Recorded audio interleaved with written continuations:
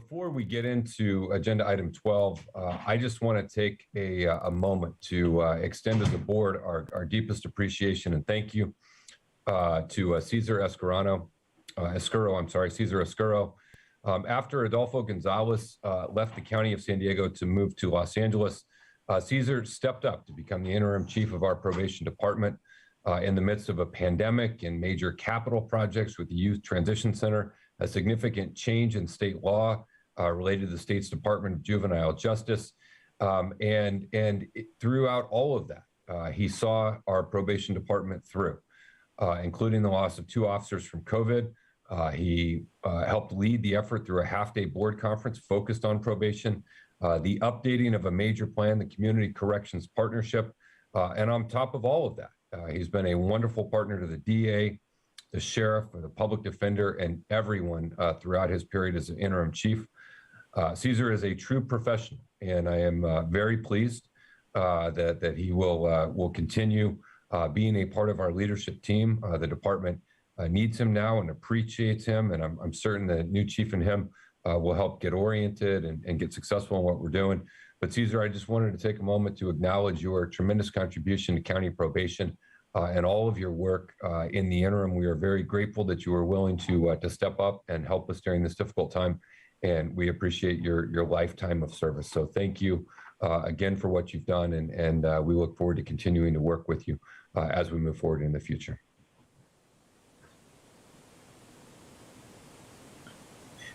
And with that, let me turn it over to staff for a presentation on agenda item number 12. Thank you, Chair Fletcher. Members of the board, in the 2021 state budget, it allocates funds to local courts for both one-time and ongoing resources to support pretrial services programs.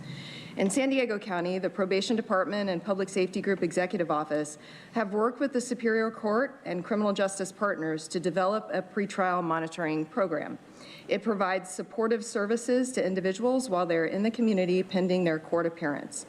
Probation will now offer pretrial services monitoring, which includes client progress reports to the court and links to supportive community services.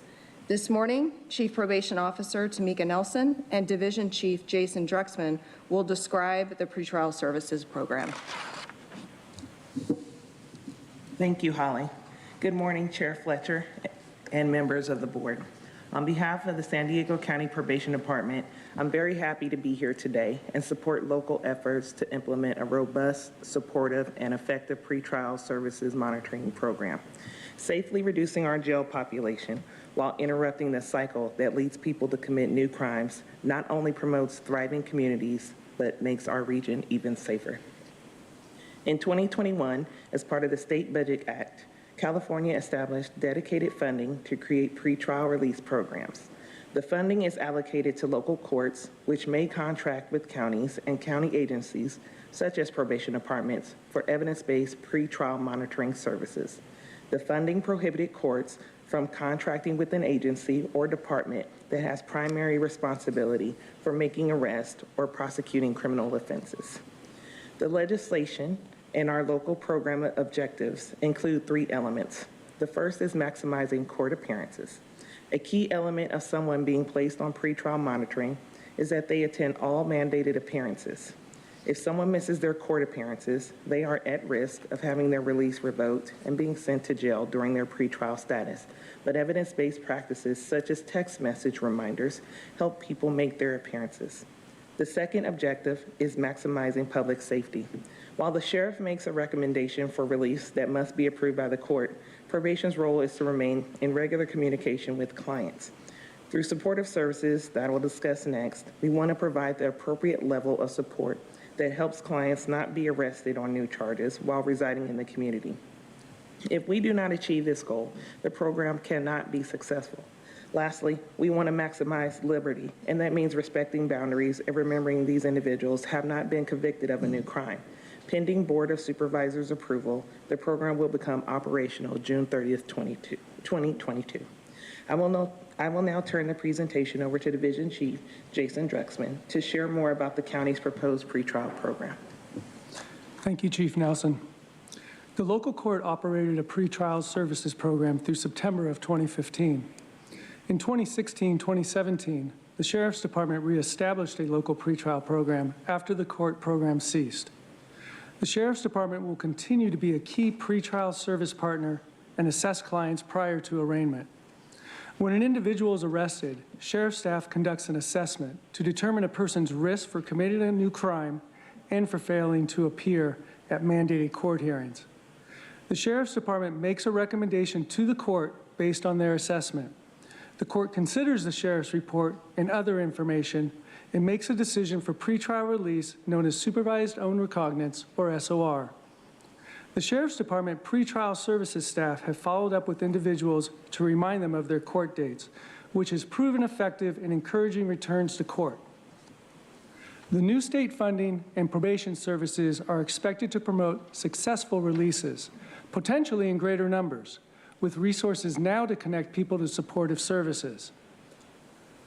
Check in on their progress and needs and communicate with them regularly about court appearances. The Judicial Council issued program guidance, requirements, and local funding allocations for state pretrial release funding in late October.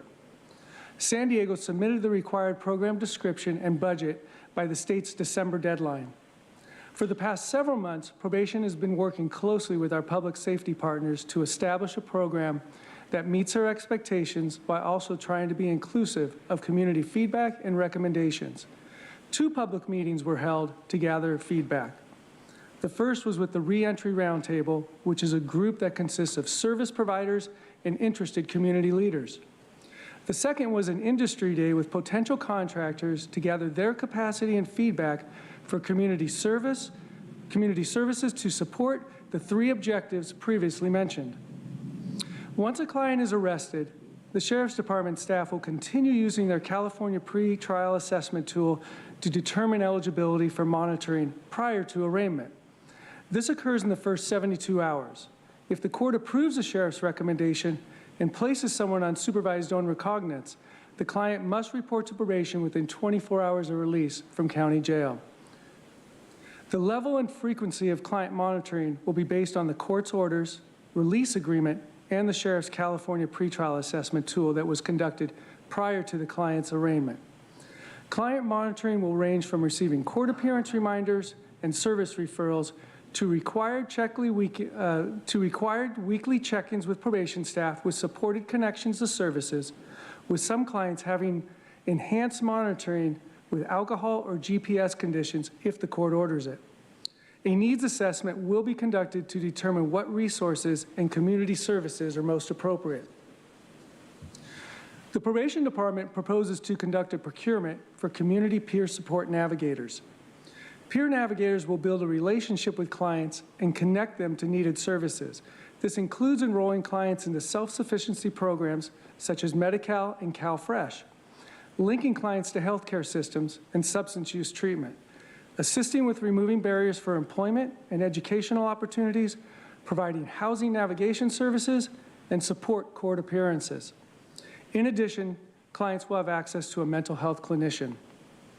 Probation is also working with the county technology office to bring a new phone app online for this program. We want to remove barriers between pretrial services staff and clients interacting. This app can serve as a direct form of communication and allow documents to be sent back and forth. The Judicial Council requires courts to report certain quarterly data tracking total jail bookings and jail releases each quarter. This includes a number of clients released from jail within 2 court days and those released after a longer period broken down by various release categories, including pretrial supervision.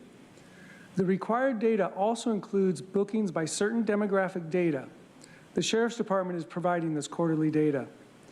The Probation Department will build on the Sheriff's Department data and track measures of client success while they're in the community. Measures will include making required court appearances and avoiding new arrests. We will also track client connections to services such as substance use treatment, employment, housing, mental health services, and all measures will include demographic data. I will now turn the presentation back over to Holly. Thank you, Jason. In summary, today's recommendations would authorize the Department of Purchasing and Contracting to issue a request for proposals for peer support navigators for pretrial clients released in the community to connect them to community-based services, and authorize the Chief Probation Officer to execute a memorandum of agreement with the San Diego Superior Court to receive funding for the pretrial services program. The B-29 waiver is requested because the effective date of the memorandum of agreement would be February 15th, 2022, which is less than 60 days from now, to ensure implementation in accordance with the state's deadlines. And Chair Fletcher, this concludes our presentation, subject to your board's questions. Wonderful. Thank you all. Let me ask the clerk to call forward the public speakers at this time, and then we'll come back to the board. Thank you, Chair Fletcher. We have 4 requests to speak on this item. For any members of the public that requested to speak on item 12, please dial into the conference line now using the instructions that were provided to you. Also note for the record that we received 1 e-comment in favor of this item. For the public speakers, when it is your turn to speak, you will hear a notification that will tell you to begin your comments after the beep. You will have 2 minutes to address the board. I'll ask you to please begin by stating your name for the audio record. I'll remind the callers that they should mute their TV or live video stream before they begin speaking. We'll begin with our first caller.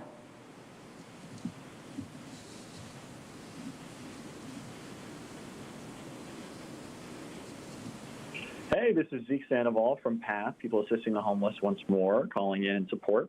Our thanks go out to Supervisor Lawson Reamer for leading this effort and finding important interventions that can lead to less homelessness and housing insecurity. In our work across the state, we've seen that people on parole are 7 times more likely to recidivate when they're homeless. And here in San Diego, we of course lead the Community Care Coordination Program, helping people re-enter from incarceration into housing support and behavioral health services. We have seen remarkable success from that program, and we're excited at anything that aligns with those values. Community support services, like those being proposed here, can create impactful opportunities that can improve the odds of people not entering or re-entering the streets or the judicial system. So we really appreciate these thoughtful suggestions and ask for a support vote today. Thank you very much. Thank you. I'll hear from the next caller.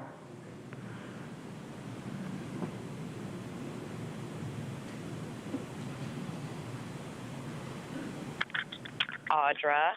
Hey guys, so yeah, I love how you love to monitor people. It's so great because all you want to do is just like have your hands in everybody's business, especially for like, you know, people who you want to sign into a contract and be like, let's be a part of the system. We need to make sure you show up to court because otherwise we can't access your Social Security bonds. What? Yeah, nobody knows about that because they don't want people to know that we're entering into contracts when this happens. You guys got to make damn well sure you get these people into a contract so that you can access their Social Security trust. But also, I would just like to say that I would like to take the rest of my time to take a moment of silence for all those you guys are killing with the vaccine. And I would like all of that time. Thank you. Yeah.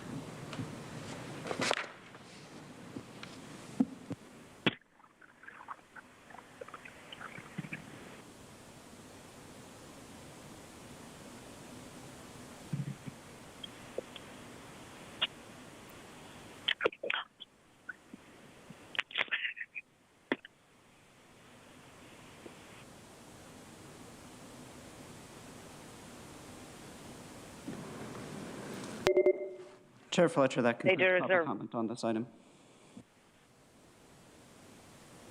All right, thank you. I will make a motion to approve the recommendations in item 12. Is there a second? Second. All right, we have a motion by myself, second by Supervisor Anderson. Not seeing any requests from my colleagues to speak, let me ask the clerk to please call the roll. Thank you. Supervisor Anderson. Aye. Supervisor Lawson-Remer. Aye. Supervisor Desmond. Aye. Vice Chair Vargas. Vargas, aye. Chair Fletcher. Fletcher, aye. The motion passes unanimously with all supervisors being present and voting aye. We're going to go to agenda item 13, addressing homelessness amongst older adults, a board letter brought forward by districts 2 and 3. We will start with Supervisor Anderson, then go to Supervisor Lawson-Remer, and then hear from public speakers. Thank you, Chairman Fletcher. I just want to start off by thanking Supervisor Lawson-Remer for signing on to our board letter. We all know homelessness has become a crisis. The number of newly homeless in San Diego County doubled in 2020. According to San Diego's 2020 point-in-time count, 1 of every 4 San Diego homeless adults is over the age of 55. Among this group of unsheltered older adults, 88% became homeless in San Diego County, and 43% of them are experiencing homelessness for the first time in their lives. There are 2,000 older adults that are actively homeless, and this number is projected to triple over the next decade. While the number of adults aged 55 and over is projected to grow, the fastest growth is among those 65 and older. And instead of waiting for our seniors to become homeless to help them, we're suggesting using a proactive prevention program like a shallow rent subsidy program, because it leads to a better life outcome and long-term cost savings for our taxpayers. I would like to thank Serving Seniors for their fantastic report they put together in the fall that stresses the growing disparities of housing needs of older adults. A lot of the statistics mentioned are in our board letter. We're taken from that report. Again, I want to thank Supervisor Lawson-Remer for co-authoring this board letter to design a new pilot program that would provide a shallow rent subsidy for low-income senior adults who are eminently at risk of becoming homeless. You know, we have other programs such as rapid rehousing that's for individuals who can get back on their feet, get back to work, and need temporary assistance. Where seniors are different is because they've retired. Many of these folks are 80, 85, 90 years old and unable to work due to disabilities or merely their age. So I'm asking the board today with my co-author to look at this and let's take a preemptive, proactive approach. These shallow subsidies they pale in comparison to the cost of having people on the streets and the cost to the community. But most importantly, it's giving us an opportunity to lift our neighbors and friends. You know, these are somebody's grandmothers and grandfathers, and they've worked all their life. And if we can avoid putting them in the streets and it saves taxpayers, it just makes good sense to me that we should be that better neighbor. With that, I know that my co-author would like to speak. I hope. Yes. Thank you, Supervisor Anderson. Chair Fletcher, shall I go ahead? Yes. Okay.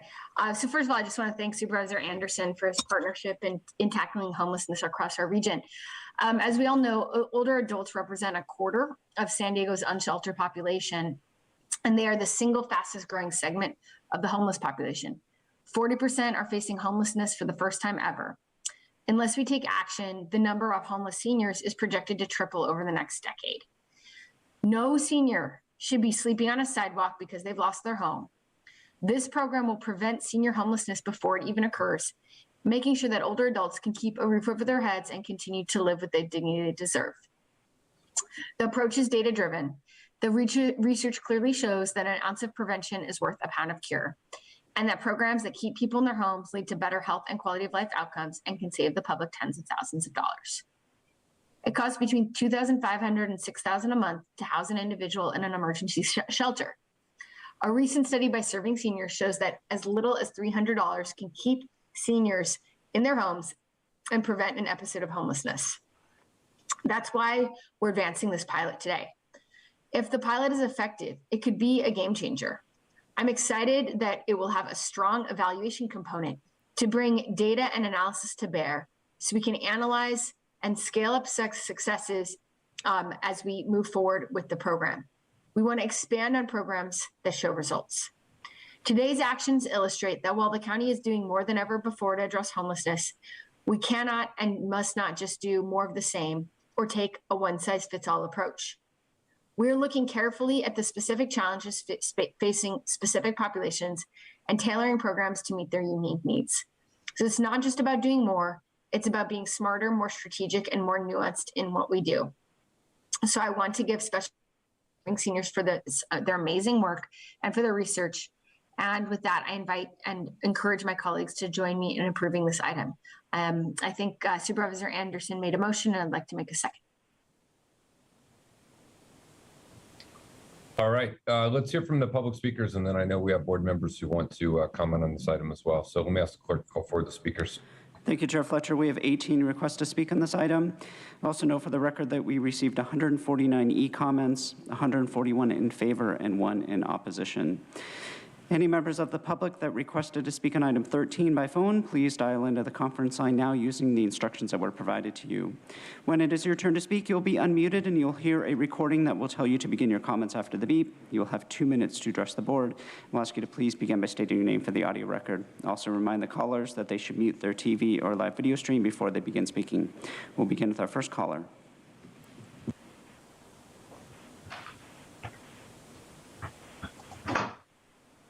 Hi, this is Carol Hubbard. I'm the CEO of St. Paul's PACE program, and we're serving about 1,200 medically challenged seniors, 55 and above, providing comprehensive medical and social services in 4 centers around San Diego County and in the seniors' homes.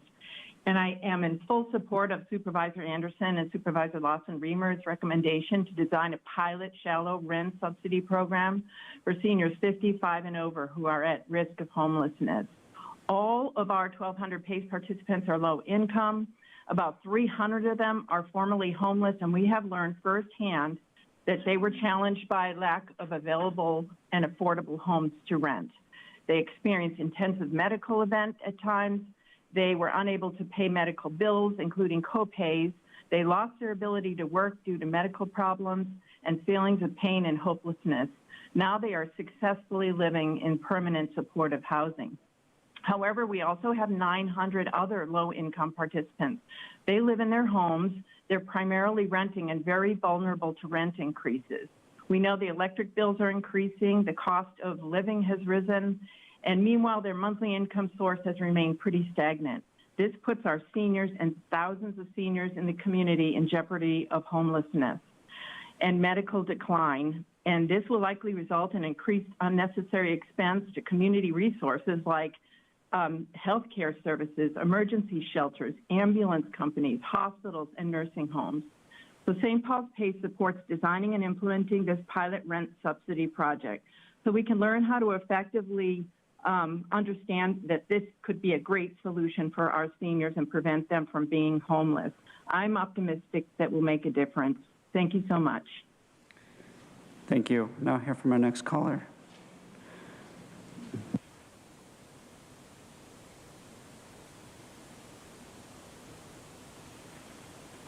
Good afternoon. This is Sandy Muskowski, and I'm calling as an individual with lived homelessness experience. This program, I want to thank you, Supervisors Lawson-Remer and Anderson, for presenting this. It is imperative to provide any effort we can to assist those and prevent them from entering to homelessness, especially our seniors. Our seniors live on fixed income and are often not able to increase their income without losing what little benefits that they receive. I do want to add that this problem exists also for non-seniors with disabilities and may not be able to work full-time either. So I'm asking you as the board to adopt this because until there's sufficient political will at a federal level to address the systemic gaps and inequities for all of us who aren't wealthy, we are looking to you as our county government to provide assistance during severe poverty, housing crisis, and cost increases. So thank you again. Thank you. Now hear from the next caller.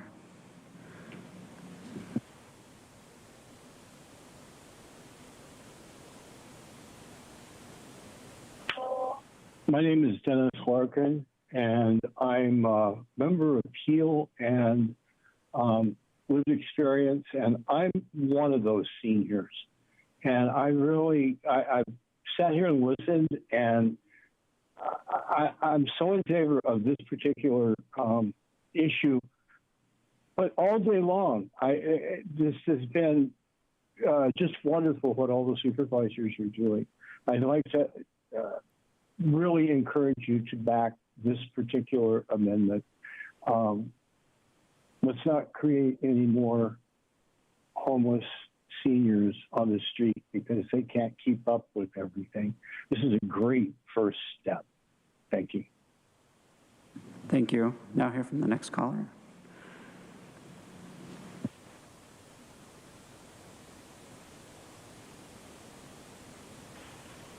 Good afternoon. This is Rebecca Samaha with PATH, People Assisting the Homelessness, in support of item 13.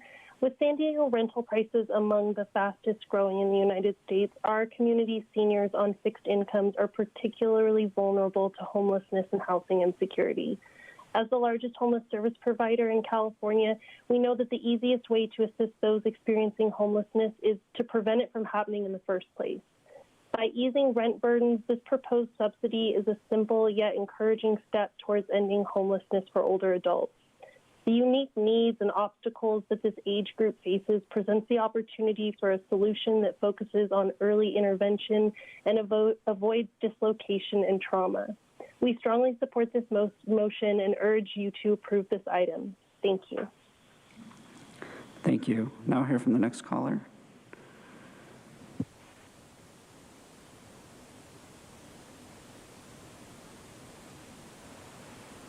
Good afternoon. My name is Melinda Forsty, and I'm the COO of Serving Seniors, and I'm speaking in full support of the shallow rent subsidy program. We also wanted to thank Supervisors Anderson and Lawson-Remer for bringing this to the board. Last fall, Serving Seniors released our Senior Homelessness Needs Assessment. One of our major findings was that the majority of the older adults surveyed became homeless due to an economic event, and often it was simply an increase in rent on a fixed income. Additionally, more than half of the seniors surveyed expressed they needed a few $100s a month to remain housed and to meet their rent. Another major finding was that more than half of the seniors had taken drastic measures to meet their rent, such as foregoing food or medication. These findings align with what our team sees every day.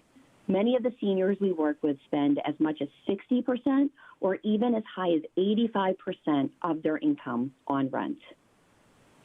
Establishing a shallow rent subsidy program for older adults would prevent this population from losing their housing and or having to forego basic needs.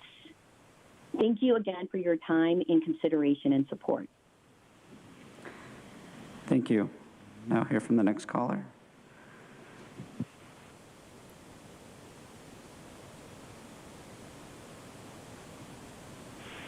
Audra. So I just love how, Joel, you're like bringing up this agenda item with Tara, who is totally corrupt, and I'm not so sure about you either, but you guys know what's causing homelessness and people to lose their jobs, not have any money, all of these things. But instead of going after the actual problem, all you're doing is trying to go I'm going to offer a solution like you always do, because I love that. We're going to offer a solution to the problem we create, instead of saying listen, maybe this implementation of this bioweapon and enforcing it upon the public to have a job or be able to make money or do anything in their life, that you would go, okay, if that's creating homelessness, let's actually stop doing that so these people have a livelihood and their lives, and we're not just taking them. I mean, even these officers that you claim have lost their lives, were they vaccinated? That's what I want to know. Do you even know that yourself? Are you willing to look into that? Are you willing to look into the fact that you guys are creating homelessness? I mean, yeah, you want to offer a solution, and that's good. But also, if you're creating the problem, that isn't good, and you have to do something to mitigate that. You can't just be like, oh, no, we're going to make sure that these people don't have a livelihood or anything like that. And like they can't take care of their children. They can't have life insurance, all of these things. But we're going to like make sure that you're not homeless, even though you created it. So you guys need to start thinking about what you're doing and why you're implementing these things and what destruction it's causing upon the county. And I urge everybody to call in and tell these tyrants like that you're not happy. I know that they closed the meetings. That's okay. It doesn't mean that we can't call in. We still have to have our voice be heard. In fact, tomorrow they're going to put out their whole Agenda 2030 crap, and you need to call. Now hear from the next caller.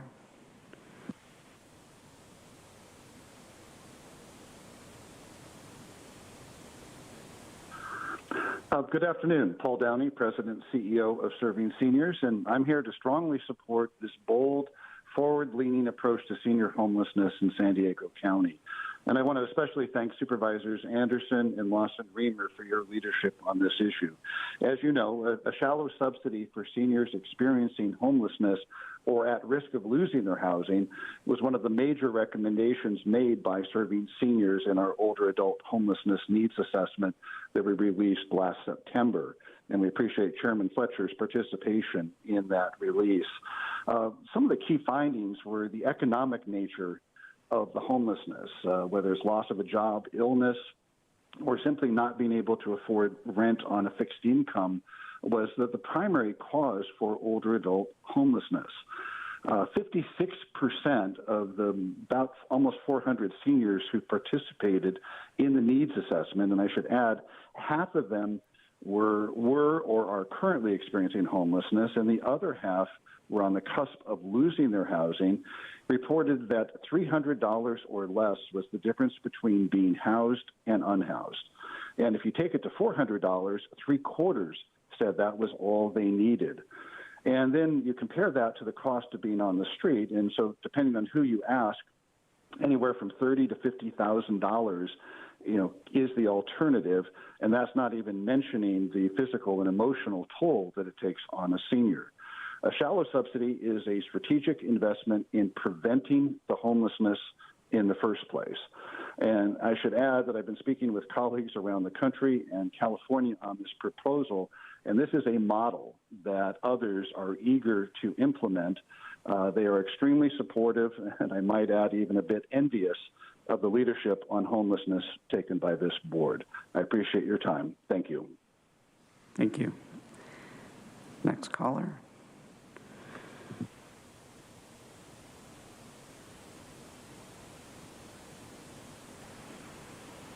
Hi, this is Chris Olson, Chief of Staff with Jewish Family Service of San Diego. JFS joins with other homelessness services providers in our community in wholeheartedly supporting this proposal by Supervisors Anderson and Lawson-Remer.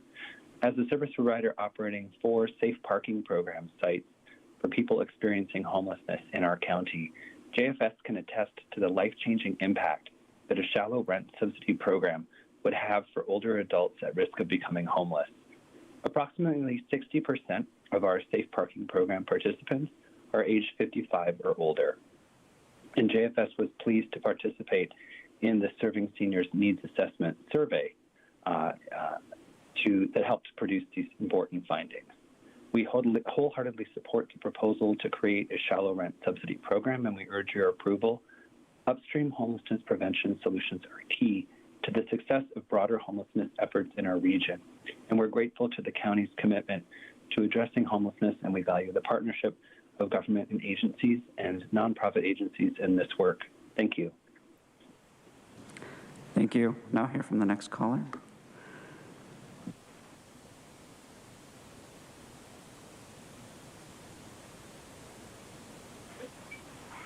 Good afternoon. My name is Amy Cox, and I'm representing the Regional Task Force on Homelessness. Our CEO, Tamara Kohler, could not be here today, and she sends her best.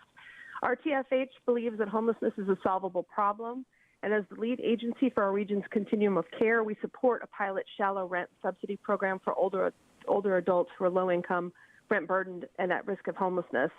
There are increasing numbers of older adults both face with housing insecurity and living on our streets. In 2021, about 4,700 adults aged 55 plus were served in street outreach or emergency shelter in San Diego County. And we know that most older adults experiencing homelessness here became homeless here. This is mostly the result of the cost of living. As Paul Downey shared, the Continuum of Care Committee on Aging and Homelessness identified shallow subsidies as a meaningful way to meet the needs of older adults at risk of homelessness. Thank you, Paul, for chairing that committee. We know shallow subsidies work. The use of shallow subsidies has been successfully implemented in San Diego through the VA's Supportive Services for Veterans Families program to help veterans stay stably housed.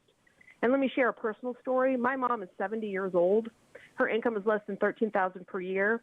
She also lives in rural Kansas, where her housing cost is about $350 a month. Even though she objectively lives in poverty, she does not live in fear of homelessness. Instead, she writes the history column for the community newspaper and makes visits to elderly people living on farms. Rural Kansas is not San Diego. However, I wanted to illustrate how a small investment in affordability can make a huge impact on quality of life for our low-income neighbors in our communities. So we urge you to support this item. Thank you. Thank you. Next caller.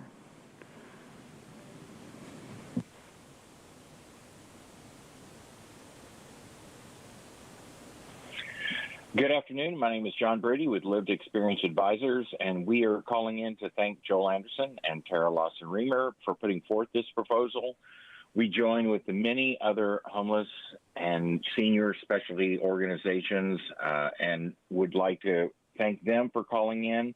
We support this 100% and really are proud of the Board of Supervisors for putting this forward. Thank you. Thank you. I'll hear from the next caller.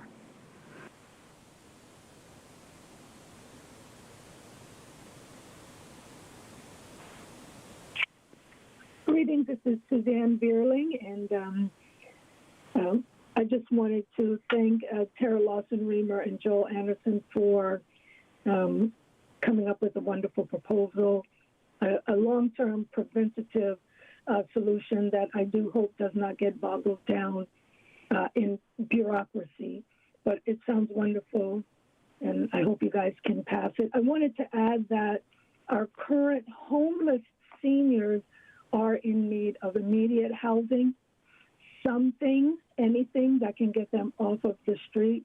One thing that is in immediate need is that when seniors are released from our hospitals, I'm just asking that you can do a nice hot transfer from the hospital to a county social worker or a county-approved trusted messenger to have the senior immediately be placed at least in a motel room and at best a good placement for them. A hotel room is better than the streets, and our seniors have mobility issues, making it difficult to be in a cot-like setting. So thank you very much. That's all I have. Thank you. I'll hear from our final caller.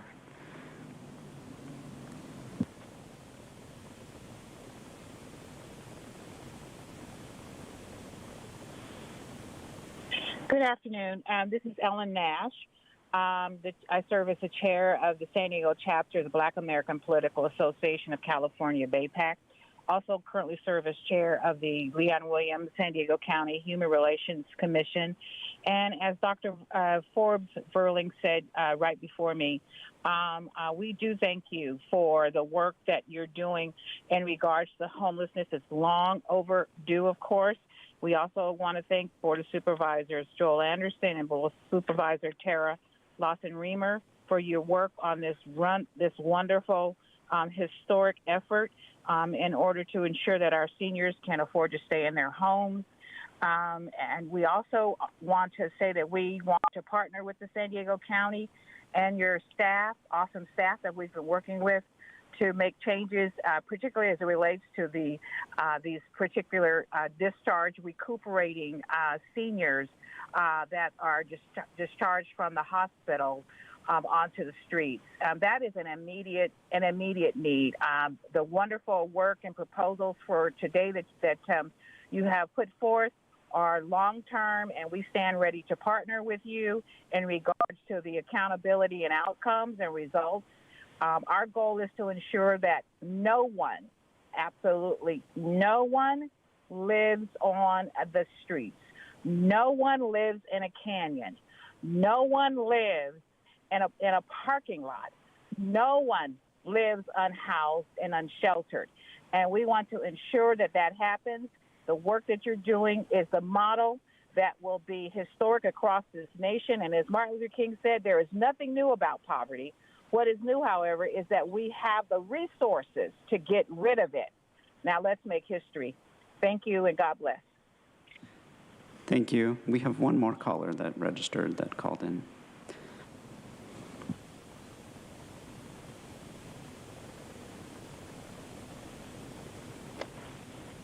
Pearlie Blackman Cotton. Go ahead. Hi, this is Pearlie. I'm a community representative, but I also share the responsibility with BAPAC. I want to just really ditto what Ellen just spoke about. My thing is the immediate need for our seniors, and I just want to see that, this happen sooner than later, because although we speak about this every day, and I know that there's a lot of processes in place and there's a lot of things that are going on, but each day it gets worse. And then my take on this is that I just really have a heart for this, because over the past couple of months, it's been extremely cold in San Diego. And it's been just to see these elderly people transition from a hospital onto the streets with no recovery plan is really heartbreaking. So, again, I'm just dittoing what Ellen spoke on and just praying that we can, find a really soon solution to this homeless situation with our compromised elders. Thank you. Thank you. And Chair Fletcher, that concludes public comment on this item. Okay, perfect. Thanks. We're going to go back real quick to Supervisor Anderson for some comments on his item, and then we'll go to Vice Chair Vargas and then Supervisor Desmond. Supervisor Anderson. Thank you, Chairman Fletcher. You know what? I was so excited about presenting this, I neglected to say a few things.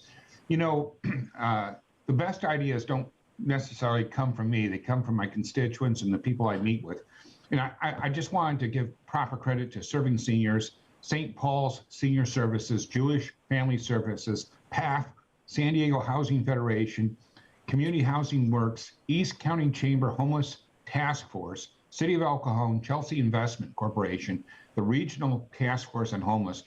I met with all those folks over the last year, and they presented a lot of great ideas. But one of the other things I neglected to say is when we're thinking in terms of funding buckets, the county can't go it alone. And there are other funding opportunities out there that should also be pursued or looked at in pursuit. And just in the revise to the California's 21-22 budget includes $3.8 billion in new funding to build an age-friendly, I hate people when they do this, but it's in quotes, age-friendly state, that's the term that they use, that supports older adults through a master plan for aging. We also have, as another bucket, ARPA. They have money set aside, and HAP. So there are plenty of sources out there that we can go ahead and pursue.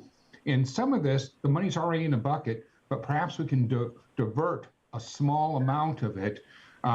This is a pilot program, so I'd like to make sure that we get a report back within a year after it's been implemented on whether it was successful or not, so that we would be best suited to size up the program to meet the seniors in the entire county, not just in the pilot program. And I also, when talking to staff, there were some concerns over the size of the pilot. And I'd like to suggest, if my second is in approval, that we could open this program by starting in the unincorporated area, or perhaps we could open this initially looking at capping the pilot to the most needy, and therefore we're helping the folks that need it most while also assessing this program to figure out whether we can size up and how far to size that program. So I'd like to also include that in the motion if the second would be willing to accept that. Okay, real quick before we go to Supervisor Lawson Reamer. So it's adding to the potential funding sources, state and federal funding. And then on the year report back, I think we should probably wait until we get the proposal back to figure out, because this is just having staff come up with some proposals, and that'll come back. And then if we adopt one of those, I think that'd probably be the most appropriate point to add a report back. But I do think, and I think you and Supervisor Lawson Reamer should talk about the scope of what we're expecting staff to bring back. Obviously, they can bring us a range of things back, but I think, so your suggestion was to limit it initially to the unincorporated and then the most needy. But let me go to Supervisor Lawson. I'm just trying to clarify what we're adding to it. We're clear, if Supervisor Lawson Reamer is okay, we want to add state and federal funding to the list of potential sources. But let me hear from her a little bit on geography and size. Yeah, I agree. We definitely want to add state and federal funding. I think my intent in putting this out was look at the most needy. Then there's needy folks across our whole region. Not starting or focusing just on the unincorporated areas, but happy to concur on the most needy piece, although certainly not supportive of a geographic limitation in that regard. And also just adding on that, much of this is outlined here, but it's pretty clear we're talking about folks 55 and older, and certainly the ones that are most needy. All right, so between the two of y'all, I'm not clear on what you guys want to add on this. I am happy, let me try again, sorry, Chair Fletcher. Happy to accept the piece on state and federal funding. Do not concur on the limit to the unincorporated areas. I think my intent here is that this is targeted for the whole region, but happy to accept a cap on the most needy. And an alternative, we could do, say, 100 individuals in each district or something like that. That would be, more in line with the way I'm thinking about this pilot. Okay, let me hear from everyone, and then we'll try and solidify this so we're all clear before we vote. Let's go to Vice Chair Vargas and then Supervisor Desmond. Thank you, Chair. A couple of things. First, let me just say thank you to Supervisor Lawson Reamer and Supervisor Anderson for bringing forth this letter. I'm really a strong believer that the county needs to invest in preventive service and diversion programs, and they have to be data-driven and also have compassionate policies as we need to address these needs for our unsheltered communities. And we've heard from our callers today and our constituents that there's obviously a great need. We know this. This is, for me, this is an initial step in addressing an immediate need, but this is a short-term, a short-term answer, right? It's sort of like a Band-Aid to addressing a longer, we need to find longer solutions for this. We need to figure out a holistic approach to serving our senior community that is most in need. And so obviously we've have conversation right now about advocating for additional federal funding for additional wraparound services to make sure that their basic needs are being met. We are the safety net, so we have a responsibility to safeguard our seniors and make sure that they're treated with the dignity and respect that they deserve. We do have an aging roadmap that has the 10 focus areas that are very clear about how we are doing this, and so that should be incorporated into how we're doing this work as well. I've talked about the fact that in my region, there's a large number of seniors who live on the streets or in shelters, but there's also equally a large number of seniors who would be homeless, except for that they have been taken in by family members who may lack the resources to care for their loved ones as well. So there's also a different consideration about what we define as homelessness. And so there's a whole other conversation that we have to have a lot around that. So there's a lot of economic stability on an intergenerational level when we're talking about, the generations that are at risk when it comes to homelessness. And so, I do want to say that our county has taken some steps to alleviate some of those challenges, but I want to make sure that as we're creating, we're having these conversations and we're talking about these additional resources, that we also talk about creating age-friendly shelters and developing affordable housing for our seniors. So in addition to some of the dollars that Supervisor Anderson spoke about, I think that we should use our NOFA dollars so that we could allow for funding to go to permanent affordable housing for seniors that will have sustainable long-term impacts, which has the added benefits for fostering public-private partnerships. I think I've talked about a couple of partnerships that have existed in areas like San Isidro that not only include the public-private partnership, but that also includes being able to provide services for seniors, for our homeless or unsheltered population, and they work really well. And so I would like to see some of that to be included in this report that comes back for the long-term solution, not just the short-term portion of this report. And so I'm happy to support this, and I think this is a great initial step in trying to help our seniors get a house, but I'm really interested in having a more holistic discussion. And I know that our homeless, our team that's trying to address the homeless issue is really looking at this, but I really want our Chief Administrative Officer to really look at long-term solutions for housing our seniors. And I understand that this is a pilot program, but there's nothing worse that we can do to our communities than to say, here's a chunk of money, here's a program that works, and then we have to take it away because ARPA funding goes away and things go away. And so in addition to that, as we're looking at how we distribute the funding, I would propose that we think about, and I understand that there has been some recommendations already, and going back and looking at our Healthy Places Index that we've used before, because it seems to work. We were able to expand that to the zip codes that were most in need under COVID, and it worked really well. And so I would just, ask my colleagues to consider that again, since those were the zip codes that were highly impacted by COVID. So again, happy to support the motion. Hopefully you'll consider some of those recommendations because again, it makes me very nervous when we allocate funding for programs that are specific through ARPA, and then we won't be able to fund them again because they would have to come from general funds. And at this time, then we end up taking money away from communities, and that could be very detrimental for them. So thank you. Thank you, Vice Chair. Supervisor Desmond. Thank you, Chair. And thank you to Supervisor Anderson and Lawson Reamer for bringing this forward. Seniors and children, should always be our first priorities.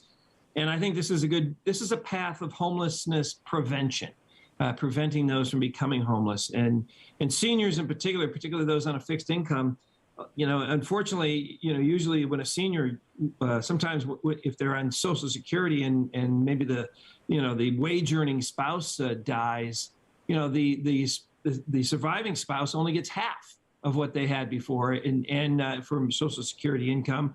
And maybe they can't afford the house anymore that they were living in. And she has, they have to downsize or whatever the case may be. But I do notice a board letter, established, 55 as a senior citizen. However, the federal government programs and other senior programs start age 62 or 65. And most recent generation, 67 has been when you're declared to get Medicare. I just want to make sure we're targeting those that are fully retired, maybe on a fixed income. And I realize this is a pilot program, so maybe, I hear we want to go region-wide with this, and at age 55, that's going to be a lot of money that we need, and that could be coming out of our general fund. I would like to, as Supervisor Vargas had mentioned, put money towards senior housing as well. So I want to make sure we help those that are particularly on fixed incomes, and potentially, this doesn't have to be part of the motion, but just kind of staff, look at perhaps age 65 regionally first, if that's the case. So there's a lot more work to be done, and I appreciate this effort.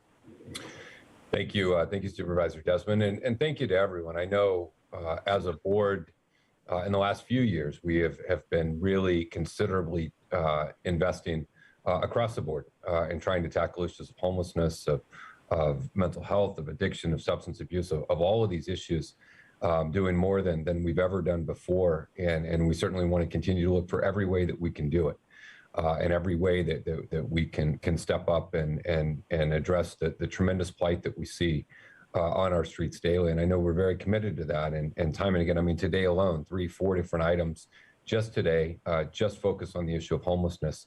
And this is just one board meeting in terms of what we're doing. I do want to make note, though, of a couple of important points. One is, that the root cause of homelessness is still poverty. It's still poverty. And, I think Supervisor Desmond alluded to some of the tremendous just things that don't make any sense around Social Security and the way women in particular are treated by Social Security, the things around spousal benefits and survivor benefits. I think if a private sector retirement plan tried to do them today, they would probably be illegal. And that is a real problem. The decline of the middle class, mirrored with the decline of union density. People who have a defined benefit pension plan don't end up homeless when they retire because, again, they have that retirement security. And so issues of income inequality, issues of cost of housing, issues of wages, all of these things contribute. And we have to deal with the immediacy of what's in front of us, and we have to take action on that. But we also have to not lose sight of the broader issues around how we do it. There will never be enough county funding or government funding at any level to step in and subsidize runaway greed if people who work are not paid fairly, and if the cost of housing continues to increase. And so we have to simultaneously deal with the emergent situation in front of us and do what we can to fix it while not losing sight of the broader issue. The second thing that as a board we have to think about too is the regional nature of the problem. You know, county governments generally are responsible for the services. Cities are responsible for the structures. And time and again, we've partnered with other cities to do that, where they will provide the structure and we will come in to provide mental health or drug treatment services or sign people up for Medi-Cal and healthcare and other types of things. And we certainly want to continue that. You know, there's been instances where as a board, we said, hey, let's do everything we can. I'm thinking of the high-risk hotel rooms. It was a federal program available to every jurisdiction to house people. We were the only jurisdiction in San Diego County that participated in that program. Any city could have signed up for it. Anyone could have done it. We were the only ones who stepped up to do it. And unfortunately, that federal funding is going away for that program. But in the interim, we were able to help a lot of folks and do that. But we all got to work to make sure that we're getting those partners, you know, who are there and who are engaged and willing to help us. And so I know we're all distraught by what we see on the streets with all homeless, but in particular seniors. And we know that we have to do more. And I think that there's an opportunity. Obviously, staff is going to develop some proposals and bring that back to us. And I think that if we can go out with a pilot program, demonstrate the proof of concept, then it will really be in a position to either secure state or federal funding in order to continue that, or to get cities to step up and continue it in their jurisdictions. And so I like the addition of seeking state and federal funding to do this. I think we want to give staff a little bit of flexibility to bring us back some options when they score out the cost. So I don't know that we want to inherently tie their hands at this point with what they bring back to us. But I think give them a chance to run some numbers, run some math, and accept, hey, we're trying to do a pilot program. I think we all know that this concept will work and can show value, and hopefully we can secure state and federal funding to help in that. And then hopefully once the value has been demonstrated with the implementation, there can be ongoing permanent revenue streams identified to do this. Again, while we never lose sight of continuing to have the need and obligation to tackle issues of poverty. So I think universally, we all want to do more across the board. And I think that this is a creative thing. I think the report that generated this has great validity. I appreciate the work Serving Seniors and others did in doing that. And if we can get in a position to launch a pilot program to demonstrate from report to action that it works, then it can provide the groundswell of support to go identify and find permanent revenue streams and sources to potentially expand it into the future. So let me go back to Supervisor Lawson-Remer, and I don't know, we can do whatever the maker and seconder prefer, but I think they've heard kind of regional, there's gonna have to be some type of cap. Maybe we just give them a little space to let them bring us back some options, and then we can assess this when it comes back in 90 days. But let me go to Supervisor Lawson-Remer real quick. Yeah, thank you so much. I actually would like to echo your point that it's important to give staff some flexibility, but I just want to make a couple final comments for the minute order, so that as they sort of think about their options, they have a better sense of what I'm, some of the things in my consideration. One of them is definitely that, we're trying to be research driven and data driven. And the report that drove this board letter was based on a 55 and over age limitation. And so I think it's important to look at 55 and over as the target universe, as well as kind of taking a regional approach to the problem. And other than that, I'm definitely happy to include the state and federal funding in the motion, and hope that we can move this forward. And again, really, just thank my fellow supervisors, and to thank Supervisor Anderson for his leadership and partnership in bringing this forward. Awesome. All right. With that, we've got a motion by Supervisor Anderson, seconded by Supervisor Lawson-Remer. Thank you again to all the groups that work on these issues, and as a county, we're trying to step up and do the very best we can to meet the urgent needs that we see out there. I think Ellen Nash, our incredible chair of the Human Relations Commission, summed it up in what the goal is and where we aspire to get, and that is a world where people are not homeless. We will continue working daily to try and meet that goal. So with that, we have a motion and a second. Let me ask the clerk to please call the roll. Thank you. Supervisor Anderson. Aye. Supervisor Lawson-Remer. Aye. Supervisor Desmond. Aye. Vice Chair Vargas. Vargas, aye. Chair Fletcher. Fletcher, aye. That motion passes unanimously with all supervisors being present and voting aye. We're going to go to agenda item 14, receive an update and approve actions related to compassionate emergency solutions and pathways to housing for people experiencing homelessness. We will turn it over to staff for a presentation. Thank you, Chair Fletcher and members of the board. Your board just shown a strong commitment and leadership role in addressing root causes of homelessness throughout the region. And just this fiscal year, you created the Department of Homeless Solutions and Equitable Communities, and most recently, you adopted the innovative county framework for ending homelessness. On October 19th of 2021, your board directed staff to identify compassionate emergency solutions and pathways to housing for people experiencing homelessness countywide. Here to provide an update on the county's efforts is Barbara Jimenez, our Community Operations Officer for the Department of Homeless Solutions and Equitable Communities, and Marco Medved, our Director of Department of General Services. Barbara? Thank you, Nick. As Nick mentioned, on October 19, 2021, your board unanimously took action to further address the crisis of homelessness and directed staff to return in 120 days with a plan that incorporates 3 components. 1, identify sites, funding, and implementation plans for low-barrier shelters, safe lots, and associated services in East County and countywide. 2nd, establish a flexible funding program. And 3rd, enhance direct services and data collection and analysis. County staff have been working collaboratively across the enterprise to diligently address all these items, and today we will share updates on progress for each item. For item 1, the Department of Homeless Solutions and Equitable Communities has worked closely with the Department of General Services. I will now turn it over to Marco Medved, Director of General Services, who will provide an update on site identification, funding, and implementation plans. Marco? Thank you, Barbara.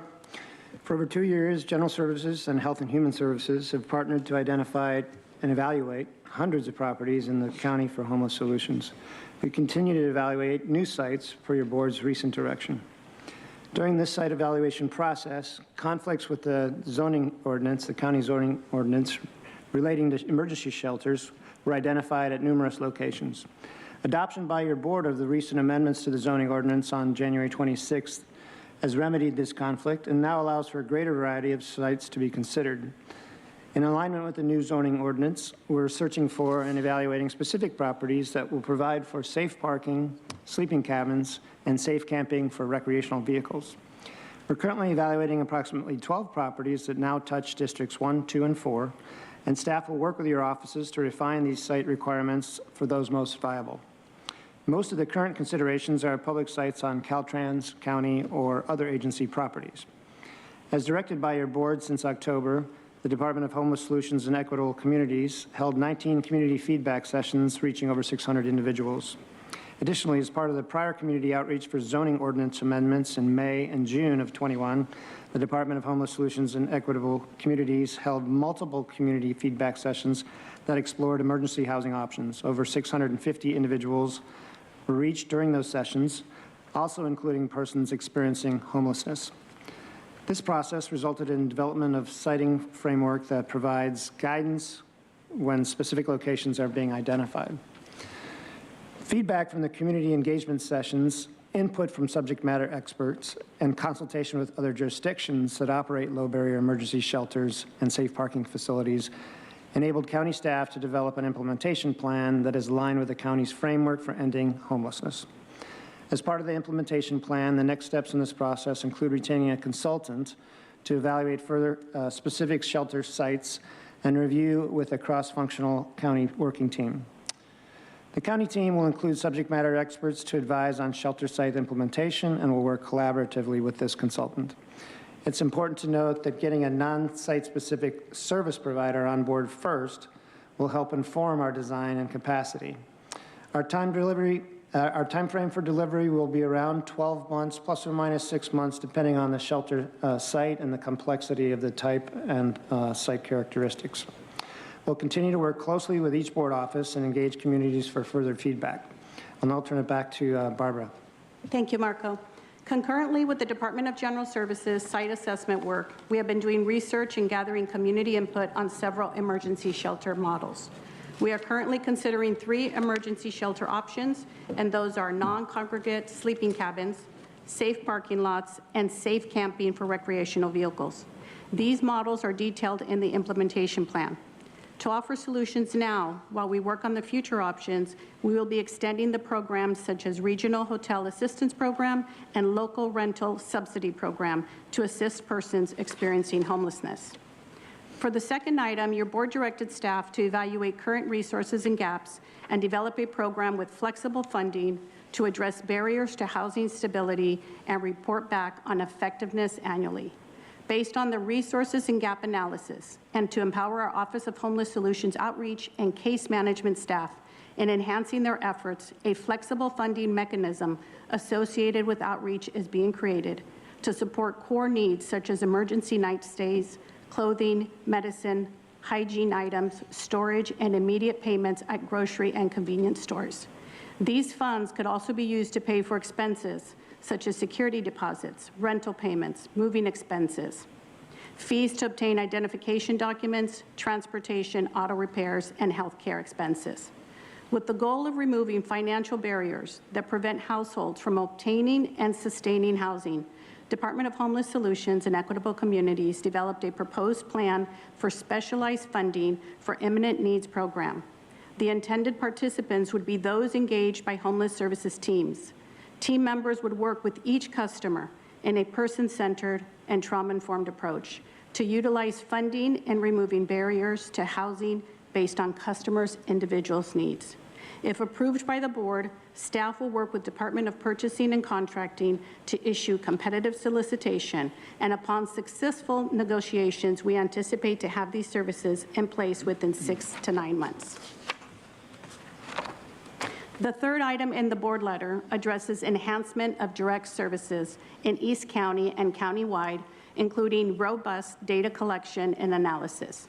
Using the county's framework for ending homelessness as a strategic vision, the Office of Homeless Solutions staff has stood up an integrative team to work in partnership with East Region cities and service providers to provide homeless outreach, street case management, assessment, and connection to services and housing opportunities.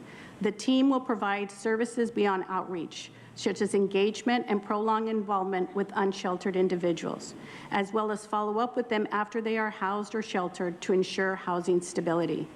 This collaborative approach is taken into consideration the unique needs of the East Region and each jurisdiction within it, as well as the unincorporated areas, to ensure a tailored approach.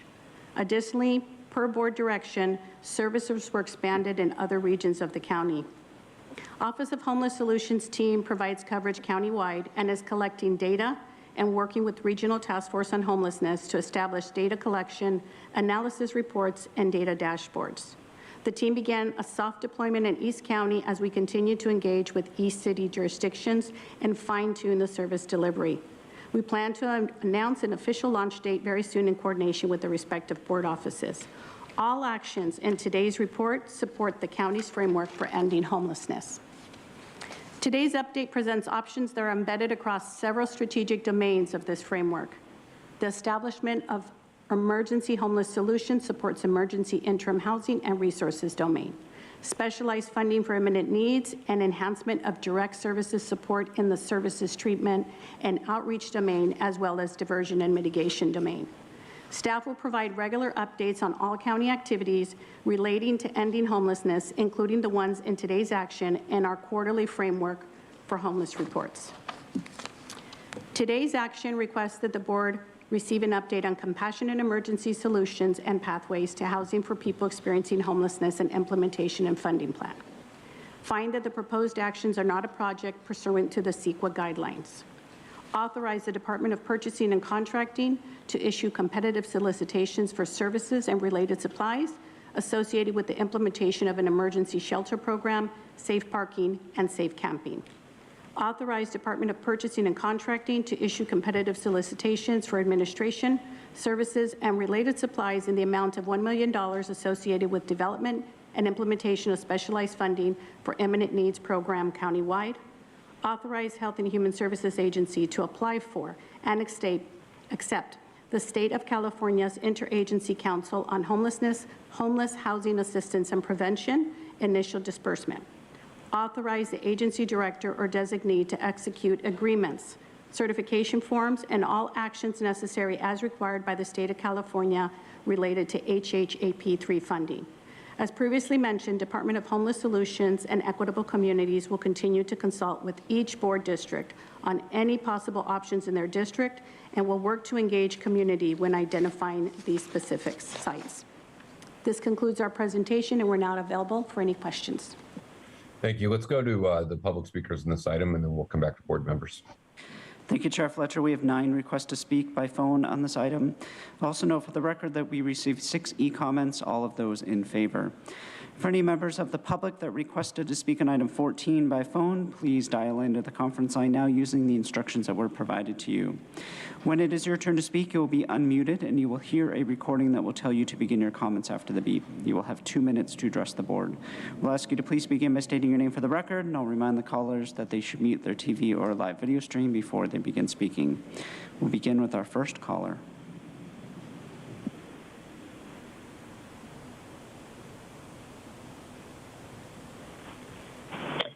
Good afternoon. This is Sandy Muskowski, and I'm calling having lived experience in homelessness. I greatly appreciate that you guys are evaluating the opportunity to address homelessness in a new way in our county so we can find new solutions to a problem that has been abandoned for far too long. I do ask that as you adopt this proposal, when you take evaluation of potential providers, that you consider quality over the cost of these solutions. I know that's a difficult thing to ask, but it is imperative to have people with lived experience involved in this decision-making process so that we can acquire high-quality, well-paid case managers, because we need to reduce turnover in our case managers and our outreach people who form the critical relationships that are required to connect with homelessness. And we also need new service providers that maintain a housing-first approach with supportive services, because we need to meet people where they are in order to bring them up and lift them up out of homelessness and to self-sustainability. And we also need to attend to the idea that shelters must be need-based. The idea of small compartments like non-communal shelters is a wonderful idea. Safe parking programs also do help, but people need to be able to sleep close to where they need to spend their day working in whatever ways they are. So we need need-based shelter programs. For example, working homeless individuals won't have to be sheltered with people who are experiencing active substance use and addiction, and our seniors who are living homeless wouldn't have to be sheltered, for example, with people who may be experiencing severe mental health conditions. And so I do appreciate that you are working to take action on our homelessness problem, and thank you again. Thank you. We'll now hear from the next caller.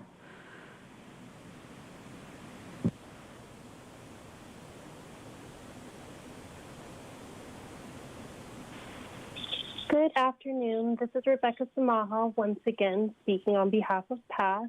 As we all know, homelessness is an emergency here in San Diego County, and we appreciate all the urgent work done by Supervisor Anderson, the Chief Administrative Officer, and this entire Board of Supervisors. The 2 programs proposed here are a stellar example of how the county can keep more of our neighbors from falling into homelessness. Specialized funding for imminent needs can be a life-saving stopgap for households on the brink of losing their homes and their livelihoods, helping them cover not just rent and security deposits, but the daily expenses of life like groceries, medical care, and car repairs. Combined with amended zoning to allow for emergency shelters with on-site supportive services, the county is creating the necessary infrastructure to prevent more people from becoming homeless and help those who do quickly exit homelessness. We ask the county to move forward with these approaches while not losing sight of the overall goal. We need more permanent, affordable housing across the county. Thank you again for your time. Thank you. Next caller.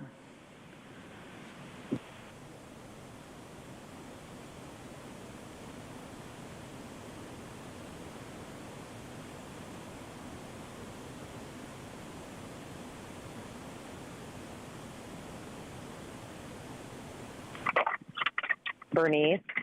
Just joking, it's Audra. Anyway, so poverty is the root cause, Nathan. You're the root cause. You guys are the root cause of homelessness happening in the county at the current moment. And, you know, if you ended the emergency and all of these, you know, agendas that you have, people would not be becoming homeless and losing their livelihood. And so I wonder, too, if you have somebody go to an emergency shelter, are you requiring them to be vaccinated? So you're like, you know what, you can't come in here if you're not vaxxed.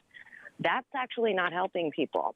And you want to have framework to end homelessness, but that doesn't include you guys and the creation of the homelessness that you like to pretend that you're trying to help. And it's not a decline in the middle class. Actually, it is.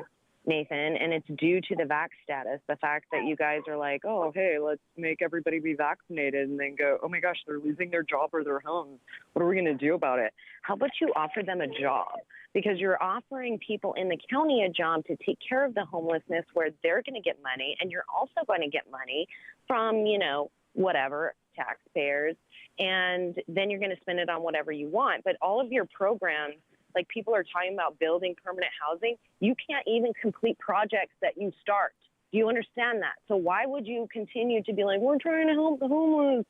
Like, I feel like it's just like on repeat because you guys want to do all these things that literally go nowhere while you're pretending to like help the populace. And so I just wonder, like, you're saying you're going to give people help with rent. Well, how are these homeless people actually going to get into a place when there's like a deposit and all these things? How about you think also about the fact that like SDG&E or, you know, gas is like through the roof? How about you start doing things that actually mitigate the problems and take everybody's money? Thank you. Then nothing. Now hear from the next caller.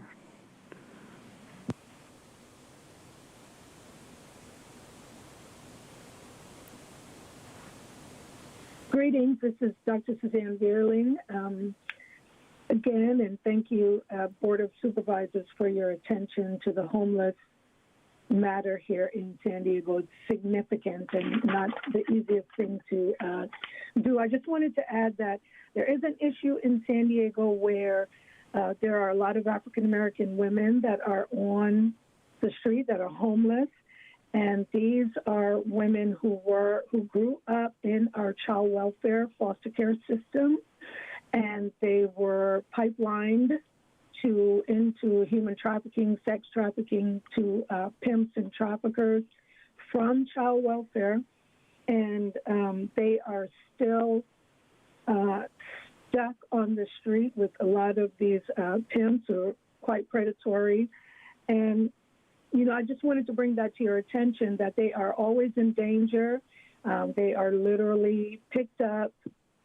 They're homeless and they're picked up, used by pimps, and brought back to their tents or to wherever, and used in that manner. And they go completely under the radar and completely unprotected from our, you know, we have a huge law enforcement, and they go unprotected. And I just wanted to bring that to your attention. These men need to be incarcerated, and these women need to be housed, safe, provided services, and protected.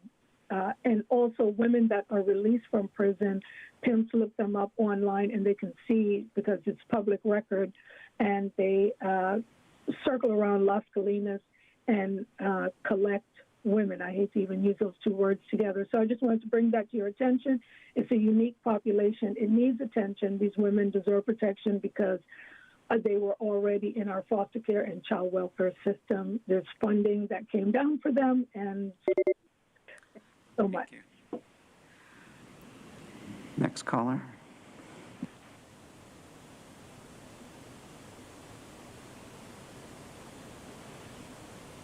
Hello, hi, this is Ellen Nash. Ellen Nash again. Again, I want to applaud the Board of Supervisors under Chair Fletcher's leadership for bringing homeless to the agenda today for the majority of the meeting. I also wanted to add that it's also important that, in fact, the first caller sort of addressed this, that we do reach out and ensure that we are reaching out and including providers, culturally competent providers. The majority of the people on the streets are people of color, and that they're culturally competent. Since you're doing something novel, also look at your providers in a very different manner as well. Look at the option of also maybe going with mainstream providers, but then subcontracting with more culturally competent, maybe not as tight in terms of infrastructure as mainstream providers. And also, this is back to the whole accountability piece. When you're also looking at properties, ensure that you use developers that are of color and also other subject matter experts, because we need to put the face on this whole homeless situation with people who look like us. I'm African American. We need to put a face on this where we are at the table when decisions are made around how we're going to implement the whole eradication of homelessness. Again, thank you for your time. Thank you for your efforts. And we stand ready as a chair of BAPAC and also the chair of the Human Relations Commission, stand with you in order to ensure that the elimination of homelessness occurs as soon as possible. Thank you. Thank you. Now hear from the next caller.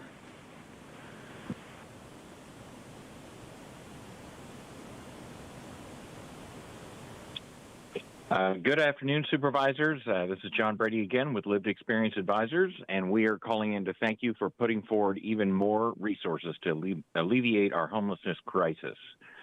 We support this effort and encourage the board to support smaller, distributed solutions such as safe villages and camps as an interim step as we begin to build our housing.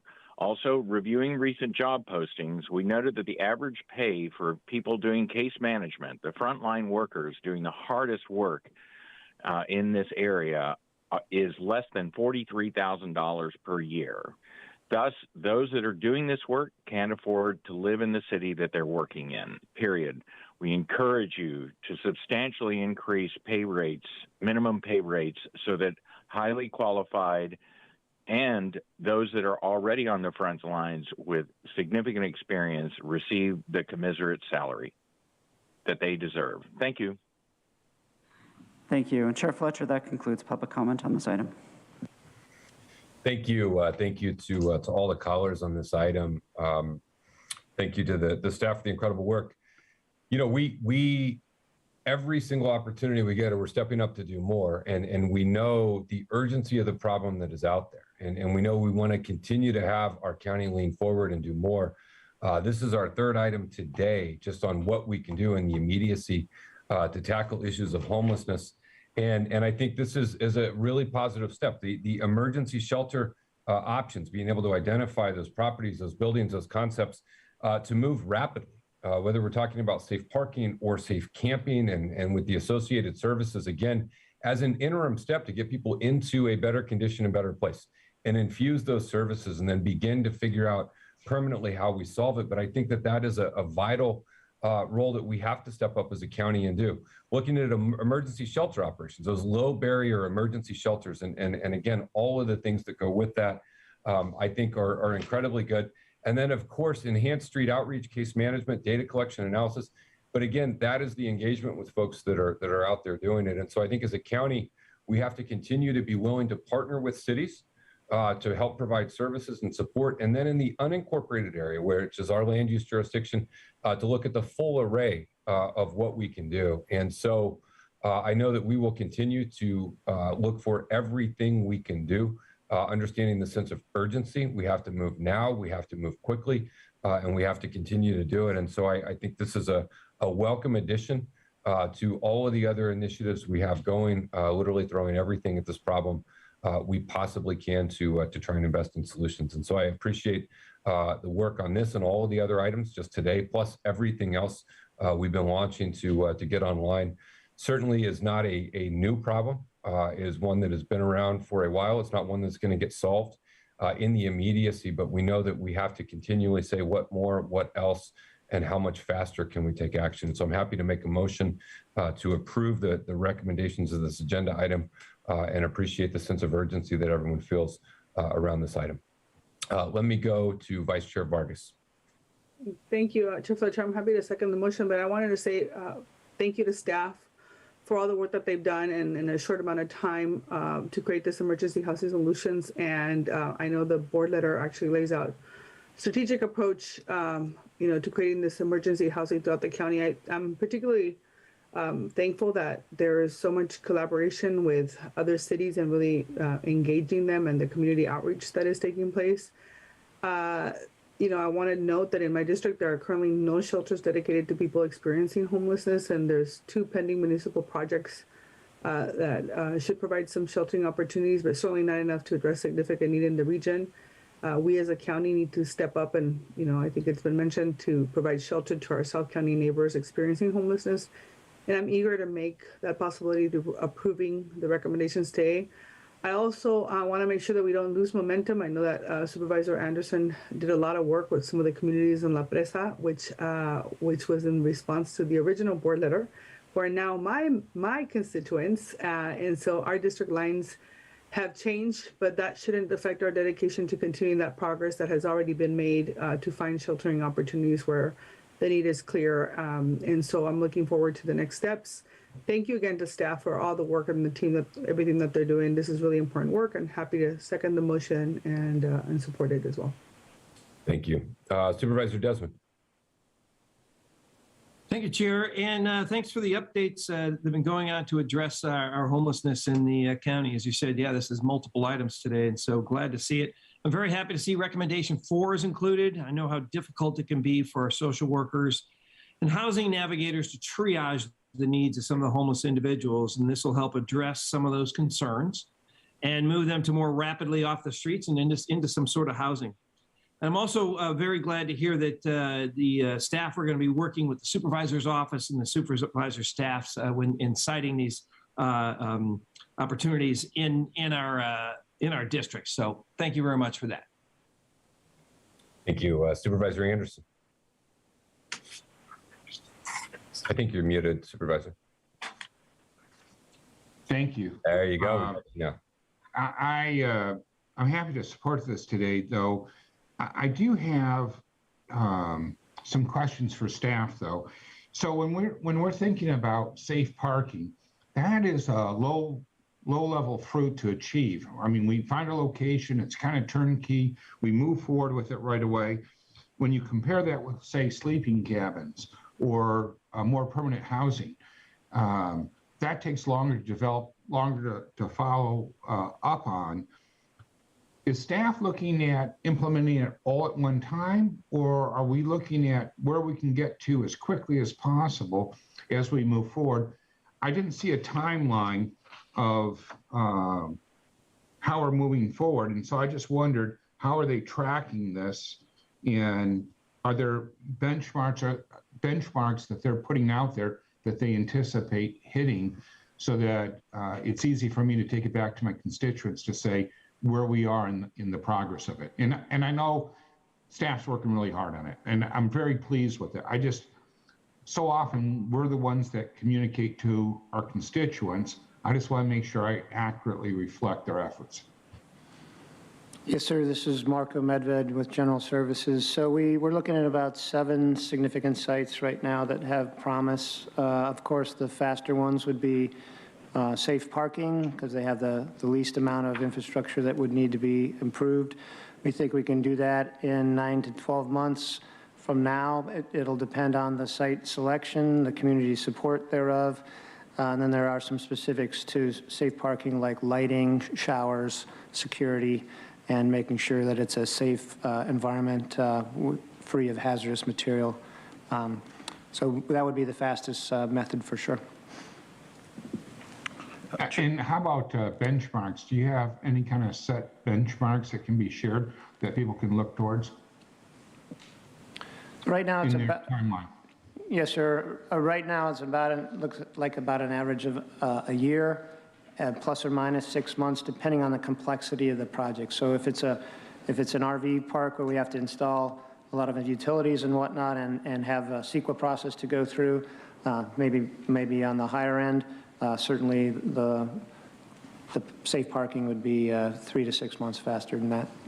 And Chair Fletcher and Supervisor Anderson, I appreciated the question, Supervisor Anderson, about what are we taking on? And it's all of the above. When we developed this framework and we walked and did the briefings with each of the supervisors, each of you, we talked about where we were going full throttle, whether it's the diversion and mitigation, or we're doing the outreach services or safe parking, or then even the more permanent housing.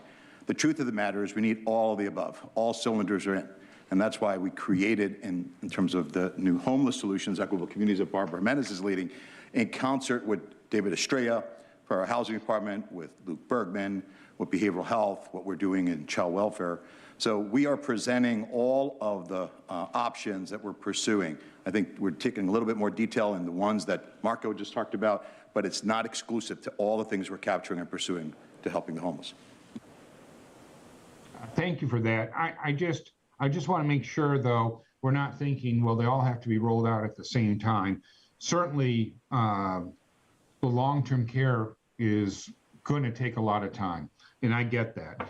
But the safe parking, in many instances, I hope it doesn't take 6 months to do that. I hope it's closer to 3 months or even shorter, because that requires very little, and yet it has a high yield. So you're doing a great job. You're working really hard. I don't want to discourage you, but of course, like everyone else, I'm in the back of the car saying, are we there yet? So sorry for that. No, thank you, Supervisor Anderson. And I want to reiterate this. I know that there's obviously a lot of things that go into solutions, but 9 to 12 months for a safe parking lot is excessively long. It's just, we took an old, dilapidated county courthouse in a matter of just a few months, converted it into a place where we could take our asylees into. We took the convention center in a matter of weeks, converted it into a place that could take 1,000 unsheltered individuals. Then we retooled and repurposed that to take other folks in. And so we've got to find a way, and I hope you all will come back to us and tell us what are the barriers that you're seeing that would take 9 to 12 months to set up a safe parking lot. I understand if we're constructing a building, or if we're building a hospital, or if we're doing those types of things, that takes longer, but we got to find a way to move faster. When you find a location, there's obviously going to be opposition to any location that you find. But when we're looking at these quick things, safe parking, safe camping, setting up emergency shelter facilities, we have to find a way to move faster. And so if it is a state law that's holding us up, then you tell us and we'll try and change that. If it's something in our own thing, but we just have to move faster. And we've demonstrated we can. We as a county, in the short time I've been here on the board, when we've had an emergent situation, we have been able to move faster to meet the need in some of the examples I just gave. And we've got to figure out how we can summon that same spirit to move much faster on these, because the need is just as great and just as urgent in terms of getting people the help that they need. And so I'll have great interest as this goes forward in seeing how we can significantly cut down those timelines from this is the location where it should go until people actually get there to get the services they need. And I think as a board, you're going to have a lot of us really interested in breaking down whatever barriers we need to break down to move much swifter, to get people out of the condition that they're in into something better. Understanding it might not be perfect, may not be ideal, it may not be permanent, but it is better than what they're in now. And so I think that is certainly something I echo Supervisor Anderson's comments on this. All right, with that, we've got a motion by myself, seconded by Vice Chair Vargas, to approve the recommendations in item 14. Let me ask the clerk, please call the roll. Thank you. Supervisor Anderson. Aye.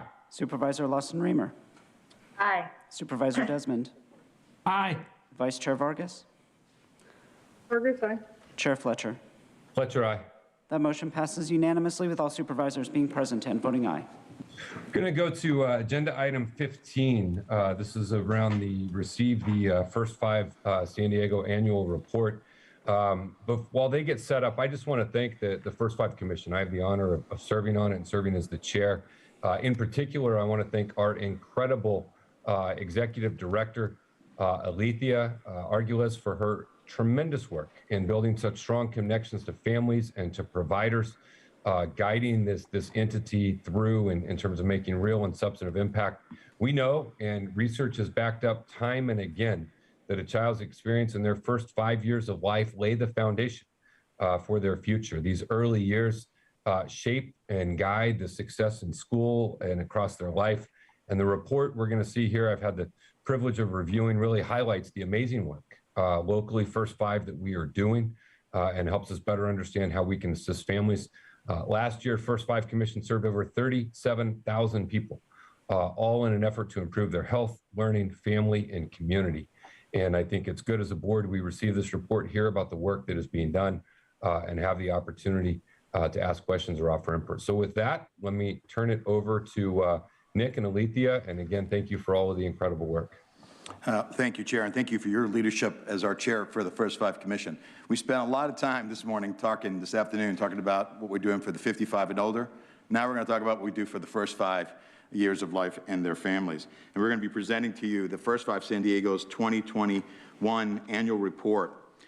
First Five San Diego is the region's primary organization for promoting the health and well-being of children during the most critical years of development, from prenatal stage through 5 years of age.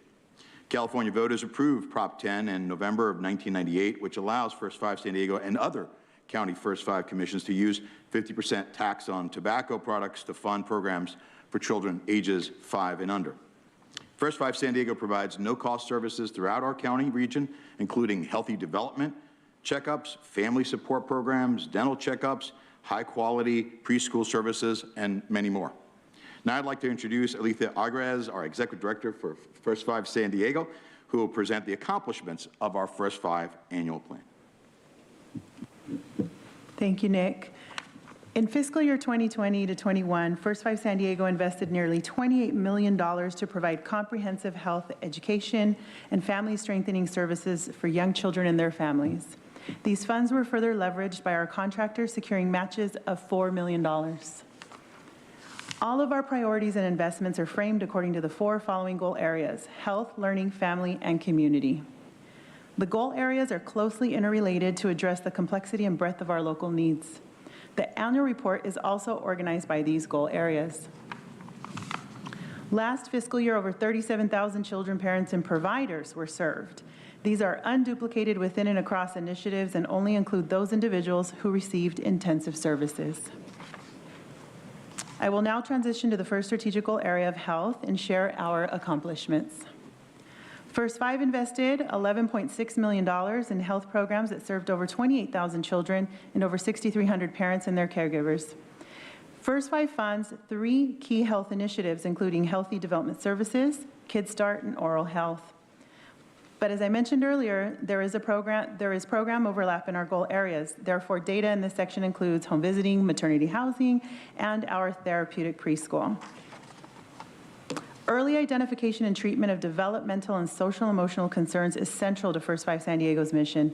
There are different screenings and treatment for different types of concerns. The data shown here captures the number of children that were screened, identified, and treated for either developmental and/or behavioral concerns. The Oral Health Initiative focuses on the provision of comprehensive dental services to children, and as you can see, thousands of children received oral health screenings, exams, and treatment.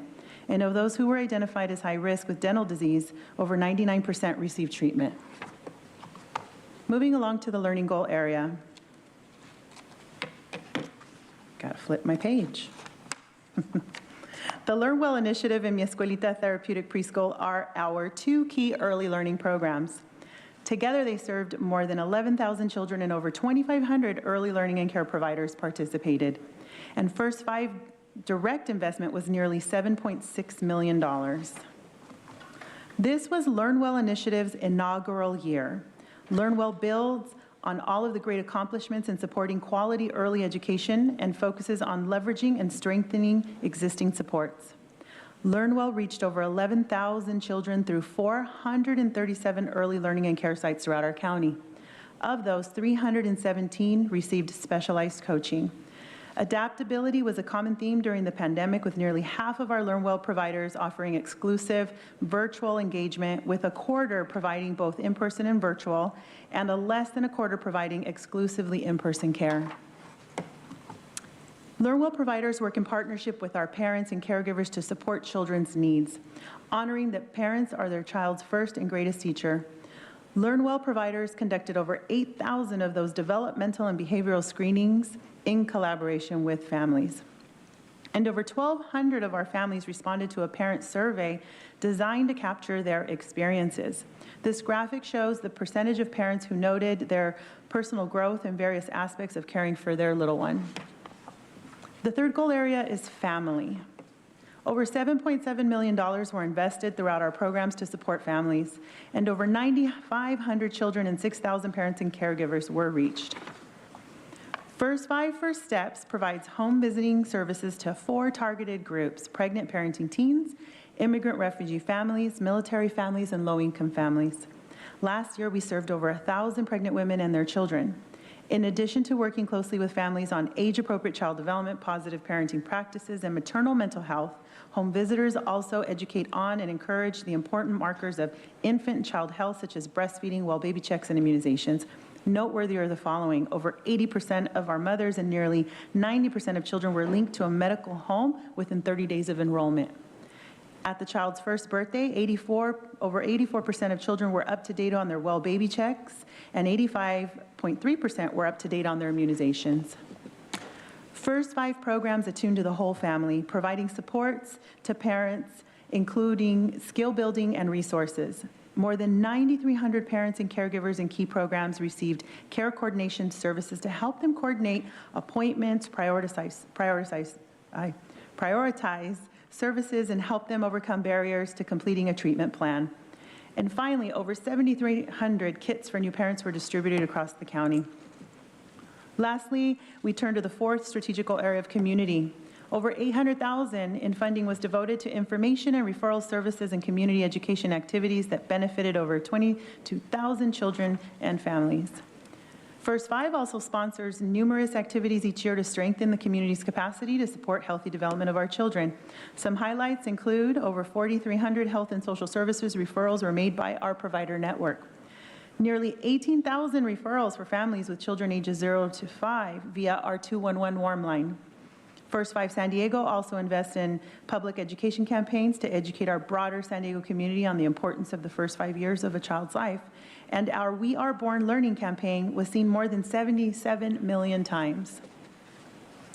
At this time, I would like to take a moment to appreciate our commissioners, led by our chair, Nathan Fletcher, along with our agency director, Nick Mascione, Dr. Wooten, our public health officer, and our volunteer community partners, Sandra McBrayer and Rick Richardson, who continue to support our commission's work. We are thankful to all of our commissioners for their ongoing commitment in supporting our littles and their families countywide. Today's recommendation asks that you receive the First 5 Commission of San Diego's annual report for fiscal year 2020 to 2021. This does conclude my presentation, and I thank you for the opportunity to speak with you today, and I'm available to answer any questions you may have. Thank you. Thank you so much. Let me ask if we have any public speakers in this item. Thank you, Chair Fletcher. Yes, we have 6 requests to speak by phone on this item. Also note for the record that we received 2 e-comments, both of those in favor. Any members of the public that requested to speak on item 15 by phone, please dial into the conference line now using the instructions that were provided to you. Again, when it is your turn to speak, you will be unmuted and you'll hear a recording that will tell you to begin your comments after the beep. You will have 2 minutes to address the board. We'll ask you to please begin by stating your name for the audio record. I'll remind the callers that they should mute their TV or live video stream before they begin speaking. We'll begin with our first caller.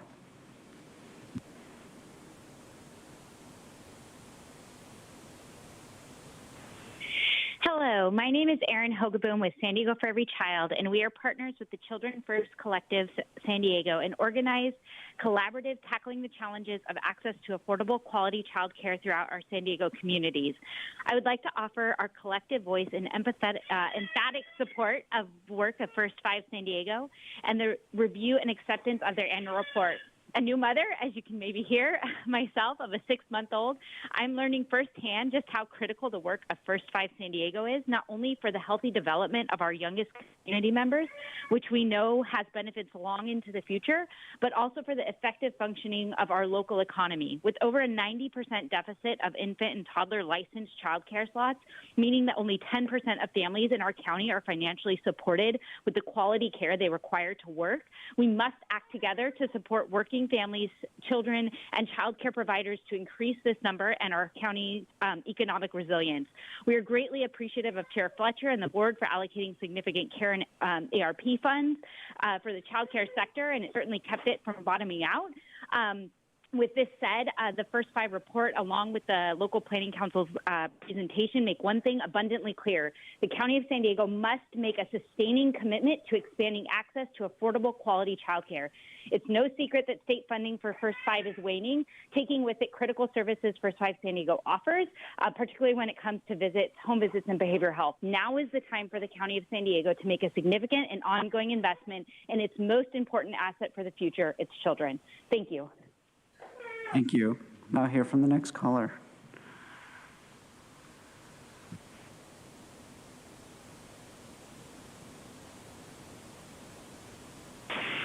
Yeah, this is Audra. So it's funny, I just got a little bit emotional trying to think about what I'm going to say, because it's so sad what you're doing to these children with all of the things that you're implementing in the county. I mean, you talk about their health and their development and all of these things, that you're actually destroying the lives of children with all of the emergencies you keep us in and the agenda that you are implementing into the county. I mean, they can't even learn wearing a mask. I mean, they're being punished if they want to take their mask off in school. They're being put in like a library as it's like a detention, or in a gym, and they're turning up the AC just to freeze them out. I mean, they're actually being abused by the policies that you implement in this county, and you act like you want to save them. Like, it's beyond me how people don't see what you're really doing to these children. I mean, Sarah, you even talk about, I mean, your daughter has a learning disability and you put her in a mask.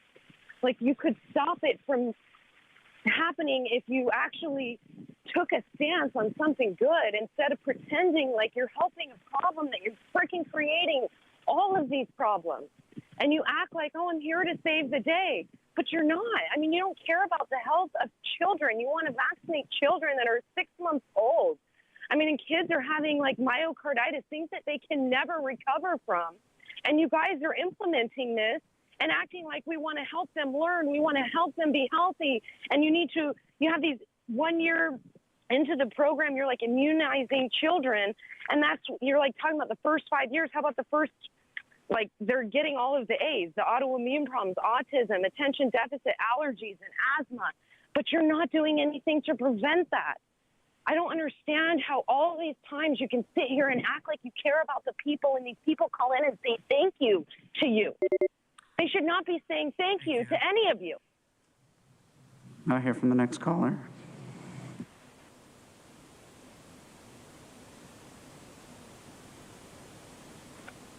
Hello, my name is Lexi Palacio with YMCA Child Care Resource Service. I'm the Community Collaborative Director for the Partners in Prevention Initiative, a San Diego county-wide primary prevention effort that brings together cross-sector partners and community to cultivate a connected community and nurture caring, strong, safe, and healthy families.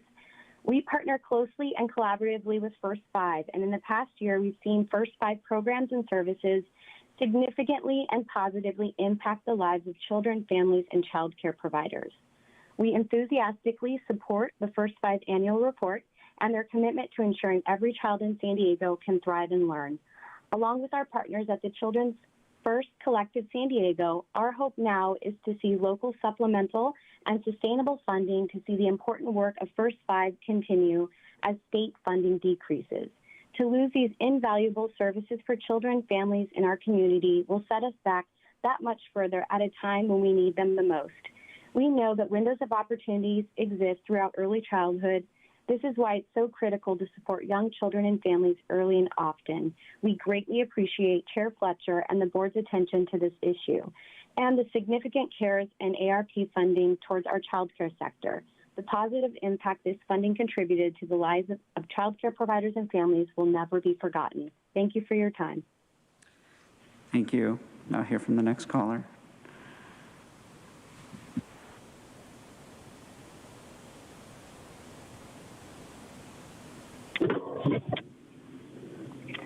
Hello, good afternoon. My name is Miran Algorri, and I'm with UDW-CCPU. We're partners with the Children First Collective San Diego, organized collaborative tackling the challenges of access to affordable, quality child care throughout our San Diego communities. We enthusiastically support the First Five report and their commitment to ensuring every child in San Diego can thrive and learn. In the past year, we have seen First Five partner in significant work, including healthy development services. It's empowering, and it's just a beautiful feeling to hear a nonverbal 2-year-old to say mother, to say mom for the first time. They learn well when we see early childhood educators in home settings going back to school, upgrading their child development permits. And this has been possible because of First Five San Diego and their partners. With this report, thank you, Alicia, as well as the recent local planning council's presentation, one thing is clear. The County of San Diego must take a greater commitment to expanding access to affordable childcare. As someone mentioned, only 10% of infants and toddlers have access to quality childcare across San Diego. So we understand that support must be given so working family, children, and childcare providers can contribute to our county's economic resilience. We greatly appreciate Chair Fletcher and the board attention to this issue and the significant CARES and ARP funding towards our child care sector. The positive impact, I have personally seen it. I was able to continue to provide child care services for 14 children thanks to this support. And now our hope is to see local supplemental and sustainable funding to see the important work of First Five continue as state funding decreases. To lose those invaluable services for kids, families, and our community will set us back that much further at the time when we need them the most. Thank you. Now hear from the next caller.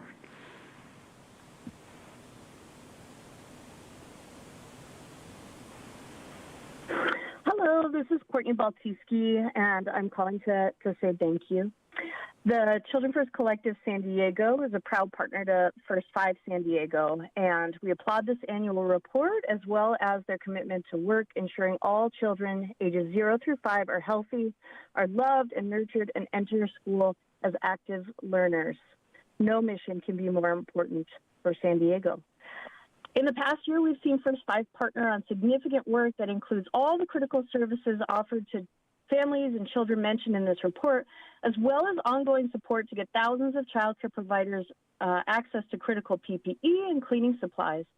All this while serving as a leader in supporting early learning and care, as well as out-of-school time providers to navigate pandemic ordinances. As the county considers new ordinances for COVID-19 safety, we'll share a gentle reminder that our 0 through 4-year-olds cannot yet be vaccinated. Our child care providers and working parents continue to do the best they can. Through all of this, Executive Director Aguilas has been incredible. With this report, as well as the recent local planning council's presentation to the board, one thing is clear. Our county must do a greater commitment to expand access to affordable quality child care, whether this is in discussions regarding the cultivation of the cannabis tax or local funding measure. San Diego can do better. We greatly appreciate Chair Fletcher and the board's attention to this issue. The significant CARES and American Rescue Plan funding will never be forgotten, and the positive impact that it had on families and our child care providers is applauded across our country. We applaud you and we implore you to keep raising the bar. Our hope is to see supplemental and sustainable funding to continue this important work with First Five as the state funding decreases. Thank you so much. Have a great day.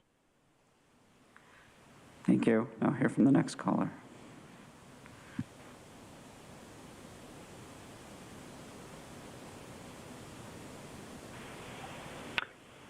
Hello, my name is Ryan Wolf with the MAC Project. We're partners with the Children First Collective of San Diego and are proud to partner with First 5 San Diego in their commitment to ensuring every child in San Diego has support and opportunities to thrive and learn. In the past year, we've seen First 5 focus on healthy development, supporting quality early learning and care, and providing education and support to help young families thrive. First 5 has supported early childhood education programs by addressing the lack of suitable facility space, staff wages, and retention, along with the need to support a higher family child care provider pool. Our families have greatly benefited from programs funded by First 5 with increased developmental screenings, parent education, and other supports. Many of our families in the outer areas of the county have received advanced health screenings that resulted in children and parents getting needed services and equipment that they wouldn't have been able to otherwise afford. The County of San Diego must make a greater commitment to expanding access to affordable quality child care for working families, and with a deficient of licensed child care slots, particularly infant and toddler licensed child care slots, we ask that we act now and we work together to support working families, children, and child care providers. We greatly appreciate your support and attention to this issue, and our hope now is to see local supplemental and sustainable funding to see the important work of First 5 continue as state funding decreases. Thank you. Thank you. And Chair Fletcher, that concludes public comment on this item.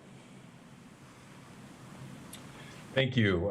Thank you to all the callers and all the work. Let me go to Vice Chair Vargas, and then we'll go to Supervisor Desmond. Thank you, Chair Fletcher, and thank you to the team on this particular item. Thank you for the presentation. I want to thank staff for all the great work to support these vital programs and everything that you offer. I love that the strategic plan really talks about resilient families, coordinating systems of care, integrated leadership, and sustaining funding. I know that the program itself, the annual report mentioned the Healthy Development Services response to COVID-19. And so you've all been so nimble in being able to do the work of 0 to 5, right? And the programming during a really difficult time, while at the same time being able to do the work. And so, I'm a strong believer that we need to invest more in our families and our children. And as much as possible, we need to provide them with the tools and preventive care and services early on. When I ran for office, I ran on a platform of Families First, and from what I can see, the services and programs offered through First 5 are putting our families first, absolutely, ensuring the well-being of both the child and the caregivers, whether it's to the development screenings, home visitation, and other services offered. Looking at the data that my team and I requested about who is participating and receiving the services, there's a lot of families living in the zip codes that I represent, 92173, 92154, 92113, to name a few. And so I'm concerned about the fact that over the years, it's been a decrease on Prop 10, although I'm really happy that people are not smoking as much as they used to. However, the revenue is decreasing, which means that there's less funding is available to support these programs. And so knowing that the revenue is going to continue to decrease as time goes by, I think that this is a critical time that as a county, we begin to look closely now at all the programs and services that are most impacted and have a positive outcomes, and really think about how we can continue to support those programs and services, even as Prop 10 revenue continues to decrease. And so with that in mind, I would like to ask staff, right, in this, if we could assess the current programs and services offered and work on identifying other funding sources as the county could use to continue to support these programs, and report back to the Board of Supervisors on the findings. And so I'm interested to see whether there's a way for some of these programs. I know that right now we're looking at ARPA funding and but if there's other programs that can be supported through the budget, or if there's state and federal dollars that we can draw from, it is known that 0 to 5 years are critical for children, so that it's crucial that these programs that are providing successful preventive services to support our children are safeguarded, and that we continue even as Prop 10 revenues continue to wind down. And so I'm not sure if you made a motion, Chair, but if you did not, I'm happy to make a motion to accept the report and then respectfully request that county staff to report back to the board supervisors with an assessment. I don't have a timeline, but I would like to make sure that that assessment looks at additional funding opportunities to continue to support these types of programs beyond Prop 10 funding. Perfect. Thank you. I'm happy to second that, both the receipt of the report and some additional information coming back to us. I think that's very good. Supervisor Desmond. Thank you, Chair. And I want to say thank you to Alethea and your team for the report, and also for the special work that you do to support families and children. You've assisted over 4,000 children with developmental concerns. And by doing that, that offers the entire family a better opportunity. So I just want to say thank you very much. Your accomplishments are very impressive. Thanks again. All right, we've got a motion and a second. Not seeing any other requests to speak. Let me ask the clerk, please call the roll. Thank you. Supervisor Anderson. Aye. Supervisor Lawson-Remer. Aye. Supervisor Desmond. Aye. Vice Chair Vargas. Vargas, aye. Chair Fletcher. Fletcher, aye. The motion passes unanimously with all supervisors being present and voting aye. We're going to go to agenda item 17, Working Families Ordinance. We're going to turn it over to staff for a presentation. We have a fair number of public speakers on this. We will go immediately to the public speakers after the presentation, and then we will come back to the board for discussion and deliberation. Thank you, Chair Fletcher. We need just a couple minutes while everybody changes their seats.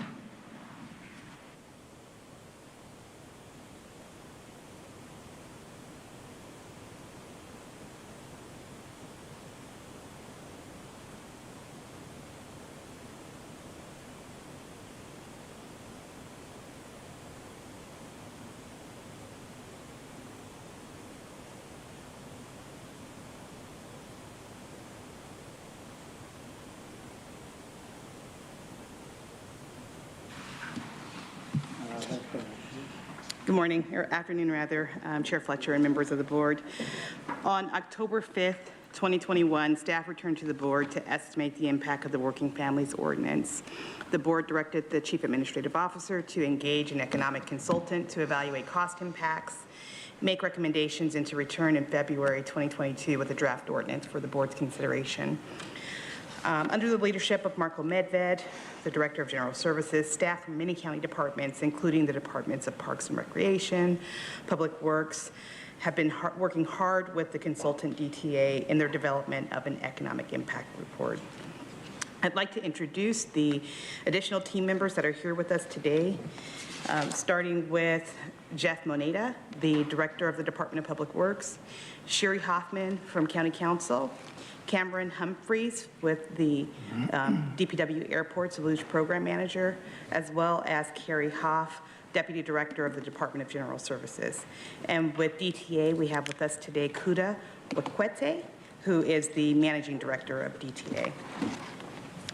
So with that, staff have taken into consideration the reports, economic analysis, and development ordinance with multiple options for the board's consideration today. To kick things off, Marco will walk us through the proposed ordinance. Thank you, Ebony. In July 21, the board stated that the purpose of the Working Families Ordinance is to allow employees in San Diego to be paid a reasonable wage that enables them to afford basic living necessities. At the direction of your board, staff performed extensive outreach to external stakeholders to capture business impacts, including virtual forums and feedbacks through written correspondence and surveys. Staff evaluated the stakeholder input and impacts identified in DTA's Economic Analysis and Impact Report and made changes to the proposed ordinance to ensure that the implementation would align with the purpose stated by the board in July. Staff evaluations also determined that two versions of the ordinance could be considered for adoption by your board, one with a wage floor and one without. Either version of the proposed ordinance, if adopted, will set a baseline of employment standards for county construction contracts and county-owned leased property. With this purpose in mind, we'll walk through the proposed ordinance changes. There are three sections: construction, leases, and limitations. At a high level, the proposed ordinance would result in county construction contracts to provide skilled and trained workforce requirements and incorporate sick leave requirements into the contracts. Changes in the ordinance for the county construction contracts include raising the threshold for a skilled and trained workforce from $500,000 to $1 million and applying it beyond alternate delivery contract methods. This threshold is consistent with several jurisdictions and agencies with similar ordinances. Further changes are to include sick leave requirements aligned with state law into county contracts. The state's sick leave includes medical attention needed to recover from physical or psychological injury or disability due to domestic violence, sexual assault, or stalking. The minimal accrual leave hours are aligned to match state law, and language was also added to apply the ordinance to subcontracts. Staff are presenting two versions of the proposed ordinance to the board.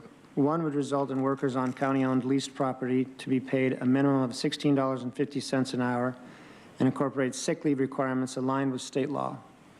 The second version does not define a wage floor, but does include the sick leave requirements. Both versions of the proposed ordinance require that construction contracts initiated by county leaseholders above $1 million pay prevailing wage.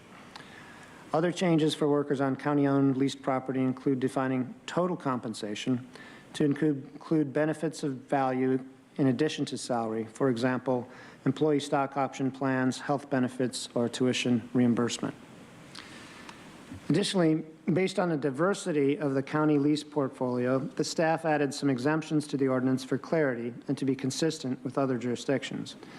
This ordinance revision would exempt affordable housing projects that are in process, such as the Cedar and Kettner project downtown, and leases involving the placement of equipment or other personal property, such as ATMs or livestock. Further exemptions include ancillary services of an average of fewer than 8 hours per week, such as vending machine restocking or refueling of generators on site. The ordinance would also exempt certain nonprofits that limit their highest paid officers' salary to that of 8 times that of their lowest employee salary. And small businesses are defined as employing 20 or fewer employees for each working day in each of 20 or more calendar weeks in the prior 12 months. This threshold is consistent with our county small business grant program. In response to the board's direction to return with a pre-qualification policy, a revision to policy F41 is also recommended to make pre-qualification mandatory for county construction contracts. Staff's also recommending that the county's pre-qualification questionnaires be modeled after DIR's Labor Commissioner's model questionnaire that has changes to these forms, and that changes to these forms be permitted with the approval of County Council and the Director of Purchasing and Contracting. Alternate delivery methods already include a pre-qualification phase, so this would largely add a qualification process to design bid build or low bid contracts. Finally, staff recommends that a pre-qualification requirement not take effect until July 1st, 22, to allow staff time to prepare the questionnaires, modify procurement templates, and implement the new policy. At this time, I'd like to invite Kuda Wakwete from DTA to present their economic impact report, and he'll also be available later to answer questions. Kuda? Thank you, Marco. Good afternoon, Chair Fletcher, members of the board. My name is Kuda Wakwete with DTA. I'm here with my associate, Richard Ruiz.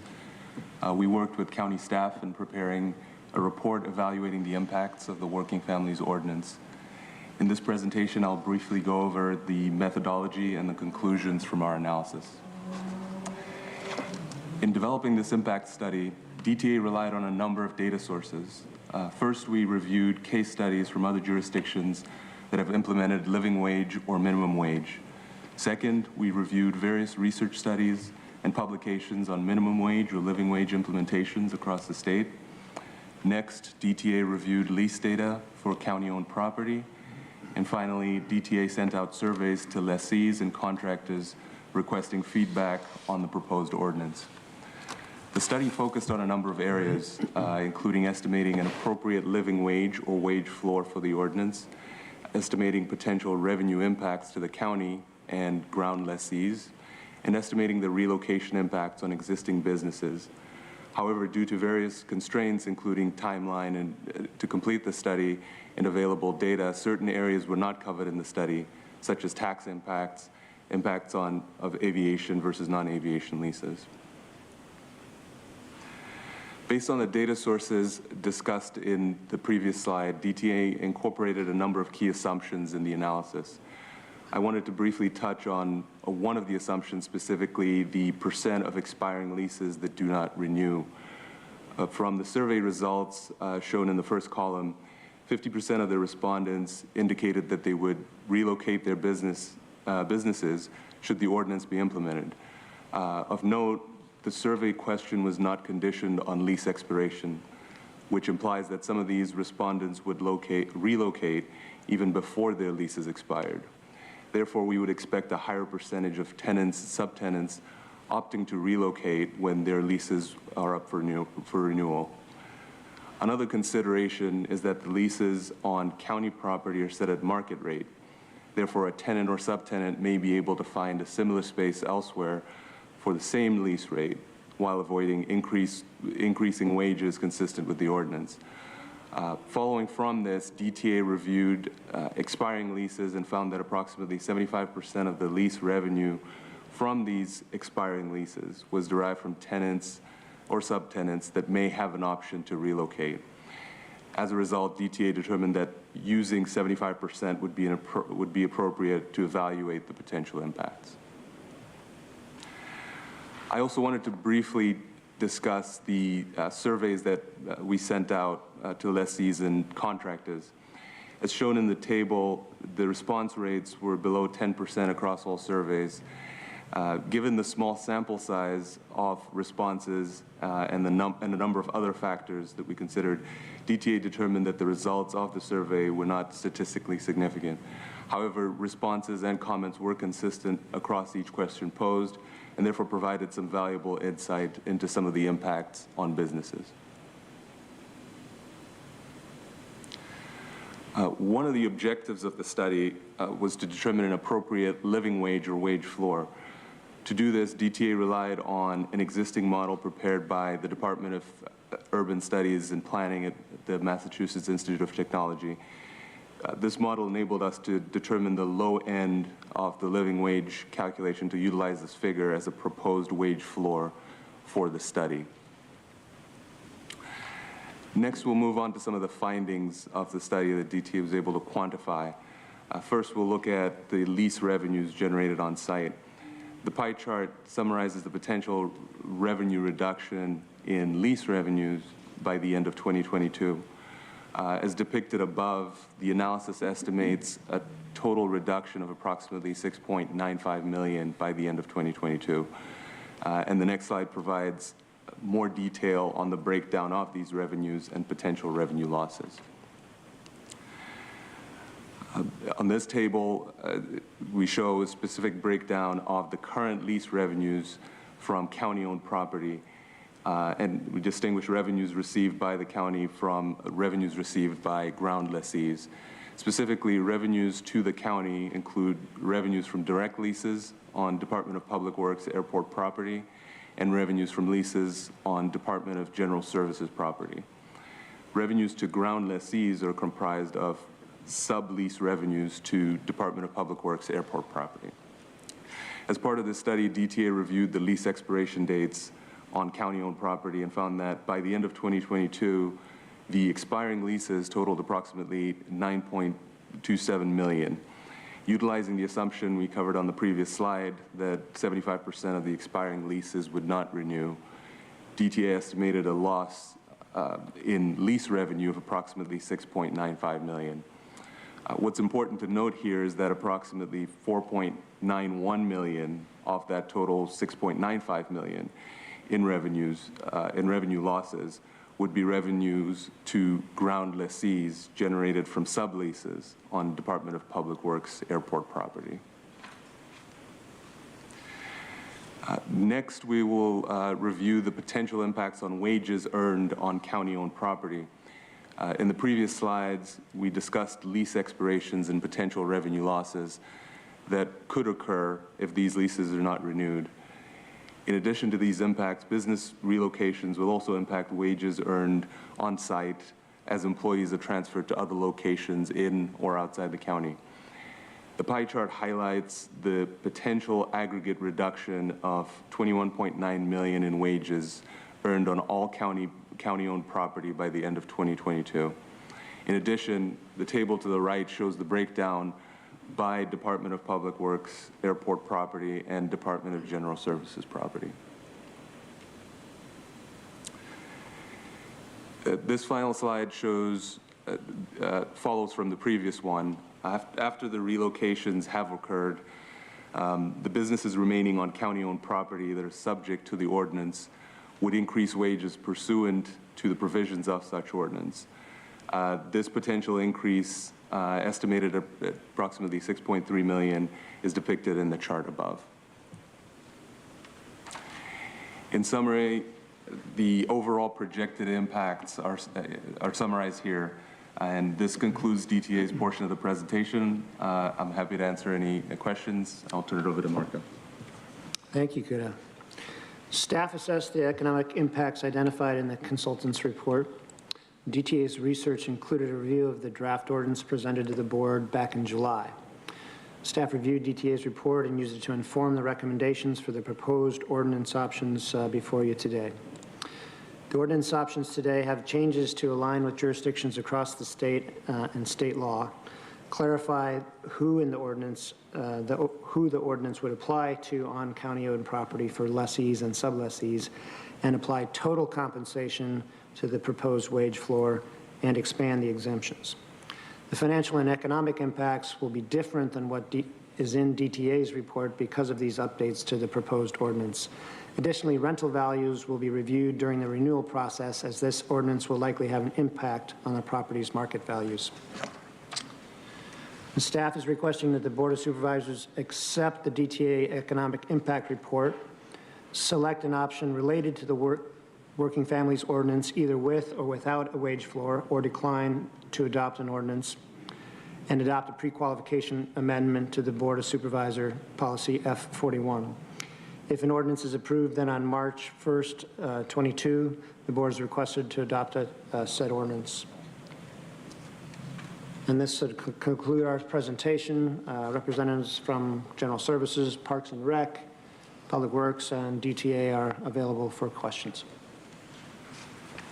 Thank you. Thank you for the presentation. Why don't we go into our public speakers this time, and then I know after we've heard from the public, I think a number of us will have thoughts and comments, and we can deliberate on it at that point. But let's hear from the public speakers first. Thank you, Chair Fletcher. We have 64 requests to speak by phone on this item. We also received 127 e-comments, 6 in favor, 120 in opposition. Any members of the public that requested to speak on item 17 by phone, please dial into the conference line now using the instructions that were provided to you. When it is your turn to speak, you will be unmuted, and you will hear a recording that will tell you to begin your comments after the beep. You will have 2 minutes to address the board. We'll ask you to please begin by stating your name for the audio record, and I'll remind the callers that they should mute their TV or live video stream before they begin speaking. We'll begin with our first caller.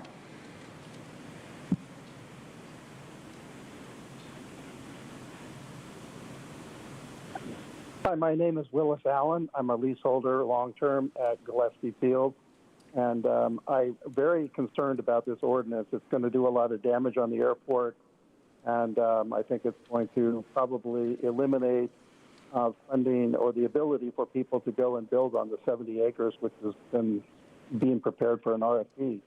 In addition to that, I've listened to the entire meeting since 9 o'clock this morning, and this ordinance is in 180 degrees out from every single thing that you supervisors have approved unanimously today.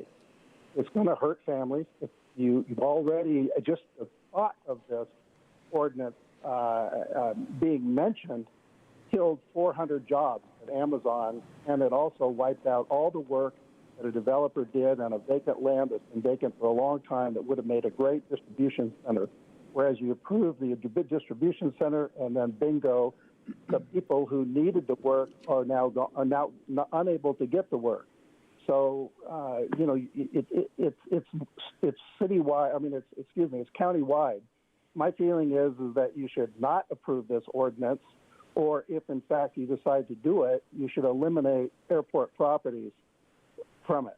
So thank you very much. I'm done. Thank you. Now hear from the next caller.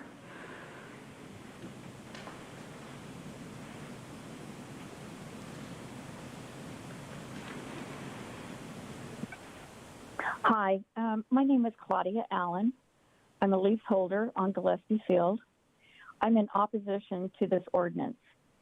I believe it will do much harm to our businesses and the aviation museum facility that we have on Gillespie Field. If it passes, it's going to stop any redevelopment we've planned and any future development on our leasehold. And it's going to necessitate us cutting all of our employees' hours. This ordinance is only going to do damage to the businesses on Gillespie Field. If you do vote, I'd like for you to please vote for option 2C. I prefer that you do not pass this ordinance, and thank you very much for your time. Thank you. Hear from the next caller.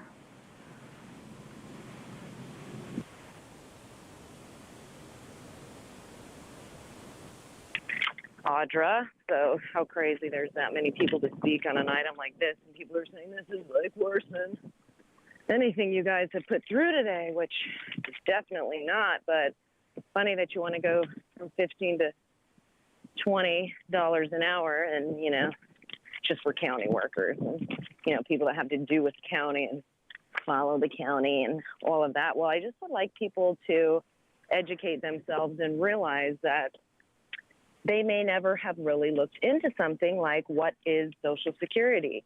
What is that? Is it a trust? Is it something that they have opened up in our names with our Social Security numbers, and they are buying and selling us as a commodity on the stock market? And it's called a cesticate trust. I would urge people to look into it, because also in 1933, with House Resolution Bill 192, the debt has been bought and paid for. So there is no debt. The government actually has to discharge the debt, and they put the liabilities to assets, so we do not repay debt. But yet here we are, playing the game of, being a slave to the system. It's just funny you say you want to align with jurisdiction and state law. That is hilarious, because all of the things you guys do are totally illegal. But I just want to implore people to educate themselves and realize that they want to keep us stupid and ignorant so that they can pull wool over our eyes and play these games with us, all while we think we have no say. We are free people. We don't have to listen to these people. I mean, shoot, the taxes are not for the people, they're for the government. And, I just really would like to ask people to call in tomorrow for the land use board meeting, because that's when Agenda 21 and 2030 come in, the whole great reset. That, Nathan, you and Klaus, homies, wants people to own nothing and be happy. You're welcome. Next caller.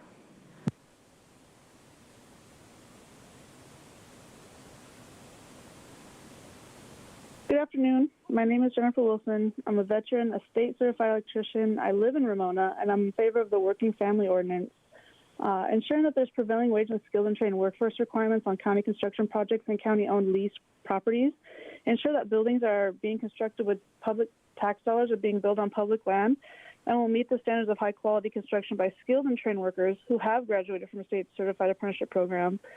These projects will provide opportunities for current apprentices and state-registered apprenticeship programs. Personally, I've benefited from opportunities like these because I was afforded the opportunity as an apprentice to work on jobs that would have fallen into this category. I finished an apprenticeship program, and to be a first-time homebuyer for my family, to reside in the community we work and spend our money in, so it's full circle. It's kind of a no-brainer. I believe my community would be stronger if others around me had the same opportunities as I do and did by supporting this Working Family Ordinance. Thank you. Thank you. Next caller.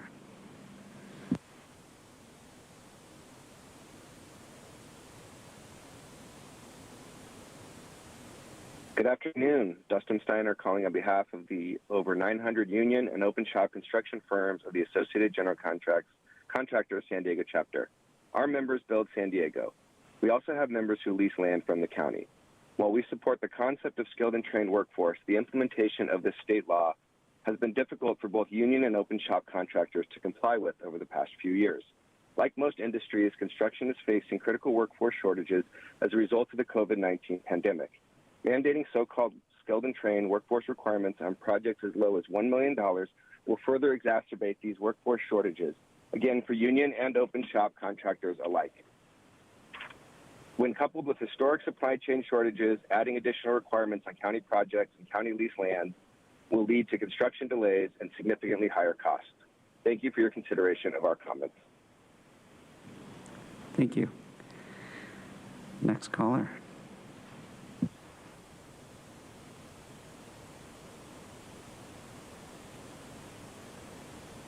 Good afternoon. Gretchen Newsom on behalf of IBEW 569 and our 3600 union electricians and paraprofessionals, calling in strong support of the county adopting a working families ordinance.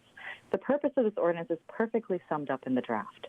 Quote, inadequate pay and poor working conditions have a significant adverse impact on the ability of working families to obtain adequate housing and provide for their families and threatens public health. The County of San Diego seeks to address these issues by ensuring that those working on county projects or on county-owned property, that's public property, folks, are paid wages and provided working conditions that allow them to adequately provide for themselves and their families. It's time that we put working families first.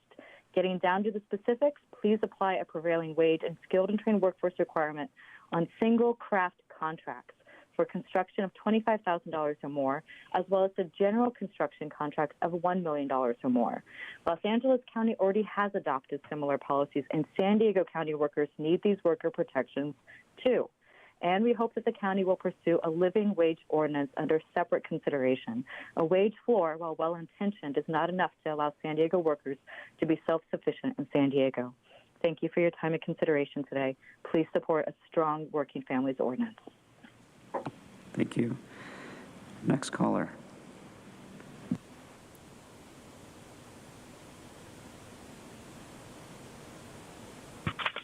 Yeah, my name is Captain Denny Breslin. I'm a business owner at Gillespie Field and the president of the Gillespie Pilots Association. We've been opposed to this ordinance from the very beginning because it forces a government-mandated union wage on private companies with no regard to what the market will bear, and without the ability of those companies to engage in collective bargaining as unions do. 3 major economic impact studies have quantified the losses from this ordinance in the tens of millions of dollars and hundreds of jobs. As a former union official for the American Airlines pilots, I understand union support for labor issues, but our mission was saving jobs, not killing them, like this ordinance will absolutely do in-house and has done already. Those of us calling in opposition are doing so out of passion for saving jobs and preserving the Airport Enterprise Fund. Those calling in from local union shops are doing so out of obligation to their shop steward or some other misguided motivation. Your union supporters have absolutely no skin in this game and no understanding of airport economics. The solution is to amend the ordinance to exempt county airport property that is subject to FAA grant assurances.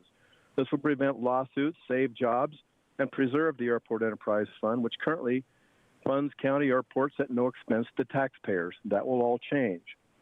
And finally, as a new constituent of Supervisor Fletcher in District 4 as a result of redistricting, I want to know that my needs and the needs of my people are being served here, not the unions who have no understanding of how badly this ordinance will affect the people that it's going to affect. Thank you for listening. Okay. Thank you. Next caller.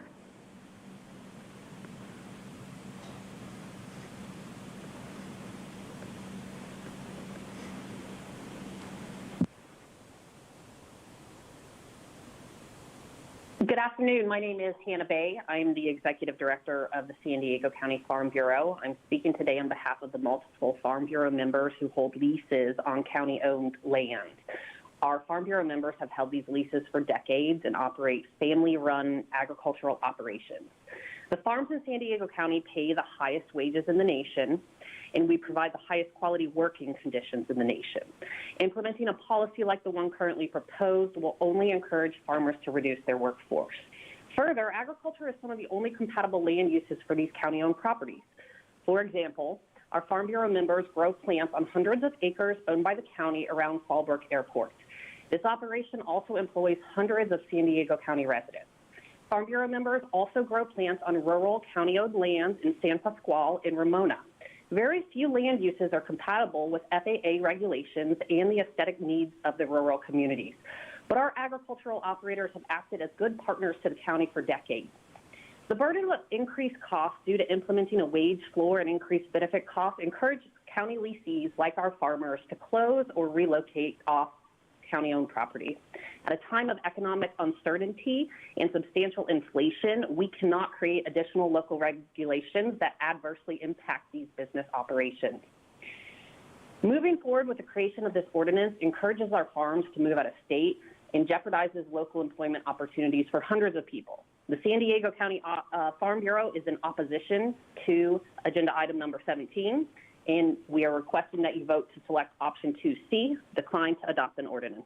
Thank you. Thank you. Move on to the next caller.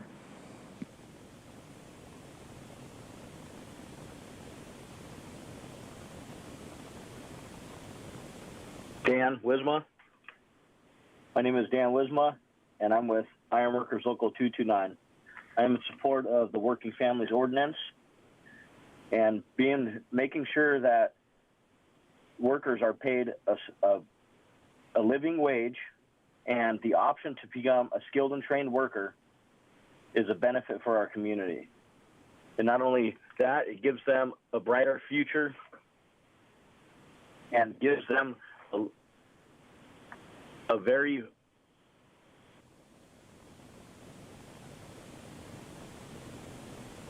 Appears we lost that caller. Go on to our next caller.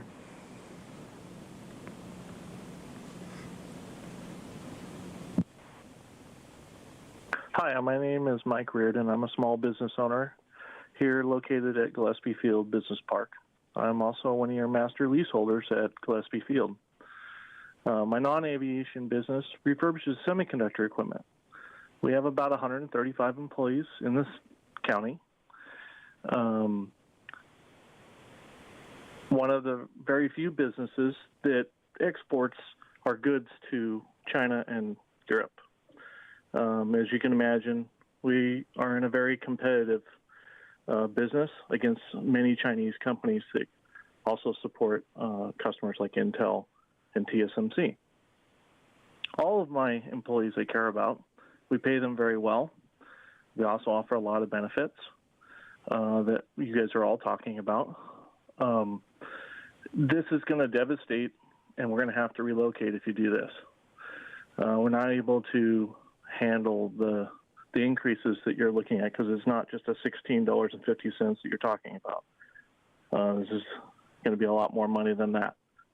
As far as my aviation business goes, you know, I'm a private company with no path to government funding for our construction projects. This ordinance effectively doubles the cost of our operation, and there's no way to get our money back out of that with the granted lease periods. I think that you guys need to look at how are you going to continue to have business grow and continue to bring good jobs to our county versus trying to cause us all to move. I urgently would like you guys to accept option 2C and rethink this. Thanks. Thank you. Next caller.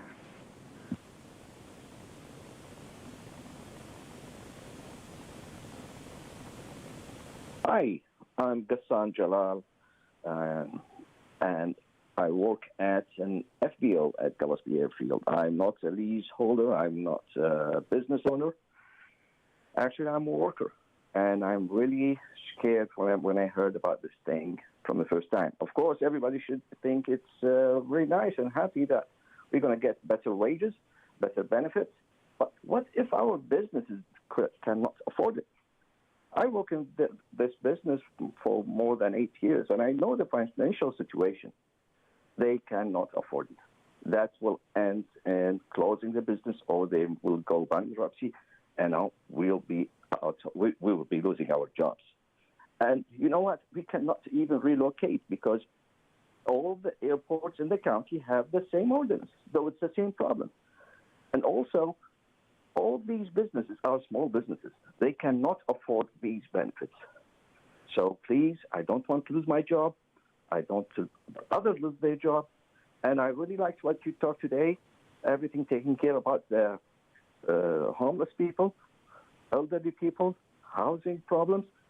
Well, if we get one homeless additional from this ordinance, that's going to be a big failure. Thank you so much, and highly appreciate your time with me. Thank you. Thank you. Our next caller.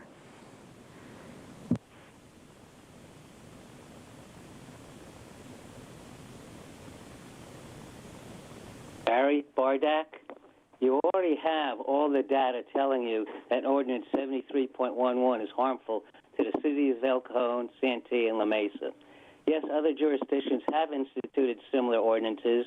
They have also lost a huge number of jobs and tax revenues because of it. It would be nice to see politicians do what is correct instead of what they think is in their own best interest. Your own economic study indicates that this ordinance will cause over $20 million total loss to the economy, including tax revenues. Working Families Ordinance is a bad policy. You know it. The voters know it. Please stop the madness and reject this destructive ordinance. The county's emergency services include life flight, Sheriff's Astoria helicopter operations, wildfire attack capability, and large animal rescue capability during wildfires. Gillespie Field now provides the base for those critical services without any cost to the county because the Airport Enterprise Fund pays for it. Ordinance 73.11 will make the AEF unable to completely fund the airports, and the county is going to have to pay the shortage for the airport's upkeep with taxpayer/voters money. Never in the past 30 years has the taxpayers/voters had to pay for airports' upkeep. The labor unions don't care about this, or the job loss, or the $20 million economic loss, which DTA was in their report, but they didn't include it in today's discussion. Please don't jeopardize our economy by passing this destructive ordinance. If you won't scrap the whole ordinance, then delete section 73.11. Also, all development that's done on the airport is done by private developers at their cost. DTA didn't include that in their report to you now either, but it was in their actual report. No one benefits by this. Thank you. Thank you. Hear from the next caller.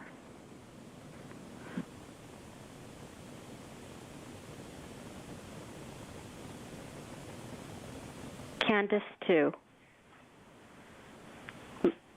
My name is Candace 2, and I'm calling from Civic Helicopters at Palomar Airport in Carlsbad, California. We became aware of this ordinance several months ago, and it has caused a lot of stress and panic for all of our employees over the last few months because it, in reality, is not going to do a lot of the things that it is supposedly going to do according to the advertising for the ordinance. We urge you to choose option 2C to reject both versions of this ordinance.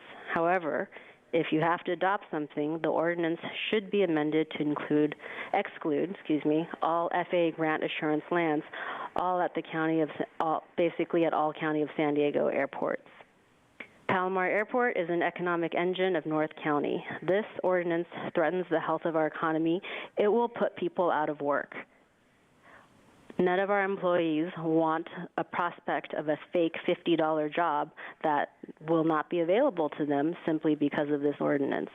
We know from reality, from actual hard data of expenses that we have had over the past several years, where this $25,000 minimum single-skilled trade charge is artificial. We tried to get our asphalt redone, and arguably that's something fairly important at an airport to avoid foreign object debris and other problems, and it costed us around $35,000. At the same time, we contacted the contractors that the County of San Diego Airport Operations Office uses, And the same quote for exactly the same job was for in excess of $100,000, so more than triple the cost that we actually ended up paying. And the company that we engaged was a small family business owned by a couple of brothers that did a great job. Thank you. Now hear from the next caller.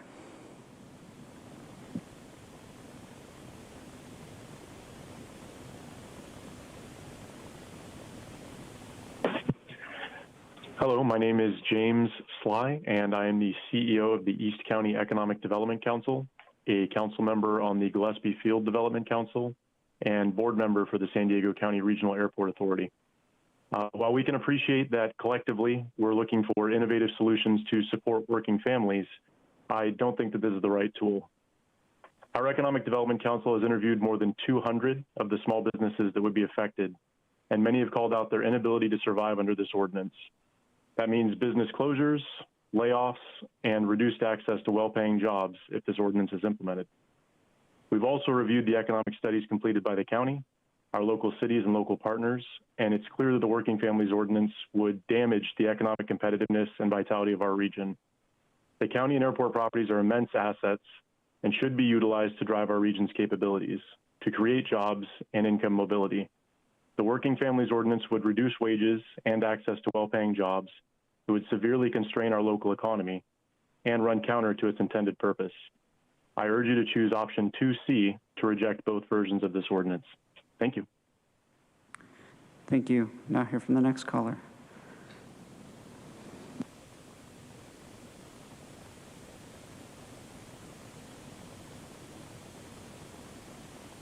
Hi, my name is Lee Chestnut, ground lessee of the Well Boulevard vacant land in El Cajon. I respectfully request that the Board of Supervisors take action today that is in support of the findings of the economic studies be required to be made and act to exempt all airport land from the consideration of this ordinance. Thank you. Thank you. Now hear from the next caller.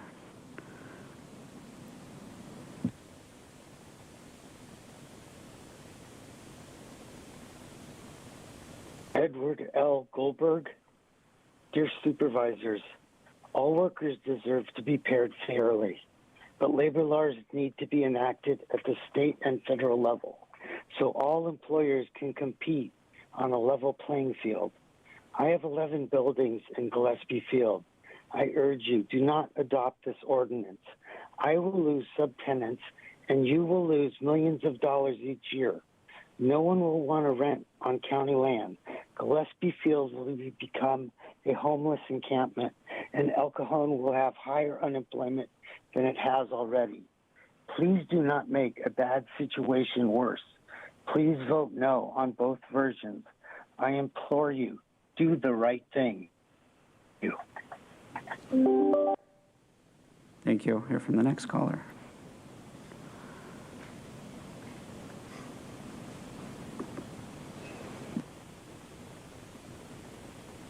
Hi, David Rubin. Hi, I'm a customer of a business at Gillespie Field. I believe the ordinance is bad policy for many of the reasons that have already been identified, including loss of jobs, loss of tax revenues, and overall harm to the economy. More personally, I'm concerned that the business that I use, located at Gillespie, could be harmed or go out of business, and I would be in a bad spot because of that. So again, I'm opposed to the ordinance, and I ask the county to do the right thing and not pass this ordinance. Thank you. Thank you. Hear from the next caller.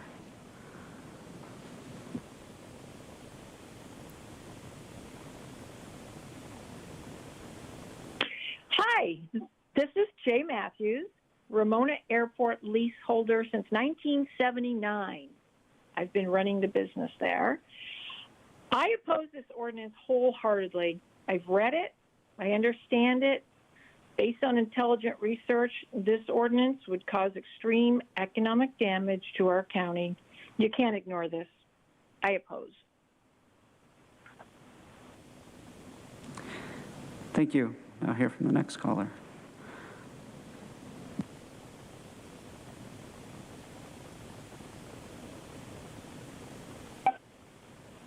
Beth, I oppose item 17.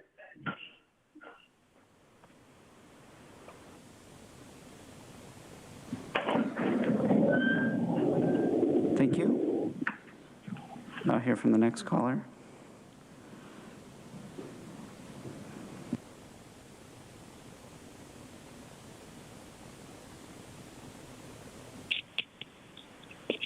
Good afternoon. My name is Christina Marquez, and I'm a graduate of IBEW 569 apprenticeship program, former apprenticeship outreach coordinator, and now environmental organizer for Local 569, and I live in Escondido. I strongly support a county working families ordinance. I have personally benefited from the Earn While You Learn model graduating from a state certified apprenticeship program and have been able to provide for myself and my family because of it.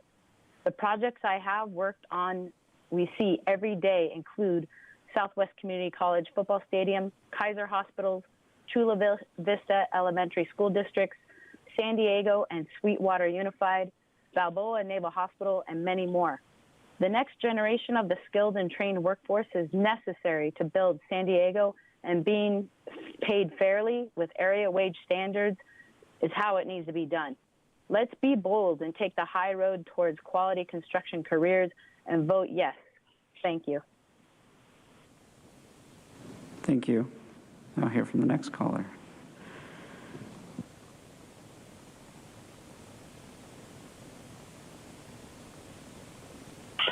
Hi, my name is Ryan Waterman. I'm a shareholder with the law firm of Brownstein Hyatt Farber Schreck, and I represent Chestnut Properties and SGC LMC-Weld Investment Company, the lessee of the Weld Boulevard property on Gillespie Field. The Contracts Clause of the U.S. and California Constitutions prohibits the county from passing any law that substantially impairs an existing contract, like a lease, unless the law is an appropriate and reasonable way to advance a significant and legitimate public purpose. In September 2021, my firm provided County Counsel with our legal analysis of the ordinance's constitutionality and raised concerns that the ordinance would violate existing lessees' constitutional rights under the Contracts Clause. In particular, we found that the ordinance is likely to substantially impair county lessees' rights in at least two ways. First, by damaging lessees' ability to secure new financing or refinance existing debt, and second, by restricting lessees' rights to sublease by driving away current and prospective sublessees. Today, the county receives the economic analysis of its expert, DTA, which confirms that the ordinance would have significant economic impacts to the county and its lessees and sublessees. In particular, DTA concludes that the ordinance would have a significant net negative impact on wages earned on county property, which seriously undermines the county's stated purpose for considering the ordinance.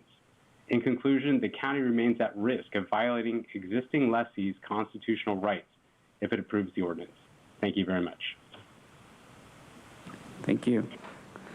I'll hear from the next caller.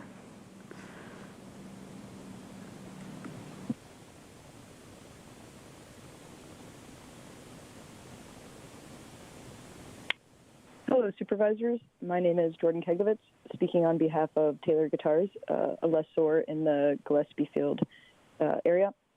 You've actually heard from us numerous times since this ordinance was first proposed and have listened to our concerns about the impacts that it would have on our business as a large local manufacturer operating on county-owned land. In light of these revisions, though, we want to thank you for the flexibility that was shown in making some of the changes to the wording, specifically regarding the contemplation of total compensation for the calculation of wages with respect to the wage floor.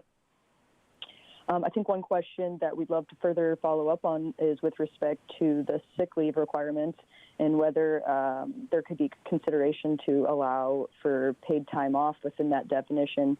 I know for us and many more companies in the county offer minimums for sick leave, but do so as a whole package with paid time off.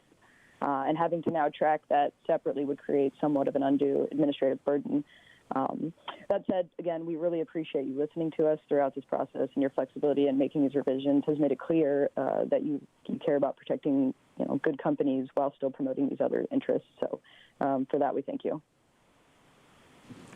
Thank you. Next caller.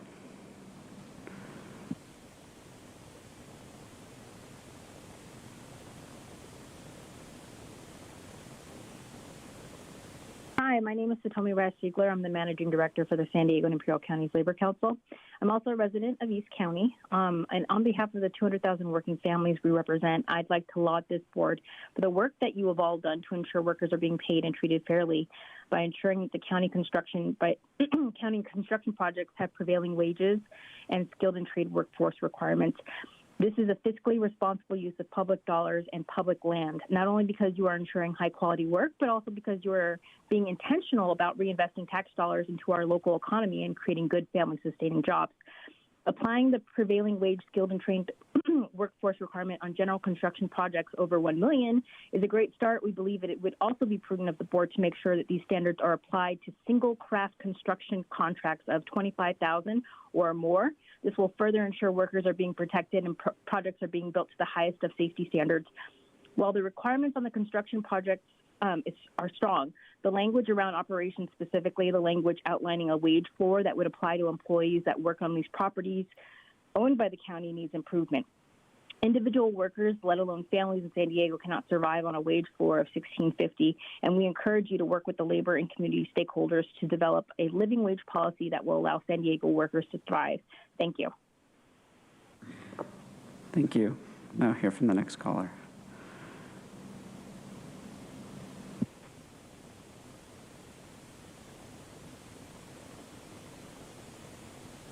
My name is Susan Guerra.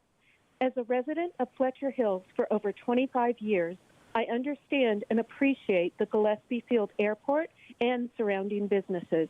They are the heart of our community. 3 independent economic impact studies have been done, all with the same results, that this ordinance will be a devastating result for all of the county airports, and most especially to Gillespie Field and the city of El Cajon. I respectfully request that you reject this ordinance, or if you choose to pass either option 2A or 2B, please exempt county airports land that rely on FAA grant assurances from the ordinance. Thank you. Thank you. Next caller.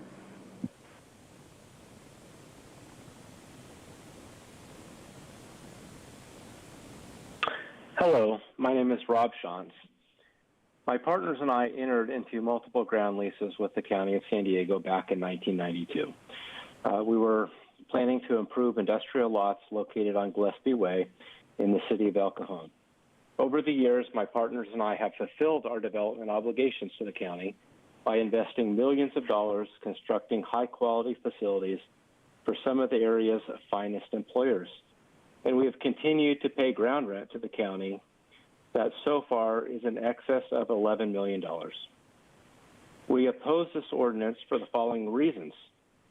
First, we have been given no evidence of inadequate pay and or poor working conditions from any of the more than 15 employers occupying over 270,000 square feet of building area that we are responsible for.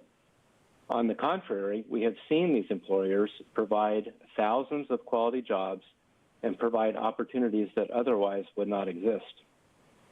Secondly, how the County of San Diego, as our landlord, can unilaterally change the terms of our agreement after we have already made our significant investments and completed our development obligations is hard to understand. Furthermore, we have already seen how the effects of this proposed ordinance has influenced some of our current tenants and the marketing efforts of prospective tenants. I have heard, quote, if the county can make this change now, what will they do next year? Please save us in the County of San Diego from having to undo the damage of this ordinance by choosing to reject both versions of this ordinance, or by fully exempting any existing ground lessees and their tenants or future tenants. Thank you for your consideration. That's all I have. Thank you. Next caller.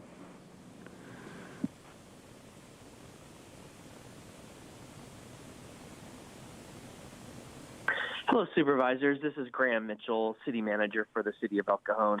First of all, I want to thank you for your service and also for your staff for putting this agenda item together so well. On behalf of the El Cajon City Council, we strongly oppose the Working Family Ordinance being considered. We believe that both the ordinances presented impact El Cajon's economy unfairly and disproportionately. We also commissioned an economic study to look at the impact of the ordinance, and I'm just going to share 5 findings. One, it confirmed the detrimental findings of the county's own study. It found out that the Gillespie Field area actually generates $1 billion of economic output for the region. From this area, there's about $4.4 million in local taxes that go to the county, to schools, and the city that would potentially be lost. And 88% of the businesses surveyed said that this ordinance would severely impact them. And lastly, 52% of the employees that work around Gillespie Field are minority. We think that these ordinances affect El Cajon, have a chilling effect on our economy. We believe that these ordinances negatively target minority communities. And as such, we make 3 recommendations. 1, vote no on either ordinance. 2, if you were to vote in favor of one of them, please exclude the airport properties. And 3rd, if you are to proceed, we would recommend that the airport property of Gillespie Field and its surrounding parcels be transferred to the city, and we can manage those for you. Thank you. Thank you. Next caller, please.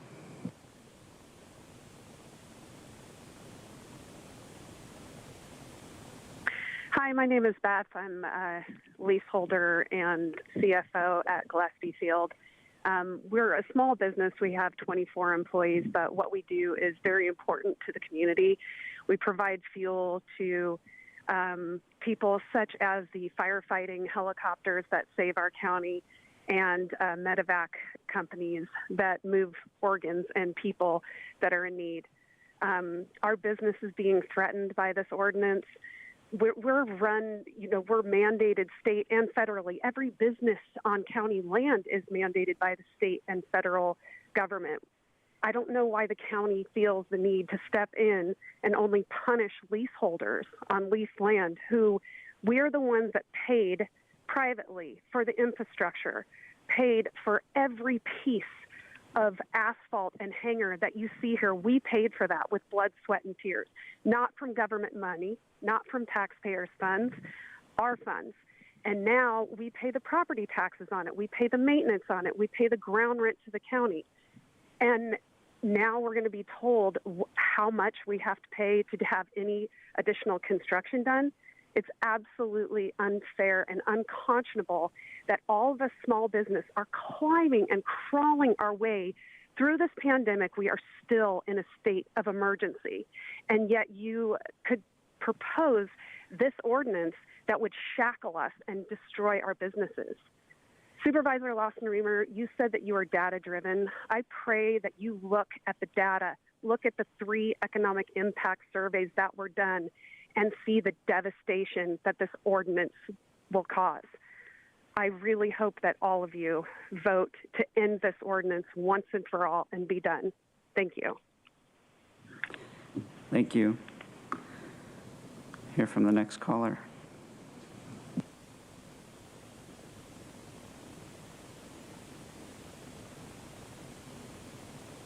Good afternoon, County Board of Supervisors. My name is Kelvin Barrios, and I am the Director of Government Affairs for Laborers Local 89. I am here speaking on behalf of our business manager, Valentina Armacedo, and our over 3,800 members in San Diego County.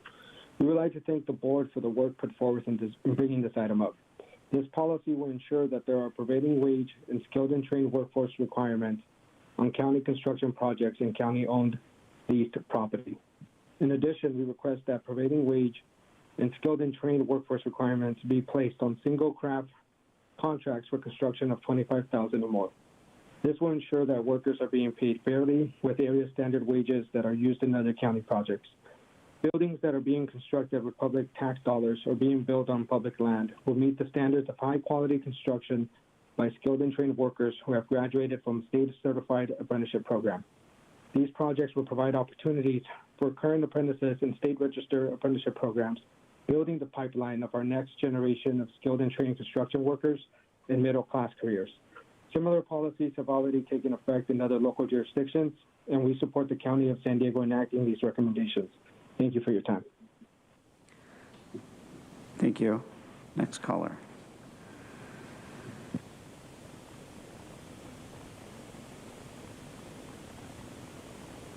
Allison.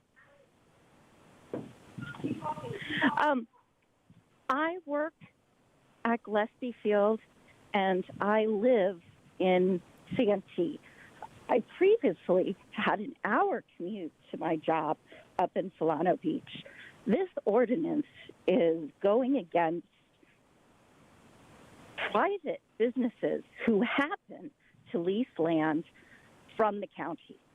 I believe in, a union. My husband was a union worker before he retired, but that is for government contracts. This is private. And to put that on businesses and is just wrong. I strongly hope that data-driven information and the economic studies are looked at and taken into consideration, and you vote no and vote for 2C to end this ordinance. It will hurt the people you are actually trying to help. Thank you. Thank you. Next caller.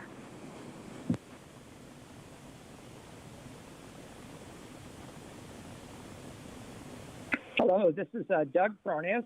I'm a private pilot who has leased hangar space at Gillespie Field since the 1970s, and I've been around the airport since a little kid because my dad leased space there. I appreciate very much the opportunity to speak to the supervisors. Bottom line up front, the Working Family Ordinance will result in a loss of jobs, and it will result in loss of revenue to the county. How can those two things be good? We've also heard a lot from union representatives today who have indicated that the use of skilled workforce for county construction projects is appropriate. I'll concur. That is something the county can control. If the county is paying for the construction project, the county can hire anyone they want to do it.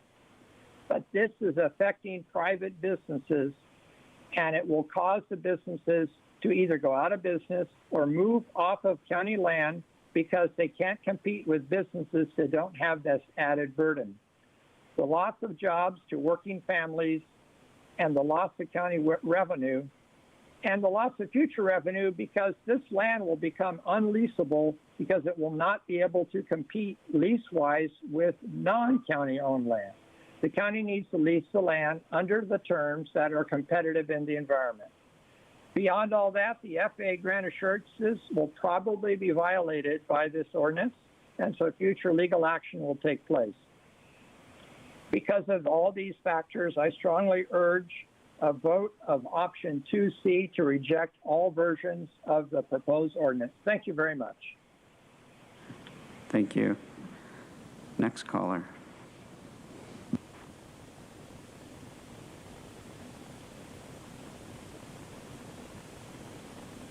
My name's Michael Borden.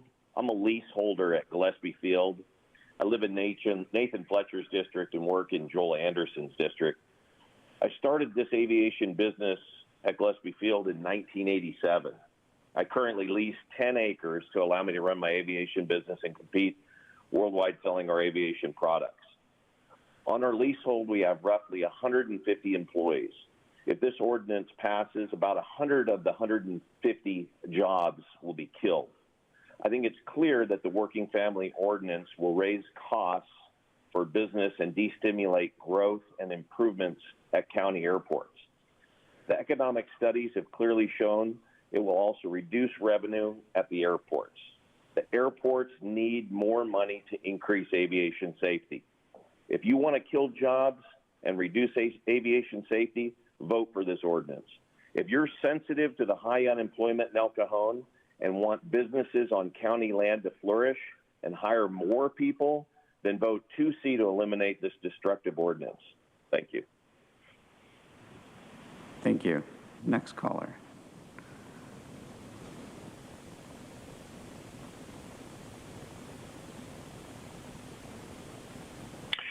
Good afternoon. My name is Wayne Rosenbaum. I'm a partner with the Environmental Law Group. I'm speaking today on behalf of several of the ground lessees at both Gillespie and Palomar airports. Airports are unique. Unlike other county-owned properties, the county receives several of its airports from the federal government through a grant of federal lands. All of the county airports have benefited either directly or indirectly from FAA grant funds. As the airport sponsor, the county has special obligations to the federal government and the aviation community to comply with FAA grant assurances. The proposed ordinance violates those assurances by effectively transferring airport enterprise funds to an economic development project. If the county is to avoid enforcement by FAA, it must take its obligations as the airport sponsor seriously and exempt any property it receives as the airport sponsor or that is subject to grant assurances from the proposed ordinance. The Board of Supervisors has now received 3 economic analyses regarding the economic impacts of the proposed ordinance on airport lease revenues. In each case, the conclusion is that the ordinance, if the ordinance is made applicable to airport properties, it will have a significant negative economic impact on airport enterprise revenues. As a result, over 21 entities, including the city of El Cajon, have filed FAA Part 13 complaints. FAA requested that the county respond to these complaints. County staff's response to the FAA has multiple misstatements, which will likely be the basis of one or more formal FAA Part 16 complaints if the ordinance does not exempt properties for which the county is the FAA airport sponsor or for which assurances apply. In support of its assurances that the ordinance does not violate FAA grant assurances, county staff asserts that the ordinance is generally applicable, relying on Air Transportation Association of America versus FAA. Thank you. Next caller.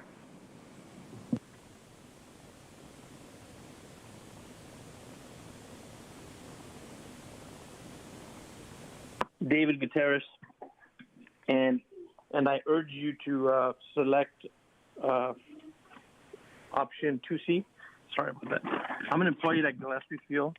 The business that I work for is based on revenues brought in from services provided to the private community. Mandate and arbitrary salaries for private businesses is wrong and unsustainable. If the customers won't come, we can't get paid. And my boss has made that clear. We can't just raise, what customers are willing to pay to get their airplane service. And if I can't come in for a job, you would think I could just go to another airport. Well, that airport will have the same mandate and provide those same salaries, and those businesses won't be able to work there either. So the great thing about an airplane is they can just go somewhere else. They'll fly over to Arizona, and guess what happens to all the businesses here? They go away. My job, my family. So I urge you to choose option 2C and really fix this up. I mean, I got a chance to work at Gillespie, and I've been doing great. So keep it that way. Thank you. Thank you. Next caller.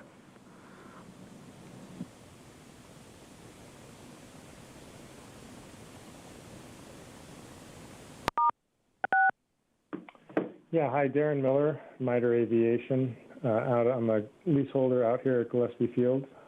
I'm in opposition of the Working Families Ordinance. As all the economic studies have shown, this will have a devastating effect on our economy and the businesses that are the lifeline of our local community. Furthermore, this disproportionately affects aviation businesses. I urge you to vote for option 2C and reject this ordinance. Thank you.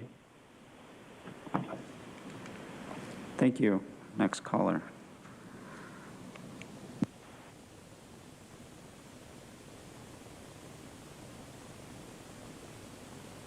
My name is Ed Kurtzel. I live in Terrace District and work in Joel's. I'm a small business owner located on county lease land on Gillespie Field. We have approximately 30 employees providing aircraft maintenance services out of our facility. If the Working Families Ordinance is adopted, we will be forced to lay off employees and curtail most aircraft maintenance services as we can no longer remain competitive with other aircraft maintenance providers not burdened with the same wage and construction requirements. These developments on county leased land, I need to remind you, are private funds. It was my money, not public funds. It will be impossible to amortize our investments over our current lease terms. Banks also will not refinance our projects when we amend our leases because of the Working Families Ordinance. The economic study commissioned by the county predicts this will be a financial disaster for the county, a decrease of $22.6 million the first year for what is currently a self-sustaining airport system. While well-intentioned, the Working Families Ordinance will have many unintended consequences for not only minority employees, of which we have 50%, working on county leased land, but also the county airport system as a whole.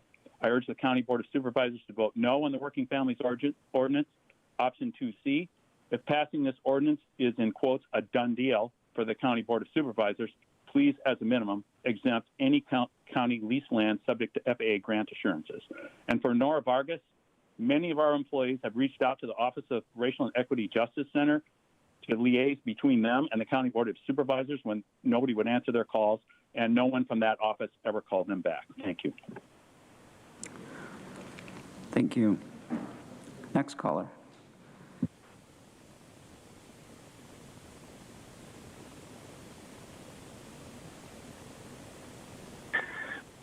Hello, Board of Supervisors. My name is Brett Schanzenbach. I am the President and CEO of the Carlsbad Chamber of Commerce. We would like to urge you to choose option 2C and reject both versions of this ordinance. Carlsbad has many businesses located near the Palomar Airport, and not only businesses that service the airport directly, the county's property extends quite a bit beyond the airport, the immediate area, and we have general service businesses and office complexes, as well as retail centers. The tenants in the office spaces will mostly relocate when their leases are up, but we have a large retail complex with Lowe's as its anchor and many restaurants and eateries in it. It'd be very difficult for those guys to just up and relocate when their lease is up. You'll be putting them at a direct competitive disadvantage to competitors that are just half a mile away in many cases. We believe that labor laws should be determined by the state of California and left alone. We urge you, again, to reject both versions of this ordinance by selecting option 2C. Thank you much. Thank you. Next caller.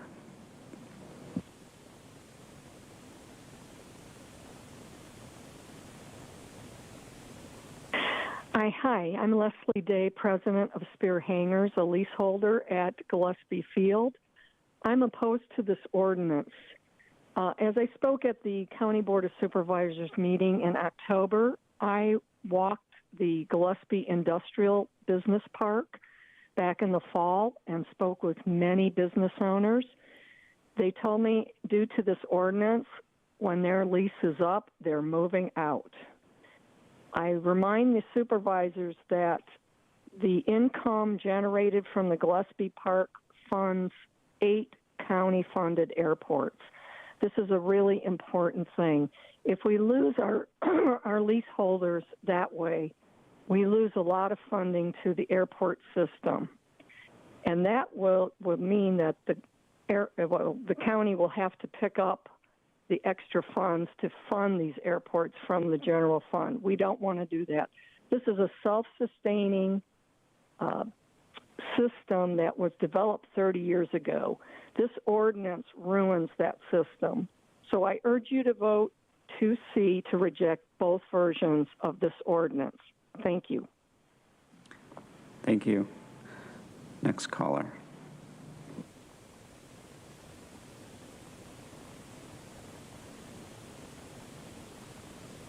Robert Gurman.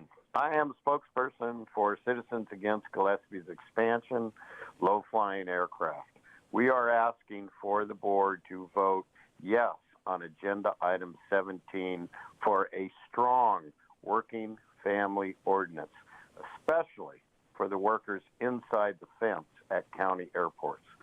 We have sent the board a letter along with 3 attachments explaining our position. If you have any questions, our contact information is on the letterhead. Thank you for letting me speak, and thanks for bringing this to San Diego County. Thank you. Next caller.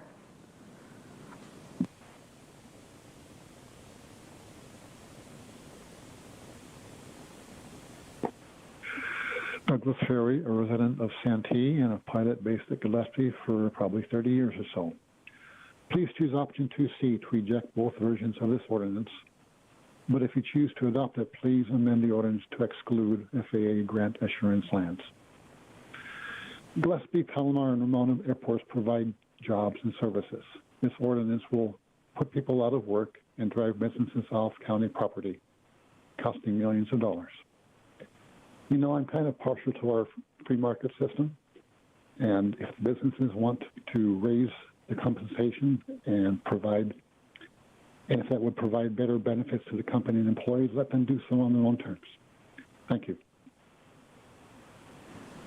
Thank you. Next caller.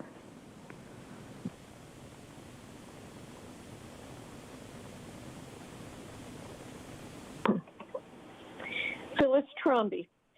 You've heard many people who are directly involved on airport land request that you either reject the ordinance altogether or exempt the airport lands. You have 3 economic studies with data projecting severe negative impact on county-owned airport land and the local economies. I implore you to reject this ordinance altogether or at the least exempt airport land in perpetuity, where FAA requirements are in effect. I want to correct a misperception by the union-backed callers that airport land is for county projects. In fact, that may be some of it, but I would say that all of the lands that I visited in the past 2.5 years at the Gillespie Industrial Park are privately owned, privately built, and privately maintained. Don't destroy private businesses. Thank you. Thank you. Next caller.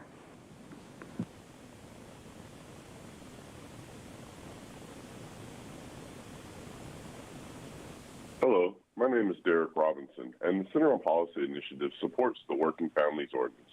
We believe that either ordinance will result in positive outcomes for workers on county construction contracts. However, CPI recommends that the supervisors reject both staff's and the consultant's flawed assertions that the county is likely to lose revenue or jobs as a result of improving wages and working conditions on county-owned land. This claim stands against years of research from labor economists, industrial relations researchers, and other scientists and experts studying wage impacts who find that policies like these actually increase workers' earnings, especially workers making below the minimum and those making just over the minimum wage, resulting in decreased poverty rates of families and communities and reduced turnover at impacted businesses. Basically, this ordinance supports robust employment, profits, and regional economic growth. And contrary to the suggestion in the equity impact statement that this policy could result in an increase in inequality, increasing wages for lower wage workers is more likely to benefit women, trans, non-binary, and Black, Indigenous, and other people of color, reducing gender, race, and other forms of wage inequality. Therefore, county staff should be critical of this flawed analysis and should not use it to inform decisions around ordinance language. Your policy should be informed by data and research rather than the opinions and threats of employers. Contracting with businesses that provide livable rather than minimum wages and ensure that working people can take time off when they are sick to heal themselves and protect their coworkers, clients, and the general public is fundamentally aligned with the county's core mission and its responsibility to the people of San Diego County. Thank you, Supervisors, for your time. Thank you. Now hear from the next caller.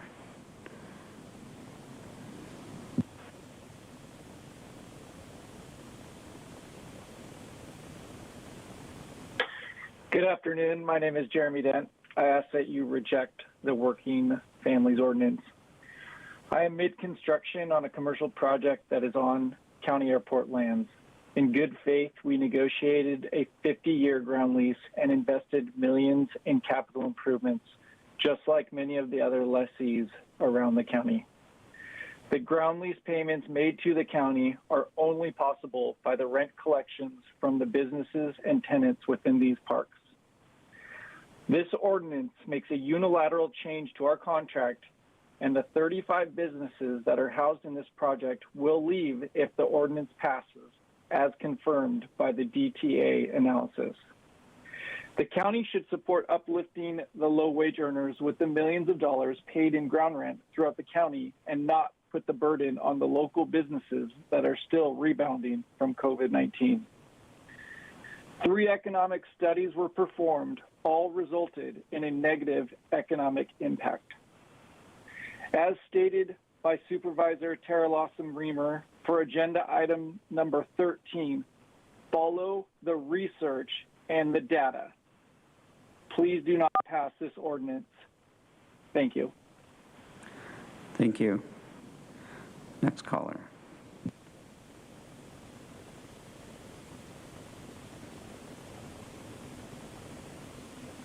Hello, Supervisors. My name is Sean Ellis. I'm a representative of the United Association Local Union 230. All right, let's just get to the facts here, okay? You guys notice how everybody's speaking in opposition to the Working Families Ordinance?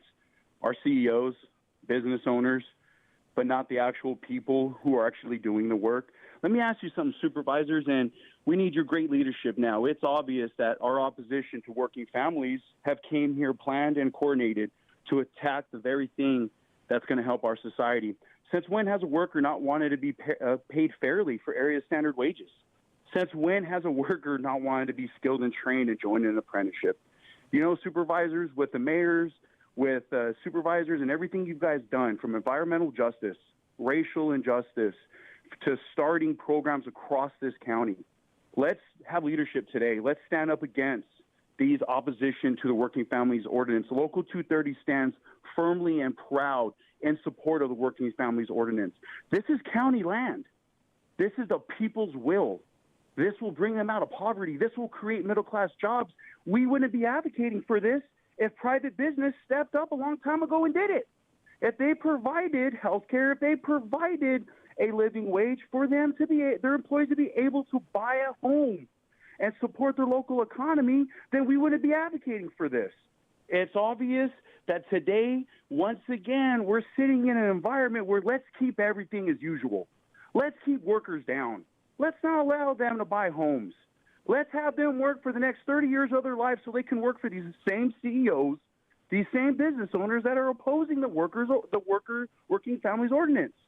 So as far as I'm concerned, your leadership, Supervisors, have never, ever folded to pressure like this. You guys have stood strong and created a better San Diego County.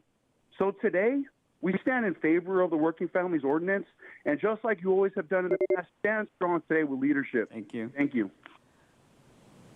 Next caller, please.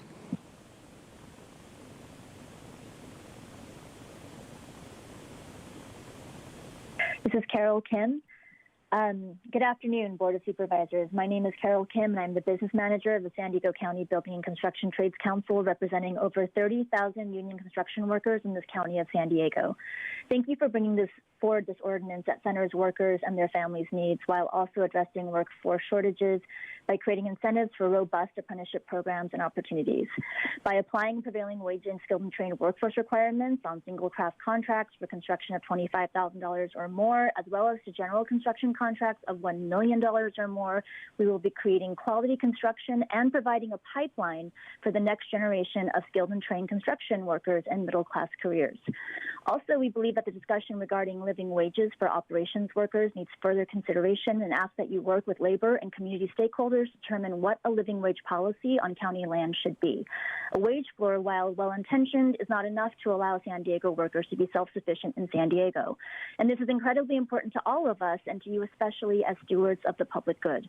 A UC Berkeley report from 2021 found that almost half of families of construction workers in California are enrolled in safety net programs at an annual cost of over $3 billion to the public.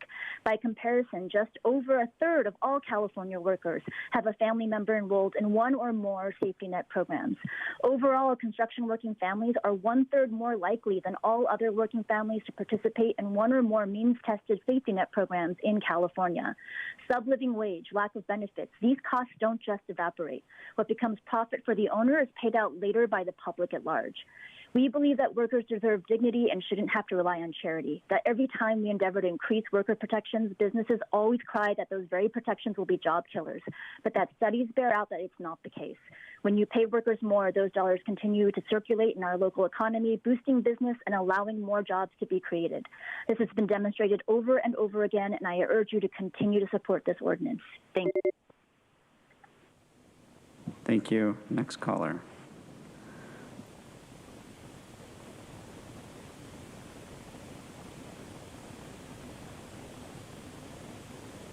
Hello, my name is Carlos Camacho.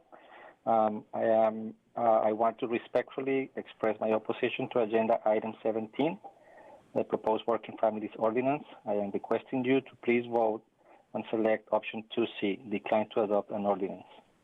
I am a site manager of a family-owned agricultural operation that holds 2 leases on 126 plus acres of county-owned land. The burden of increased costs due to the implementing of wage floor and increased benefits costs encourages us to close or relocate of county-owned property.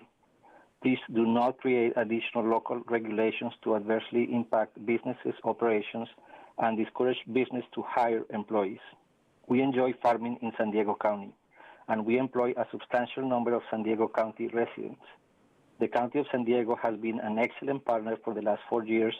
We have farmed on county-owned land, and we would like to continue this partnership for many decades to come. Thank you for your consideration. Thank you. Next caller.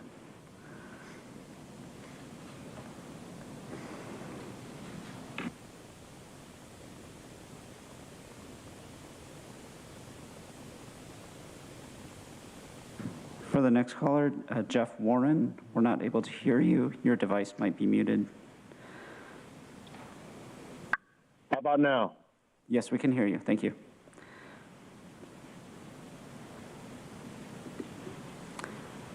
We're unable to hear you at this time. I'd like to try to unmute you. How about now? Yes, we can hear you. Please proceed. My name is Jeff Warren. I'm Chief Ground Instructor at an FAA-approved flight school aboard Gillespie Field. I'm speaking in opposition to the Working Families Ordinance. I urge you to choose option 2C to reject both versions of this ordinance. Gillespie Field is an economic engine of East County. It funds the other 7 airports in the county system. This ordinance threatens the health of our economy. It will put people out of work, and it will put student pilots and instructors out of work as well. The ordinance will cause the county to violate FAA grant assurances. FAA grant funding is crucial for maintaining and improving the airport. This is a matter of public safety. All workers deserve to be paid fairly, but labor laws should be decided at the state and federal level so that all employers compete on a level playing field. Again, I ask you once again, please vote for option 2C to reject both versions of this ordinance. Thank you very much. Thank you. Next caller.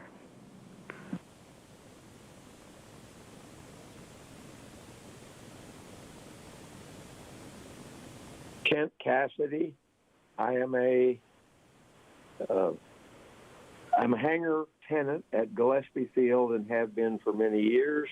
Started flying there in the early mid-50s. What I want to make clear is that you have to have small, inexpensive airplanes available for pilot training if you're ever going to have a commercial airline pilot. The federal government has a far greater financial stake in the county airports than the county does. The county collects a lot of money from actual airport ground rent. They don't, and the Gillespie Field income supports other airports in the county. If the federal government felt that airport workers were being abused, I'm sure the federal government would step up and do something. Let the market determine a fair wage for airport businesses, not an ill-advised government mandate driven by labor unions. Please choose option 2C. At worst, exempt airports if you feel you must pass this atrocious bill. Thank you. Thank you. Next caller.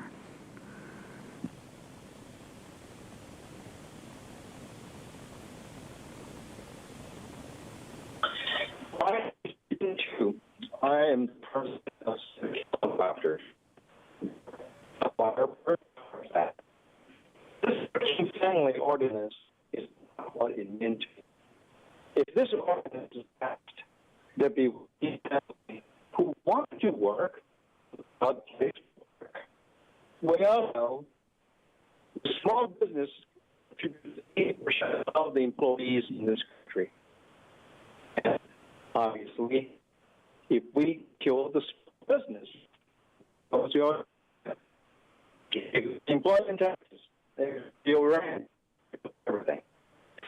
Everything is still a free market system. Stakeholders will vote with their feet. Just ask a mask. Just an accident story. How many people? Do we want to people leave the airport? Leave the state of California, leave San Diego, leave us in the state of California. So supervisors, please be careful and be helpful, be wise. Vote opposed this working family. It is not what it is trying to do. Thank you very much. Bye. Thank you. Next caller.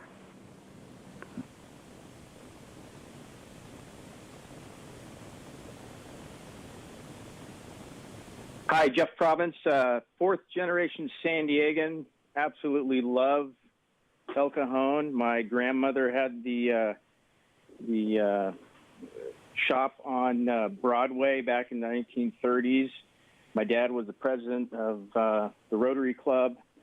I was excited. I bought a building here right by Gillespie on the Airways Business Park in June. In July, I got a notice that there was going to be some new regulations. I had 3 resumes on my desk of people from Alpine to East Bay. And I decided to start looking at resumes in Ohio to put people in my Ohio office.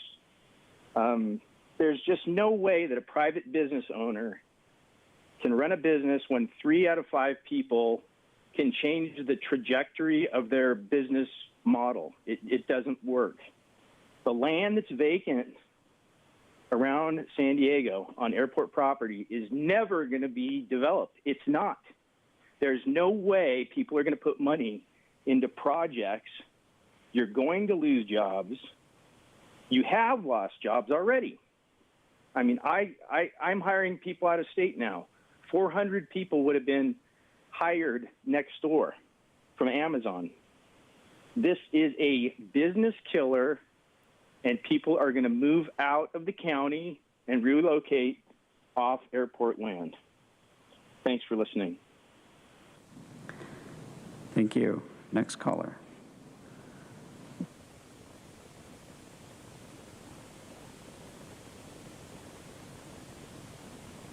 Jerry Aberley.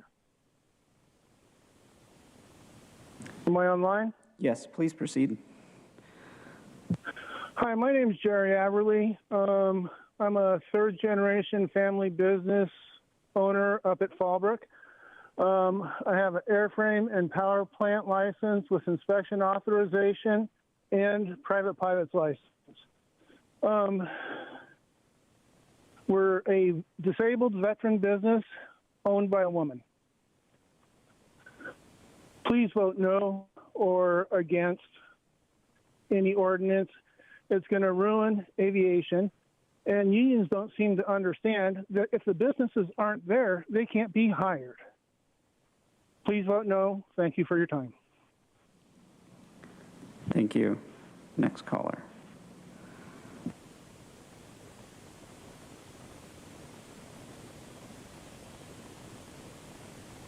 Good afternoon, Council, Supervisors. My name is Wes Morris. I'm a resident of Rancho San Diego, and have been involved in Gillespie Field for over 35 years in one way or another. I'd like to specifically address Chairman Fletcher, who at this latest redistricting is now part of my community. So welcome. I want to take a moment and thank you for your previous Marine Corps service. In that service, you, like I in my current position, make both tactical and operational plans. A key factor in making any plan is looking at the outcomes and unintended consequences. It's quite obvious the consequences of this current working family ordinance is catastrophic to those it's intended to help. It can be difficult to acknowledge a plan is not what was originally hoped. But please be strong in recognizing not just the DTA analysis, but the other analyses conducted which show the ordinance should be rejected.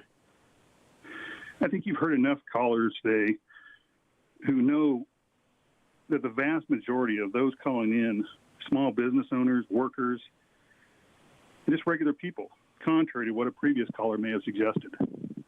As I come to the end of my current career, I'm considering using my retirement to start a small aviation-related business.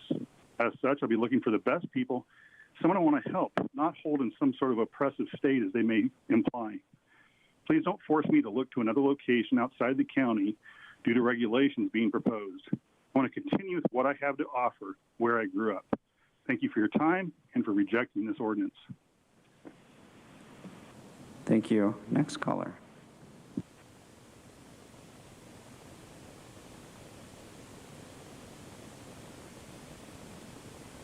Hello. I am calling in strong support of the working class ordinance.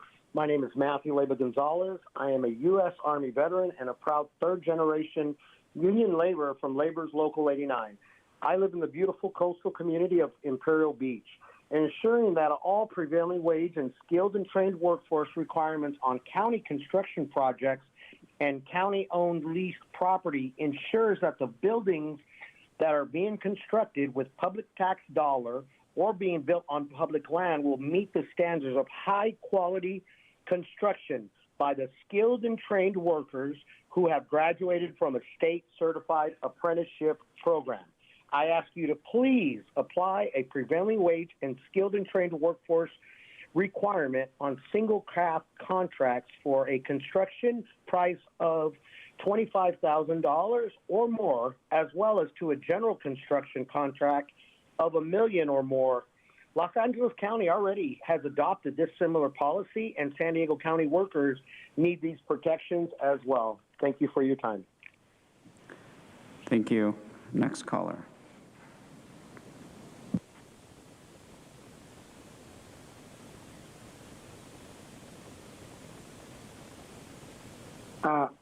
Good afternoon, Supervisors. My name is Albert Rubin. Unlike one of the previous callers stated, I'm not a CEO, I'm not a business owner, I'm not a high net worth individual. What I am is a flight student at a flight school located at Gillespie Field.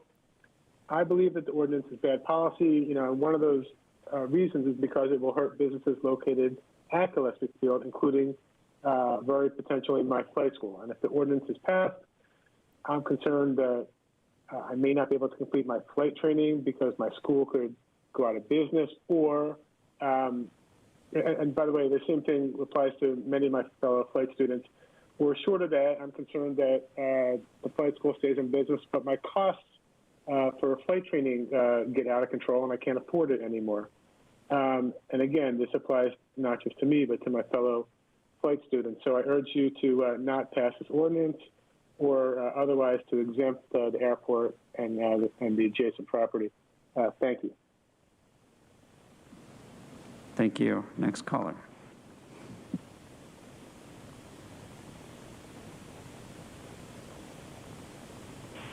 Jim Law.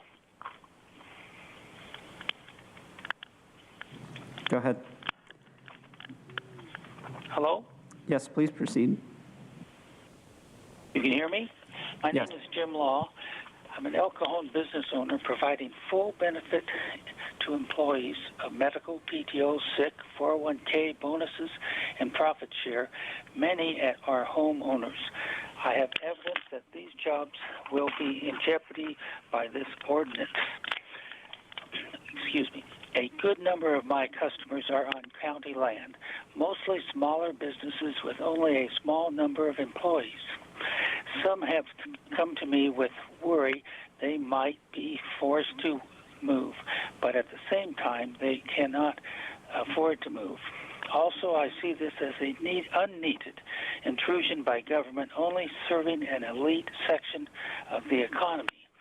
Beyond seeing this ordinance as harmful to existing businesses, it is harmful to further businesses who might otherwise consider leasing buildings on county land.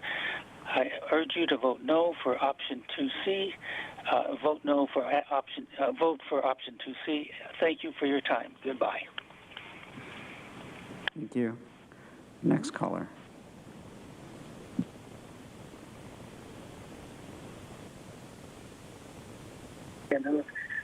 John Cost again.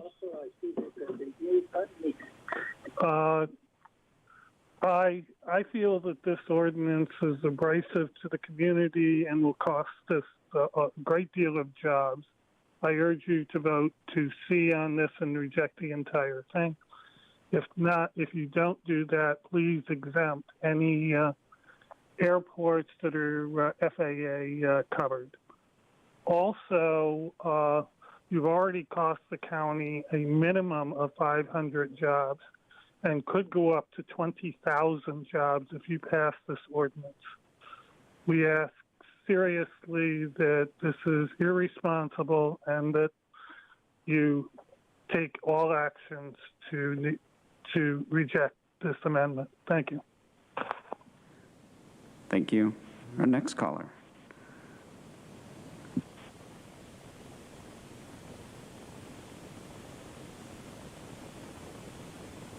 Steve Goebel. Good afternoon, Supervisors. I am an elected council member in the city of El Cajon, representing many of these business owners who are residents in the city of El Cajon, but representing their concerns as well.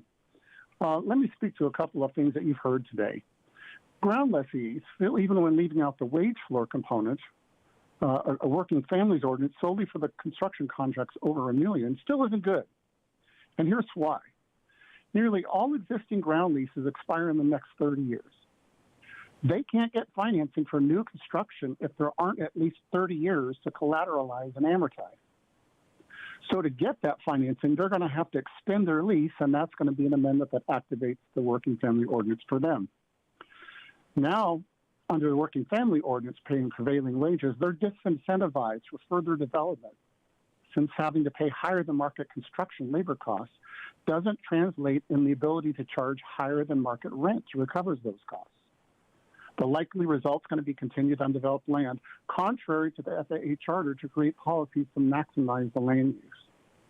These ground lessees also believe a WFO would also be a form of devaluation or even condemnation of their existing developments if prospective tenants don't renew and vacancies grow.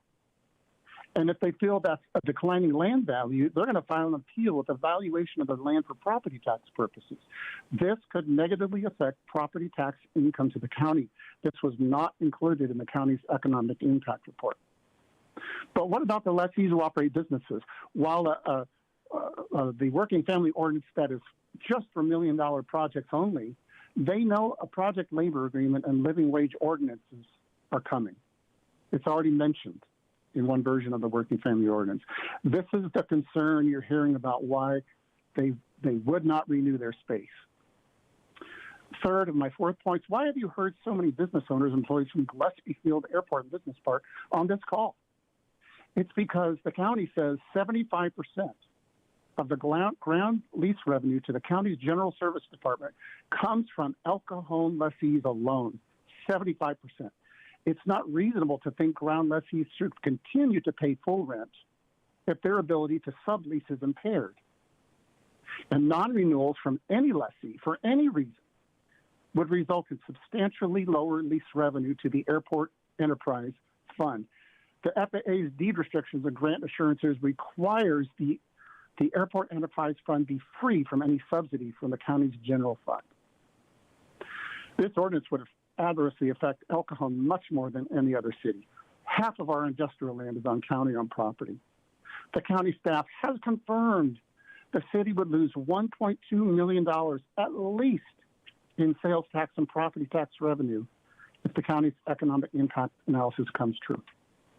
More than half the jobs in the airport zone are people of color, and 70% of those are from the Latino population. We can't afford to lose any jobs, especially in the Latino population. So what's the solution? Got to come with a solution. We prefer option 2C, but the reality is 2A or 2B is going to move forward.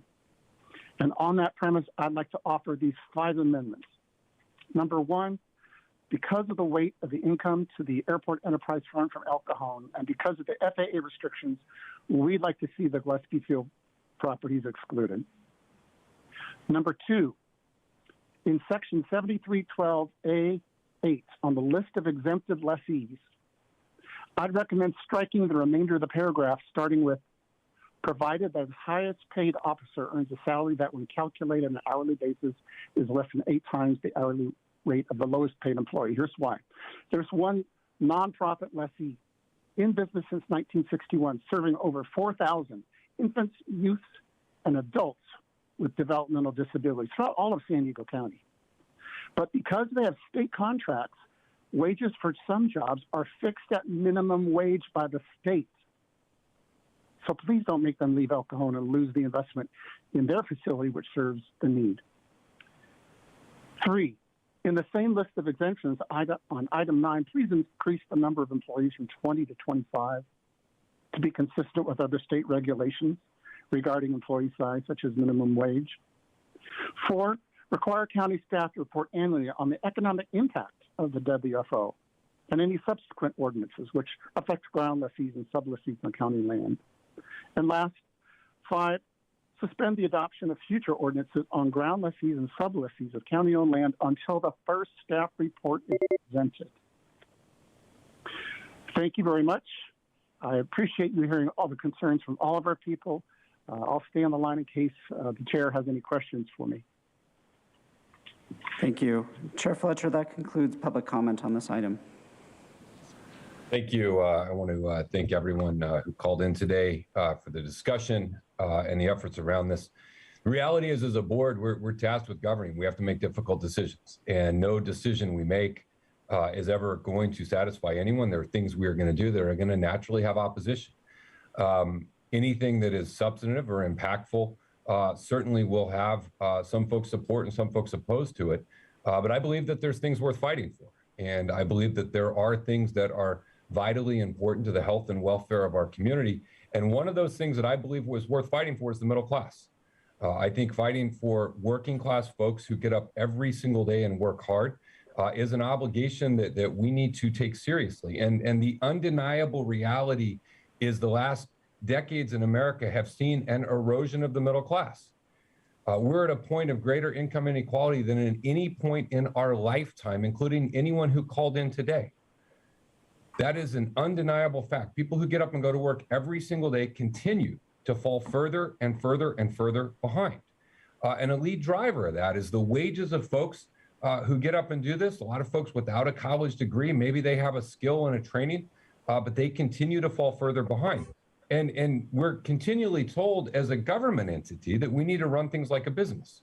But then we take a public asset, being publicly owned land, and we allow such low wages as to require and make them eligible for the very services that we have to provide, as opposed to simply doing what we know can work and holding those entities accountable for what happens on public land. It is not unprecedented in any way that a governing body would require a prevailing wage on its land. In fact, the federal government did it in 1931, almost 100 years ago. And in the 100 years from then until today, did all construction and expansion on federally owned land dry up? No, it did not. It continued. The state of California requires it on state-owned land as well. What we're talking about is the basic premise of having skilled and trained workers paid a decent wage on construction projects that, by the way, happen on county-owned land, on government-owned land. And so I think we have an obligation to do what we can within our power to fight for the middle class, to fight to give people a little bit better chance to be able to feed their family and take care. And so many of the issues that we heard about earlier in our board meeting when we're talking about homeless and seniors and people can't afford to find housing, if those folks had been afforded a career with good wages and fair wages and the opportunity for economic advancement, we wouldn't be dealing with the back end of it. But time and again, we have to pick up the pieces at the end. And so in this instance, I respect everyone who called in, and I appreciate the disagreement. And I appreciate that if you run a business and you got to pay folks a little bit more, you know, it's going to be a little bit harder to do. But this is something that I believe we have to do. I came out of a working class family. I grew up and watched them get up every single day and go to work. And it is painful to watch the continued erosion in this country, the middle class, which is the stepping stone to truly achieve and move forward. And so I think what we are doing today is a reasonable step. I think it is an appropriate step.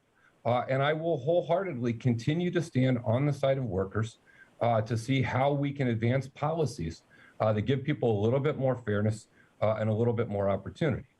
Now, I also believe that we should look at the impact surrounding this. We've heard from some folks today. We had about 60 callers call in today. Not all of them opposed, but the majority of them in a county of 3.4 million people. And I'm not discounting in any way those folks that are opposed to this, but more than 90% of the lessees didn't even respond to the survey. It was not of such concern to them that they even responded. But I do agree with Councilmember Goebel, who I respect greatly, even though we disagree on this issue, who said we should have an annual report on the status of our lessees in county land. And I am going to add that to my motion, that we have an annual report around how many lessees we have, what they are paying, and what that is doing. And then we can assess and look at this as we move forward. But I think that what we are doing today is right. I think it is important. It is certainly not without controversy or opposition. But I think as a county, we've got to stand up time and again for those workers who get up every single day and go to work, who don't have all day on a Tuesday to sit and call in, who are just simply trying to feed their families, try and find a home, and work hard and make it through life. And I think when we see an opportunity to step up and help them, we should.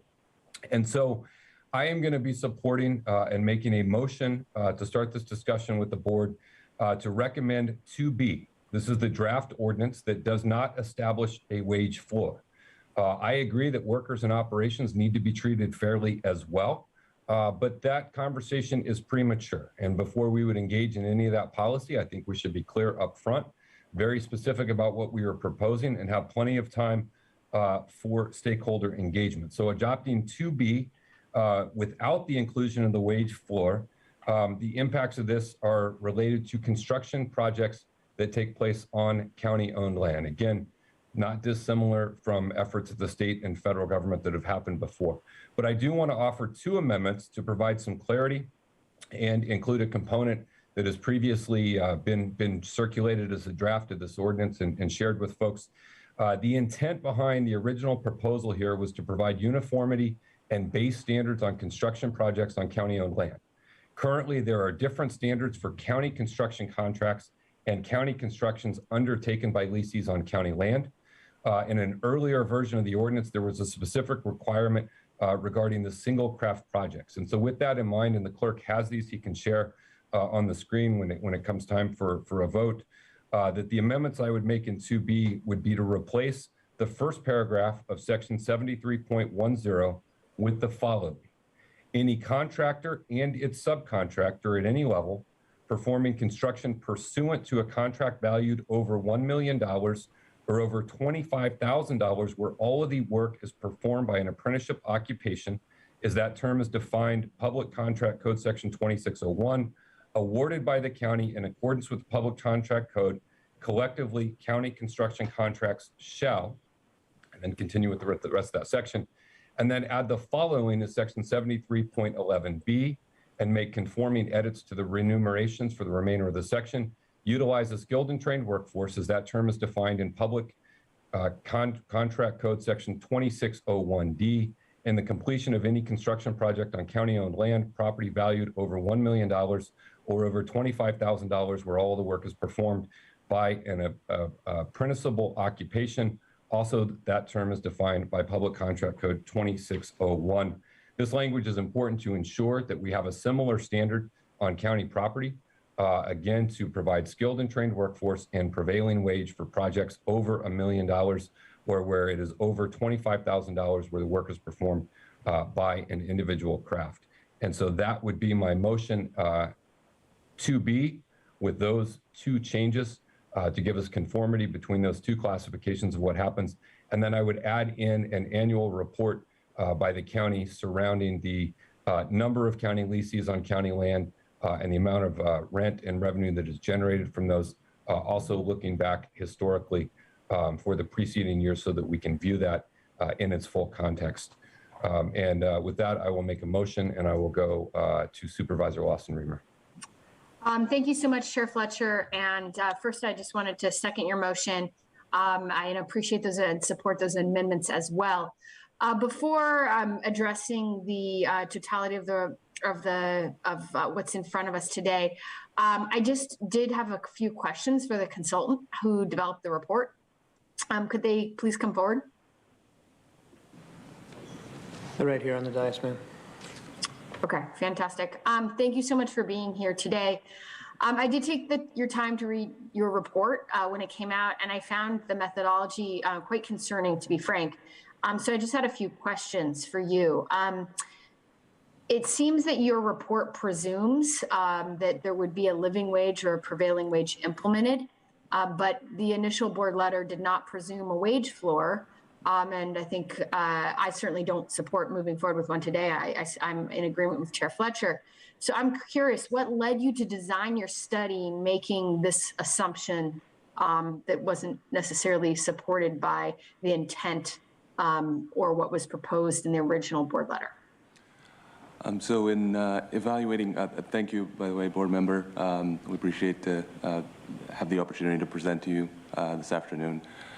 In evaluating the approach to the study, we had a number of factors that we were considering. The living wage component in our discussions was one where we, had a number of ways we could go, and in reviewing, implementations that have happened in other jurisdictions, also in, evaluating the timeline we were working under, we thought it'd be best to first evaluate how we could analyze the living wage within the area. One of the challenges we faced, given that we were evaluating specifically property, Department of Public Works property and, Department of General Services property. These properties are, located in different areas. The mix of employees, businesses vary significantly across all the, different pockets that, these properties are located. So in evaluating a living wage, one of the challenges is looking at the employees, whether, employees that are specifically affected, employees that are not. But in order to evaluate those employees, a living wage would have to factor the types of families that are behind those employees. So you would have to understand the demographic factors that are behind each of the employees to accurately evaluate a living wage. And because we're looking at different properties that are located in different parts of the county, it was difficult to evaluate or come up with a specific methodology that would I'm so sorry. I just want to interrupt you. I think perhaps I didn't ask my question clearly enough. Of course, it's difficult to come up with a living wage. I mean, I think that's obvious. I think the question I'm asking you is, why did you presume a wage floor period? The methodology, the surveys, everything you asked of all of the respondents asked about how they would respond or react in the face of a wage floor, but there's no wage floor. So it seems like your entire methodology presumes something that's not going to occur, and therefore any results of your surveys and entire study is not useful for us because you presume something that's actually not happening.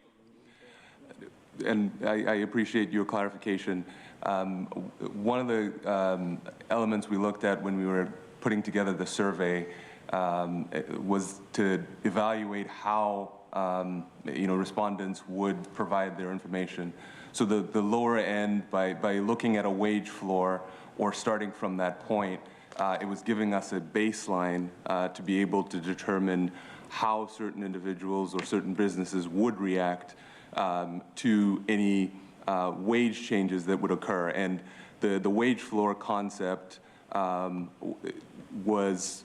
came from the fact that we, in looking at, say, the implementation in the city of San Diego, we were able to take a case that already existed, and we were able to use that as a basis for the survey. Right, but just to clarify, you did assume that there was going to be a wage floor, and if Chair Fletcher's motion passes, there's not going to be a wage floor. So you have a study that asks how businesses are going to respond to something that actually does not exist or won't exist if Chair Fletcher's motion passes today.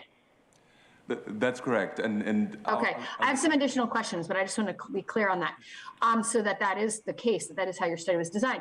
My next question had to do with, as you know, I'm a researcher and an economist by training, so this at one point in my life was my bread and butter. And I think I was really concerned about the sample bias. You had less than 10% of people who received the surveys respond to the survey. So are you familiar with the concept of sample bias in your research and how that it would inform your results? Yes, certainly. And that was part of the sort of gauge we took to determine that the results we would get from the survey would not be statistically significant to... It's not a question of statistically significant. Of course they're not statistically significant. That's not the question I ask you. I said, are they biased? You could have statistical significance and still have bias. Right. So are you familiar with the idea of the concept of sample bias? In other words, where certain individuals choose to answer a sample and they are not representative of the average target population. That's the general concept of sample bias. So in this, the general idea is that people who are highly concerned or highly motivated are more likely to respond. So it's very, looking at your survey, I would imagine that since it was a voluntary survey response, you got responses from less than 10% of the individuals. It's not randomized. You certainly didn't stratify your sample. No way of knowing whether it's adequately representative. And, I think the only safe assumption is to assume that there's sample bias, that certain people are more motivated than others to respond. And as Chair Fletcher said, the people who are most likely to be vocal and outraged and frankly are more likely to respond, and the people who are just sort of trying to do their job and get by day to day might not have time to return your survey. Absolutely, and I agree with your assessment that there would have been sample bias as a result of the fact that the survey did go out to a number of respondents. 10% responded.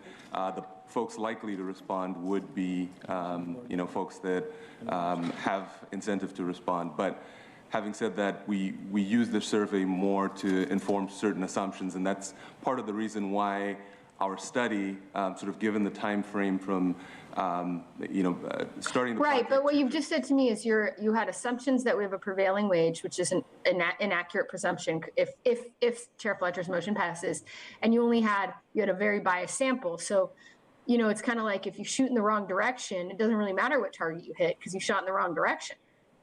Ma'am, if I could offer one slight clarification. We did ask DTA to study a living wage. It was part of our board letter in October, and since there was a lack of a living wage or a reference point, we did ask them in our RFP to study a basic living wage. Okay, I appreciate that clarification. I mean, in the initial board letter, which I authored with Chair Fletcher, we had mentioned that would be something that would be incorporated as a future consideration, but there was no direction or mention at all of developing a living wage or a prevailing wage at this time. Supervisor, this is Helen. I just want to clarify for the record that in the last board meeting that was discussed, a wage floor, And so we put it into the RFP, as Mark has just said, but it was very clear that that was something that the board was wanting us to explore in the economic development. So to be fair for the consultant who is here present, he was following the RFP, and to be fair to staff, they were following the board direction and the discussion that had taken place the last time this was put before the board. Thank you. Helen, I really appreciate that clarification. I think mostly what I'm focused on is I'm very data driven, and I was really hoping to get a study back that would allow us to make some informed decisions.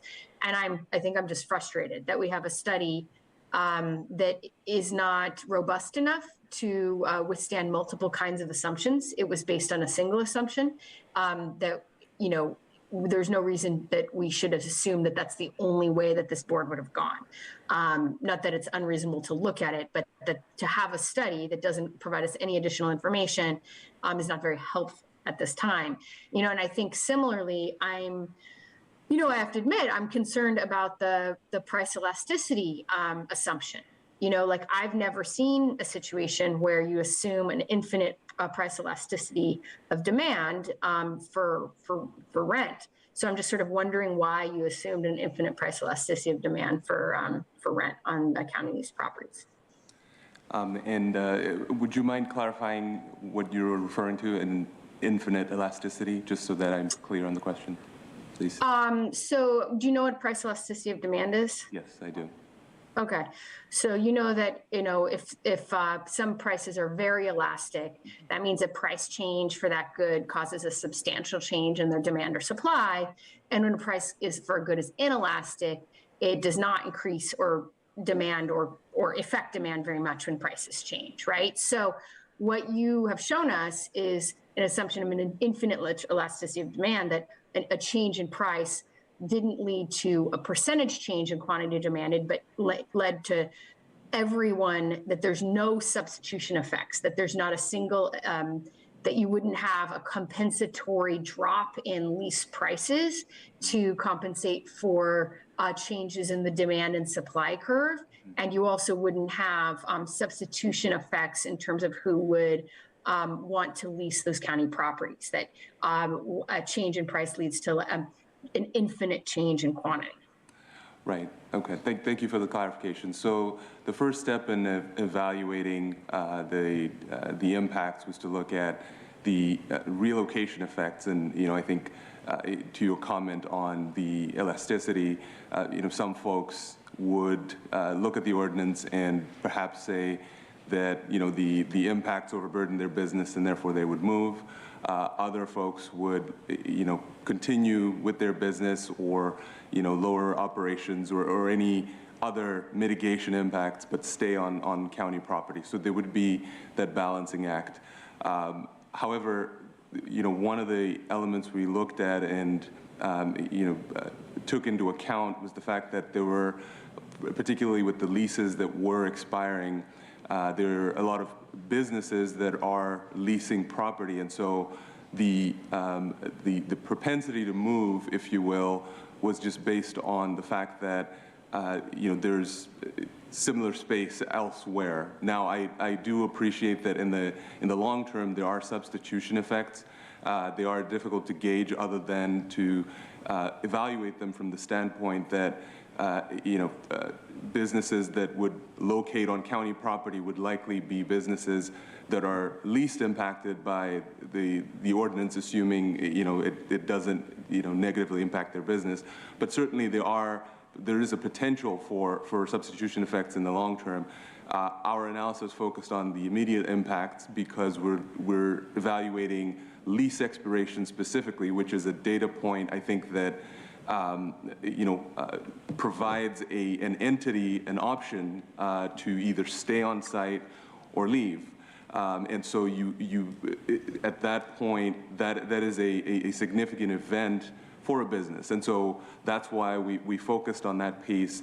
We're not implying that everybody that has that option leaves, but we are saying that the impact of the ordinance on each business individually will determine whether or not they take that option.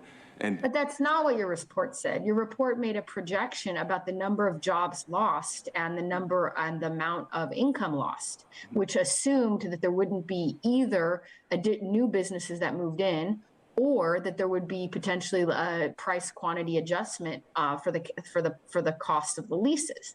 So you did make a projection in your report, and I think that's what I'm concerned about.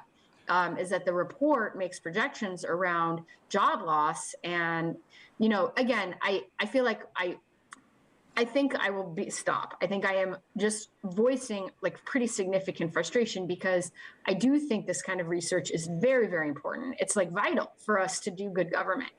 And for a report to come back that's so important to inform how we do our work, and to not have sort of a much more robust methodology that ensures that we guard against sample bias, that isn't more explicit about price elasticity and assumptions and long-term versus short-term equilibriums and substitution effects, and moreover assumes one approach to implementing an ordinance, when I think the board was pretty clear that that was something we were talking about, but I had never voiced, and as the author of the board letter, I had never voiced support for moving forward in that direction.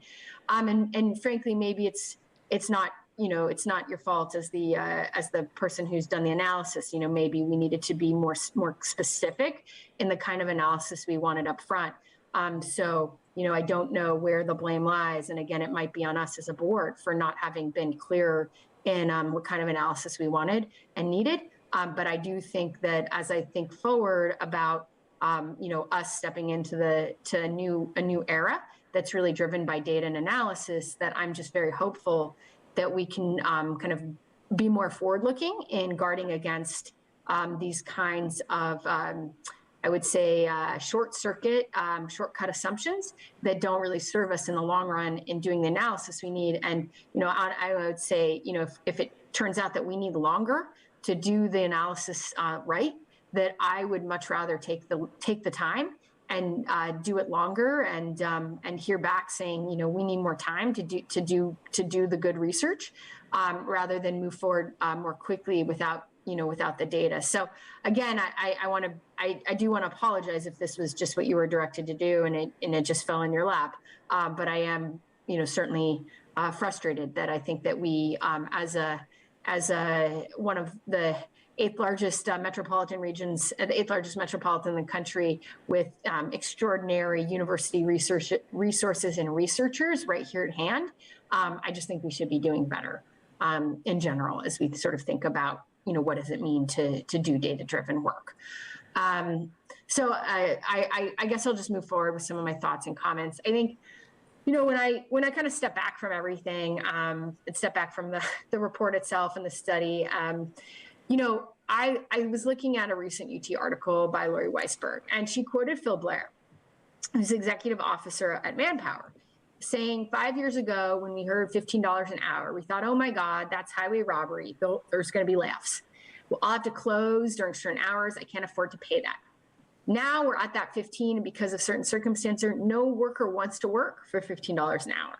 You know, Phil Blair basically said, we thought the house was on fire and the house wasn't on fire. We can pay people fairly. We can treat people with dignity and respect, and make sure people can earn a good living for their families, be able to take care of their families when people are sick, and keep our businesses open. And in some cases, actually make sure our businesses, run more effectively.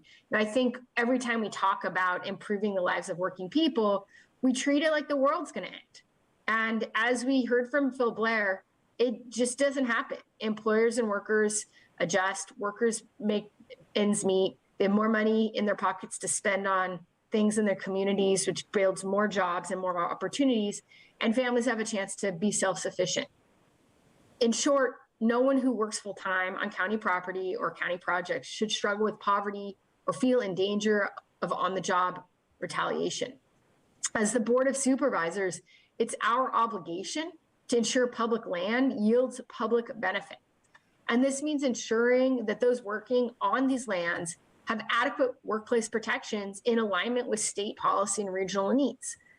With the Working Families Ordinance and the bid pre-qualification policy, we are following through with the county's 2022 to 2027 strategic plan approved by this board, which aims to reduce and eliminate poverty, promote economic sustainability for all, and advance opportunities for economic and growth to all individuals in our community. The Working Families Ordinance updates our county administrative code to bring it into compliance with state law for the good of all San Diegans. In my view, this ordinance is about leading by example and how we do business pertaining to employment, prospective bidders on public works projects, and county construction projects and county-owned real property.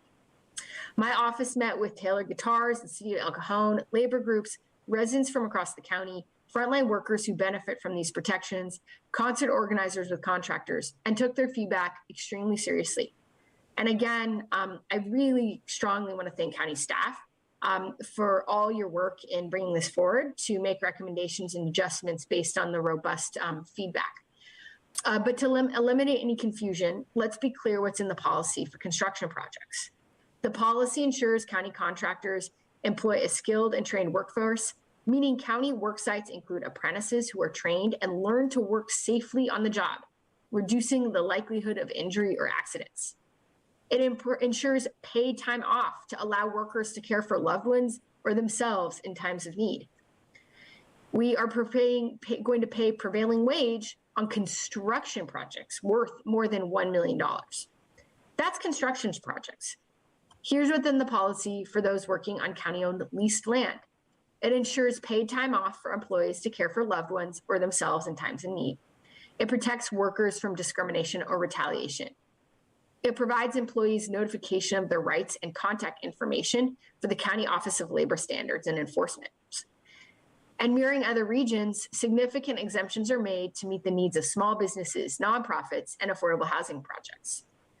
I also would like to acknowledge and reiterate the very reasonable request for clarification from Taylor Guitars made here today, and make a note for the minute order that employers who provide paid leave that otherwise meets the requirements of the ordinance would be in compliance with the sick leave requirements. In other words, to Taylor Guitars' question, PTO and sick leave are meant to be construed flexibly to allow you to continue to do what you're doing, which is taking care of your workers in a way that makes sense for them. Let's also confirm what this policy does not include. There's no county living wage, also known as a wage floor or minimum wage in the DTA report. And while we appreciate the staff recommendation for a living wage or wage floor, I think and believe this would require a full community stakeholder process and a much more robust understanding of impact. So I stand with support Chair Fletcher in his motion to not move forward with the staff recommendation for a wage floor today. When employers meet the on-the-job needs and protections of their workforce, it allows them to contribute more fully to our local economy. An affirmative vote by the board today protects workers on the job so they may return safely to home to care for their families, engage in community life, and participate in civic activities. I thank the staff who coordinated outreach and surveys of a diverse set of stakeholders and then developed incredibly thorough and clear policy recommendations for our review. So thank you very much for everyone who's participated in this process. I, again, also want to thank everyone who took time out of their day to call in, to make their voices heard, to participate. I hear you. I appreciate your voice. And I hope that we have landed on a policy today that does account for a great deal of impact that we've received from all sides and allows us to chart a path forward that is best for working families in San Diego County. Thank you very much. Vice Chair Vargas. Thank you, Chair Fletcher. I just wanted to say thank you for all the great work. I think it's time. I think if the pandemic showed us anything is that there's a lot of members in our communities who have really been impacted with big, real financial hardship. And I think that we have an opportunity to do something that's right for our working families that are already, many of them live paycheck to paycheck. And so if we have an opportunity for folks who are, when you're constructing in our areas and in our communities, that we are doing what's right by them. And I think that it's our responsibility to do that. I accept the motion that, I support the motion that you've made. I think it's crucial that we advocate for fair and equitable labor standards, that we protect and invest in our working families, and particularly on our county land. And so I won't repeat everything that's been said already. I just wanted to make sure that I state on the record that I think this is the right thing to do, not only for our communities, for our workers, but it's the right thing to do for the future of San Diego. Now more than ever, this is what we need to do to reimagine what economic prosperity looks like, and supporting skilled and trained workforce that can ensure our projects are completed effectively, safely, and timely. In the end, will save taxpayers money. So I appreciate our community, our labor partners, and all of the voices that have been vital to this discussion. So thank you, everyone, for everything that you've done, and I'm really looking forward to voting for this item. Thank you. Thank you, Vice Chair. Thank you very much. Supervisor Desmond. Thank you, Chair. I appreciate this. I appreciate all the speakers who called in, very passionate on both sides of this issue. And I appreciate my colleagues with their point of view of trying to, increase the middle class workforce and wages and things like that. However, to me, this is government that just can't get out of its own way. I think this is an overreach.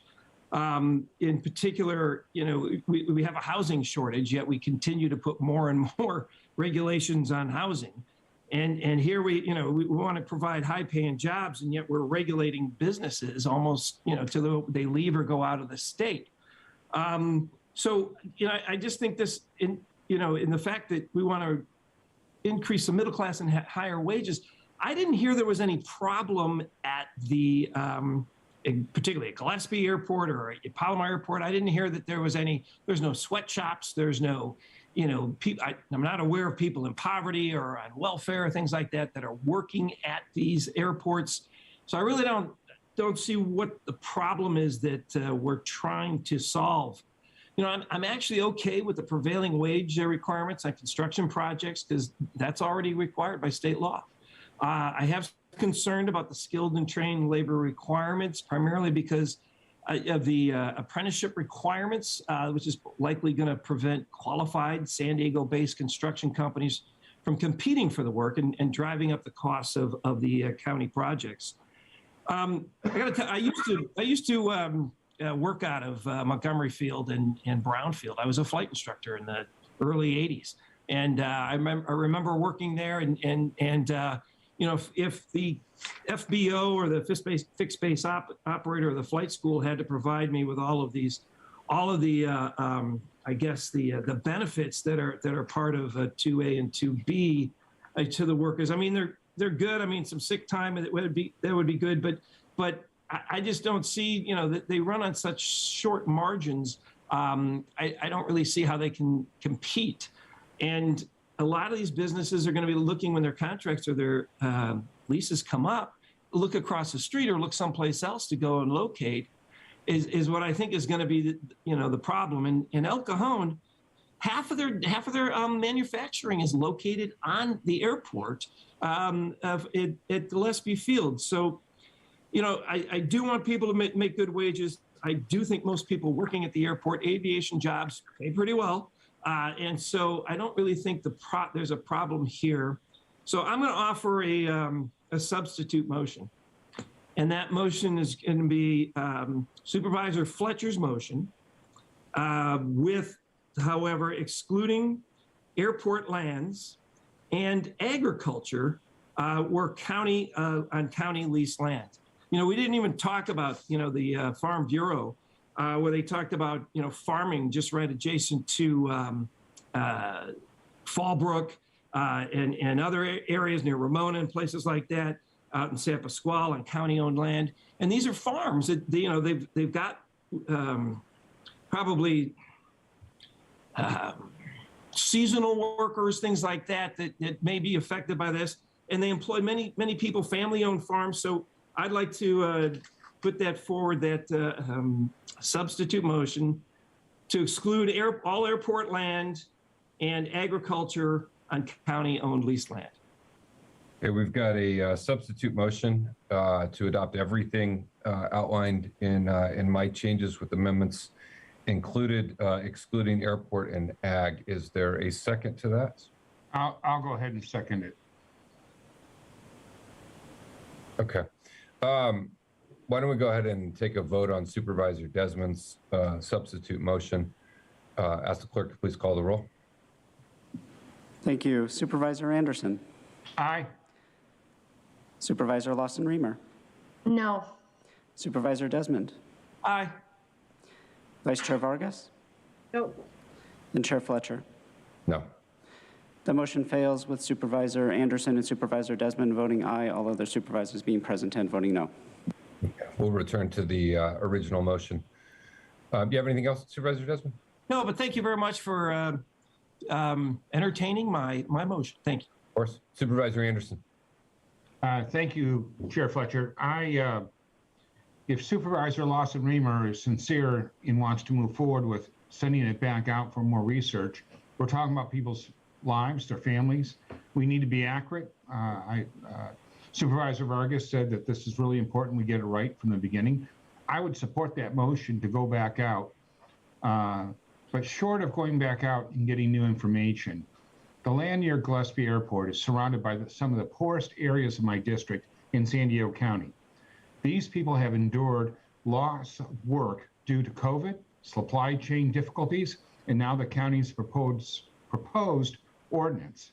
After reading all 3 economic impact studies, I can't support this ordinance, and I'm not willing to sacrifice long-term careers for the sake of short-term jobs. So I would love to go back out and study it some more and get the information accurate. If the studies proved that it would be beneficial to those communities and it would lift people in my district, of course I'd support it. But with the data before me today, there's no way I can move forward. And I did have a lot of stakeholder meetings in the district. We had a lot of people show up. I know that you all don't represent that area. I do. And so you may only see staff's view of it. You're not fielding the phone calls that I receive consistently and throughout this process. Back in August 3rd, we had a stakeholder meeting. We invited people that are impacted, and we had a lot of people turn out. I can safely say when we had a meeting last Thursday, that number increased by more than 2 times. So people are taking time off of work to make this call because they fear they're not going to have a job tomorrow. Thank you. Thank you, Supervisor Anderson. We have a motion by myself, seconded by Supervisor Lawson-Remer. Let me ask the clerk, please call the roll. Supervisor Anderson. Not at this time. Supervisor Lawson-Remer. Aye. Supervisor Desmond. No. Vice Chair Vargas. Yes. Chair Fletcher. Fletcher, aye. That motion passes with Supervisor Anderson and Supervisor Desmond voting no, all other supervisors being present and voting aye. We're going to move board committee reports to tomorrow. We do have a couple adjournments and then a few remaining public speakers. 3 adjournments in memory. Our first adjournment will be from Vice Chair Nora Vargas, and I will turn it over to her. Thank you, Chair. Today I want to adjourn in memory of Mika Pietila Weeks. Mika was born on August 29, 2000 in Chula Vista, California, and he graduated from Eastlake High School in 2018, where he held a 4.0 GPA and was on the academic honor roll. He attended the University of New Mexico, where he was a member of the baseball team and was a business major. He loved to spend time hiking, fishing, and hanging out at the beach with friends. He's remembered for being a supportive teammate, passionate in high school, and treating everyone kindly. We adjourn today's meeting in Mika's honor and memory and offer our heartfelt condolences to his loving family and friends. Thank you. Thank you, Vice Chair Vargas. Our final 2 adjournments will be from Supervisor Anderson, and I will turn it over to him at this time.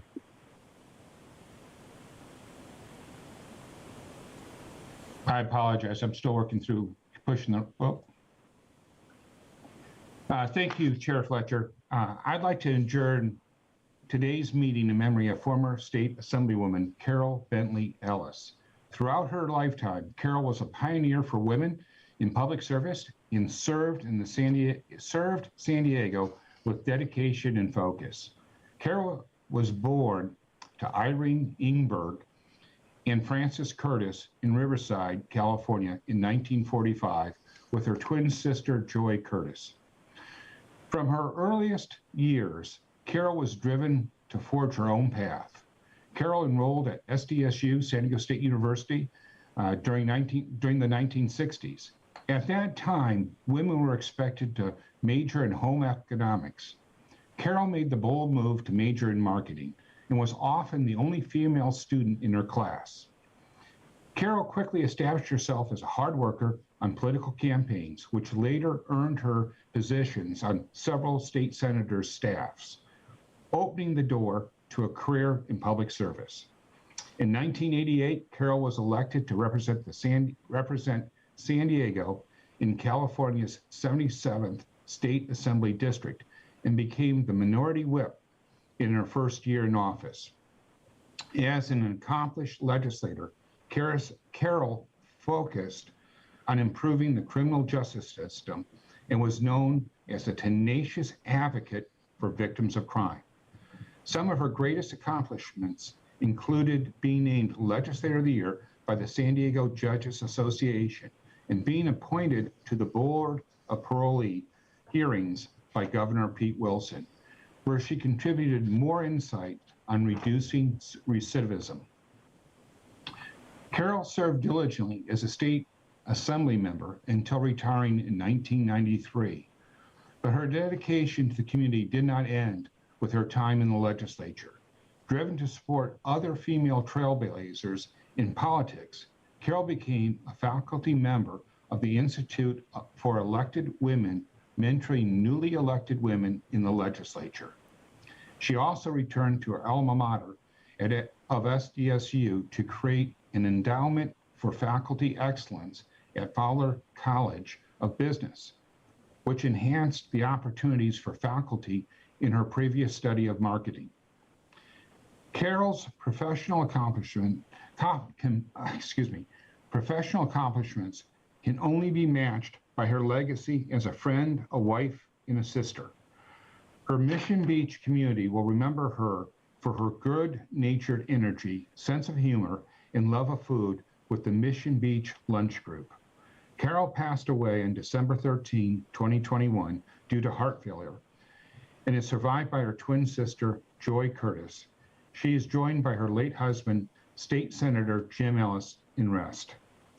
Carol was beloved by the people she served and will be deeply missed by her San Diego community. Thank you, Chair Fletcher.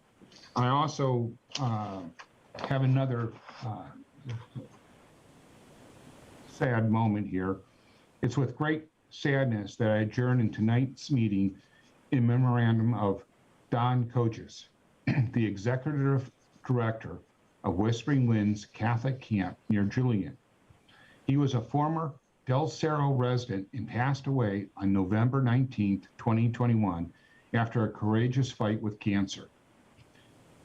Don was born July 15, 1935 in Milwaukee, Wisconsin, to George and Agnes Coaches.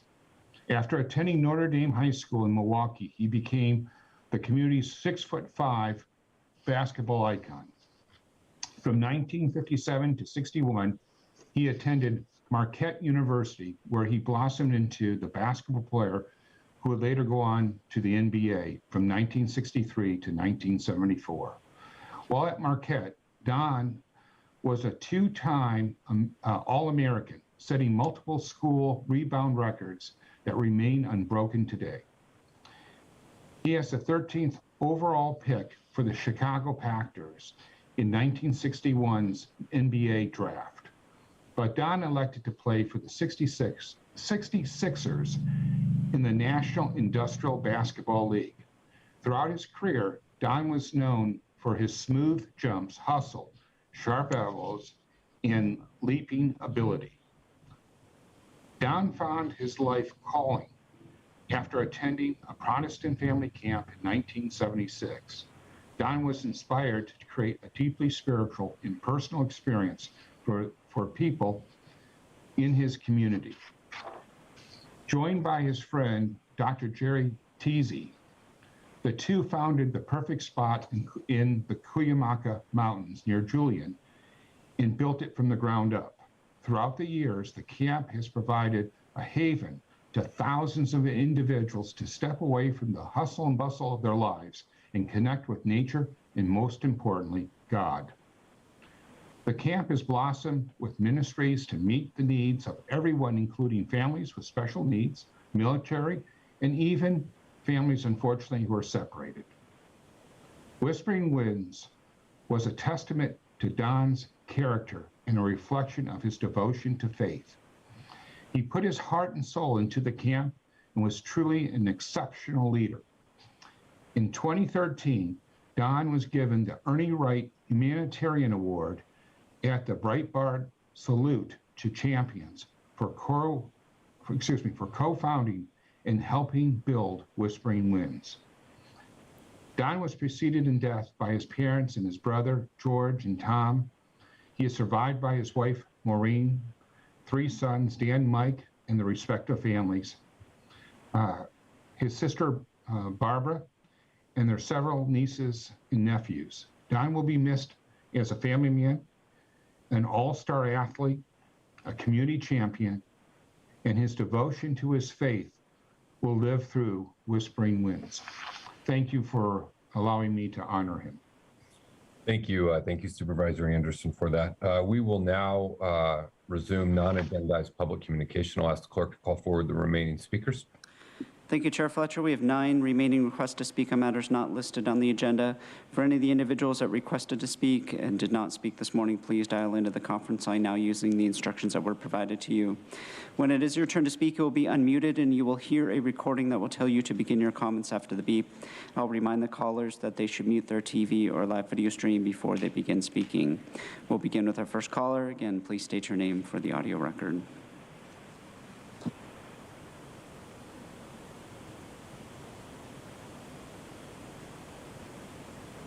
Good evening, Board of Supervisors. Can you hear me? Yes, please proceed. Thank you. This is Ann Riddle calling. I wanted to share with you some information that we in the public health community received today in order to celebrate Black History Month. It came from the Campaign for Tobacco-Free Kids, and they mentioned a webinar that is being presented by 8 prominent Black Americans regarding the role of tobacco products in affecting the health of Black Americans. And in fact, it's called A Lifetime of Damage, How Big Tobacco's Predatory Market Harms the Health of Black Americans. I wanted to mention 2 particular speakers because they're beloved here in the city of San Diego, of the 8 that are on this webinar. And I highly recommend to the Board of Supervisors and to their staff to Google the Campaign for Tobacco-Free Kids and tune in to the webinar because the information provided is riveting. Of particular interest in San Diego is Dr. Jennifer Hawkins, who's been an outspoken proponent for women and girls across the United States, but also globally. And then our beloved and retired here in the state of California, Philip Gardner, who has spoken out about the association between tobacco use and the health of women regarding breast cancer and men regarding prostate cancer, and the association between tobacco use and diabetes, a haunting problem in the Black community.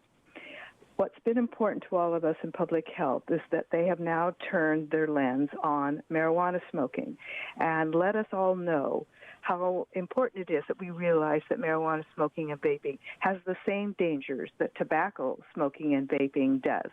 Thank you for letting me share this wonderful webinar with you, brought to us by the Tobacco-Free Kids Campaign, whose motto is Protect Kids, Not Big Tobacco.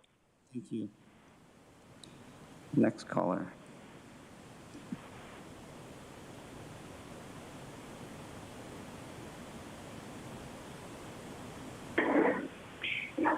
Hello, this is Kelly McCormick. I'm a public health educator, and I would like to share an important new study from the University of California, San Francisco, which explored the health effects of inhaling marijuana smoke and aerosol, whether by direct use or through secondhand exposure. The study shows that one doesn't have to smoke marijuana to produce dangerous levels of particulate matter. Inhaling heated marijuana, as is the case with vaping, produces levels of dangerous particulate matter equal to those seen with conventional tobacco cigarettes. These fine particulates can damage lungs and cause heart disease. The study shows that the absence of traditional smoke does not make it any less dangerous. Even brief exposure to these particulates raises the risk of heart attack and death similarly to the rates seen with traditional smoking and exposure to secondhand smoke. From a health standpoint, it is important to fully understand the risks to oneself and others, given that many people incorrectly assume that vaping is safer than smoking. It's also important that leaders recognize the harm caused by promoting the use of marijuana products. There is far more talk about how to support and expand the marijuana industry with very little to none about the damage it does to users and those in their vicinity. Thank you. Thank you. Next caller.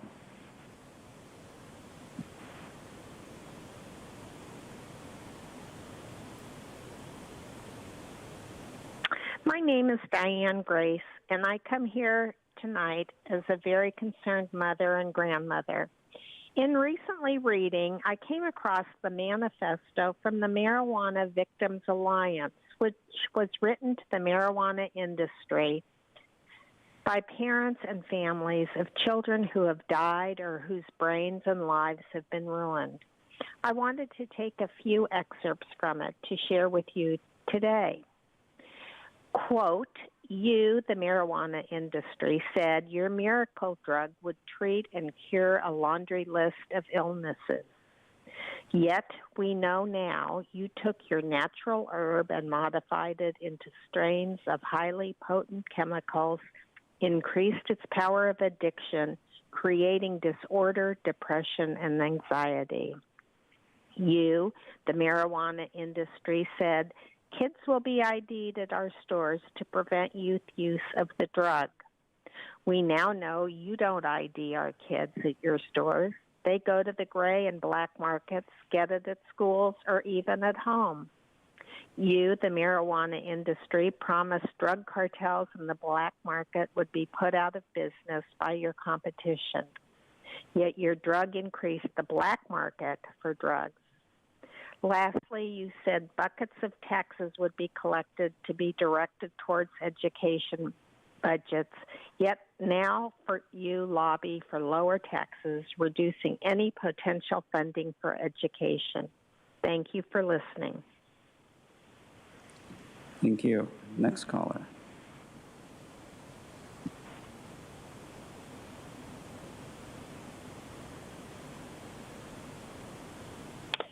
Hi, my name is Peggy Walker. I came tonight concerned about the Marijuana County Tax Plan webinar PowerPoint presentation. It triggered alarms and it raises questions. For example, it bases so-called need for more county retail outlets.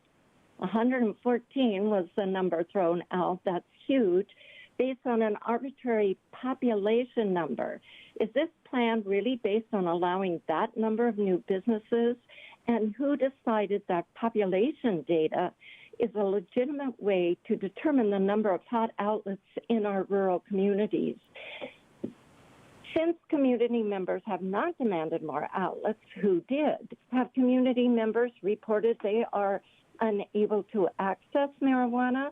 Or is this assertion strictly from marijuana lobbyists, profiteers, and advocates? The public was promised big tax revenues as the major selling point for legalization or widespread commercialization. This proposal backs away from that by allowing marijuana businesses to self-report gross receipts for tax purposes. Self-reporting is a biased, unreliable process. Shouldn't taxes be based on data-driven cost analysis? The presentation fails to consider societal costs, such as marijuana-related hospitalizations, ER admissions, DUIs, and mental health treatment, costs that often cannot be paid by patients and fall on county services.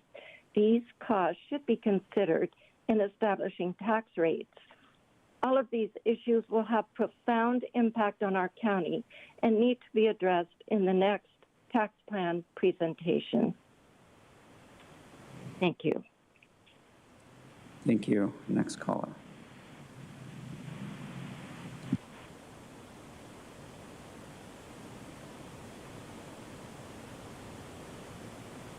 My name is Kathleen Lippitt. Good afternoon, board. I wonder if you the comment, I'm sorry, I was going to speak about something else, but the comment, if you pay folks a little bit more, then so be it. That statement is typical of a government bureaucrat who has never been responsible for running a small business and whose pay and benefits have continued over the last 2 years of draconian shutdowns that destroyed so many small businesses. The county continues to title ordinances that benefit big businesses and labor unions, not the middle class people who own or work for small businesses. Your framework, your marijuana framework for the future is such an example. It was written in collaboration with, if not entirely, by a marijuana lobbyist. The public should be able to read a policy title and reasonably conclude its content. In reality, they've been designed to support and enrich the industries and your ability to get them passed without challenge. Big marijuana does not need your support. Teachers' unions and construction unions do not need your help in eliminating their competition. Charter schools, in the case of teacher unions, and small businesses and independent contractors, in the case of construction unions. Dignity and respect stem from far more than an hourly wage. When given the choice, job flexibility, autonomy, self-reliance, and respect prevail. I respectfully request that the ordinances you promote in the future from now on, that their titles communicate clearly what they are about. Thank you very much for letting me speak. Thank you. Our next caller.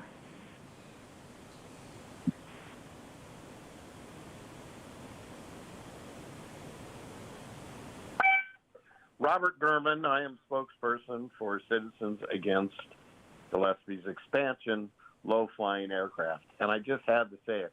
Good evening. I don't think I've ever said that at a board meeting. The last two board meetings I spoke under, non-agenda public comments, I also submitted some attachments with those. Today, we are requesting this new board to partner with the citizens of San Diego County in our citizens' complaint to the County of San Diego Grand Jury. Our complaint is directed at San Diego County Airports and the San Diego County Regional Airport Authority. These county agencies need to be investigated, especially more than ever after the two recent plane crashes in East County. The direction that the San Diego County Regional Airport Authority has taken county airports and city airports is dangerous. I really wish that we get some kind of interest in what's happening in our county airports. Thank you. Everybody have a nice dinner. Thank you. Chair Fletcher, that concludes the request for non-agenda public communication this evening. Thank you all. With that, we stand adjourned. The board will reconvene tomorrow, February 9th at 9 a.m. for the planning and land use session of this meeting.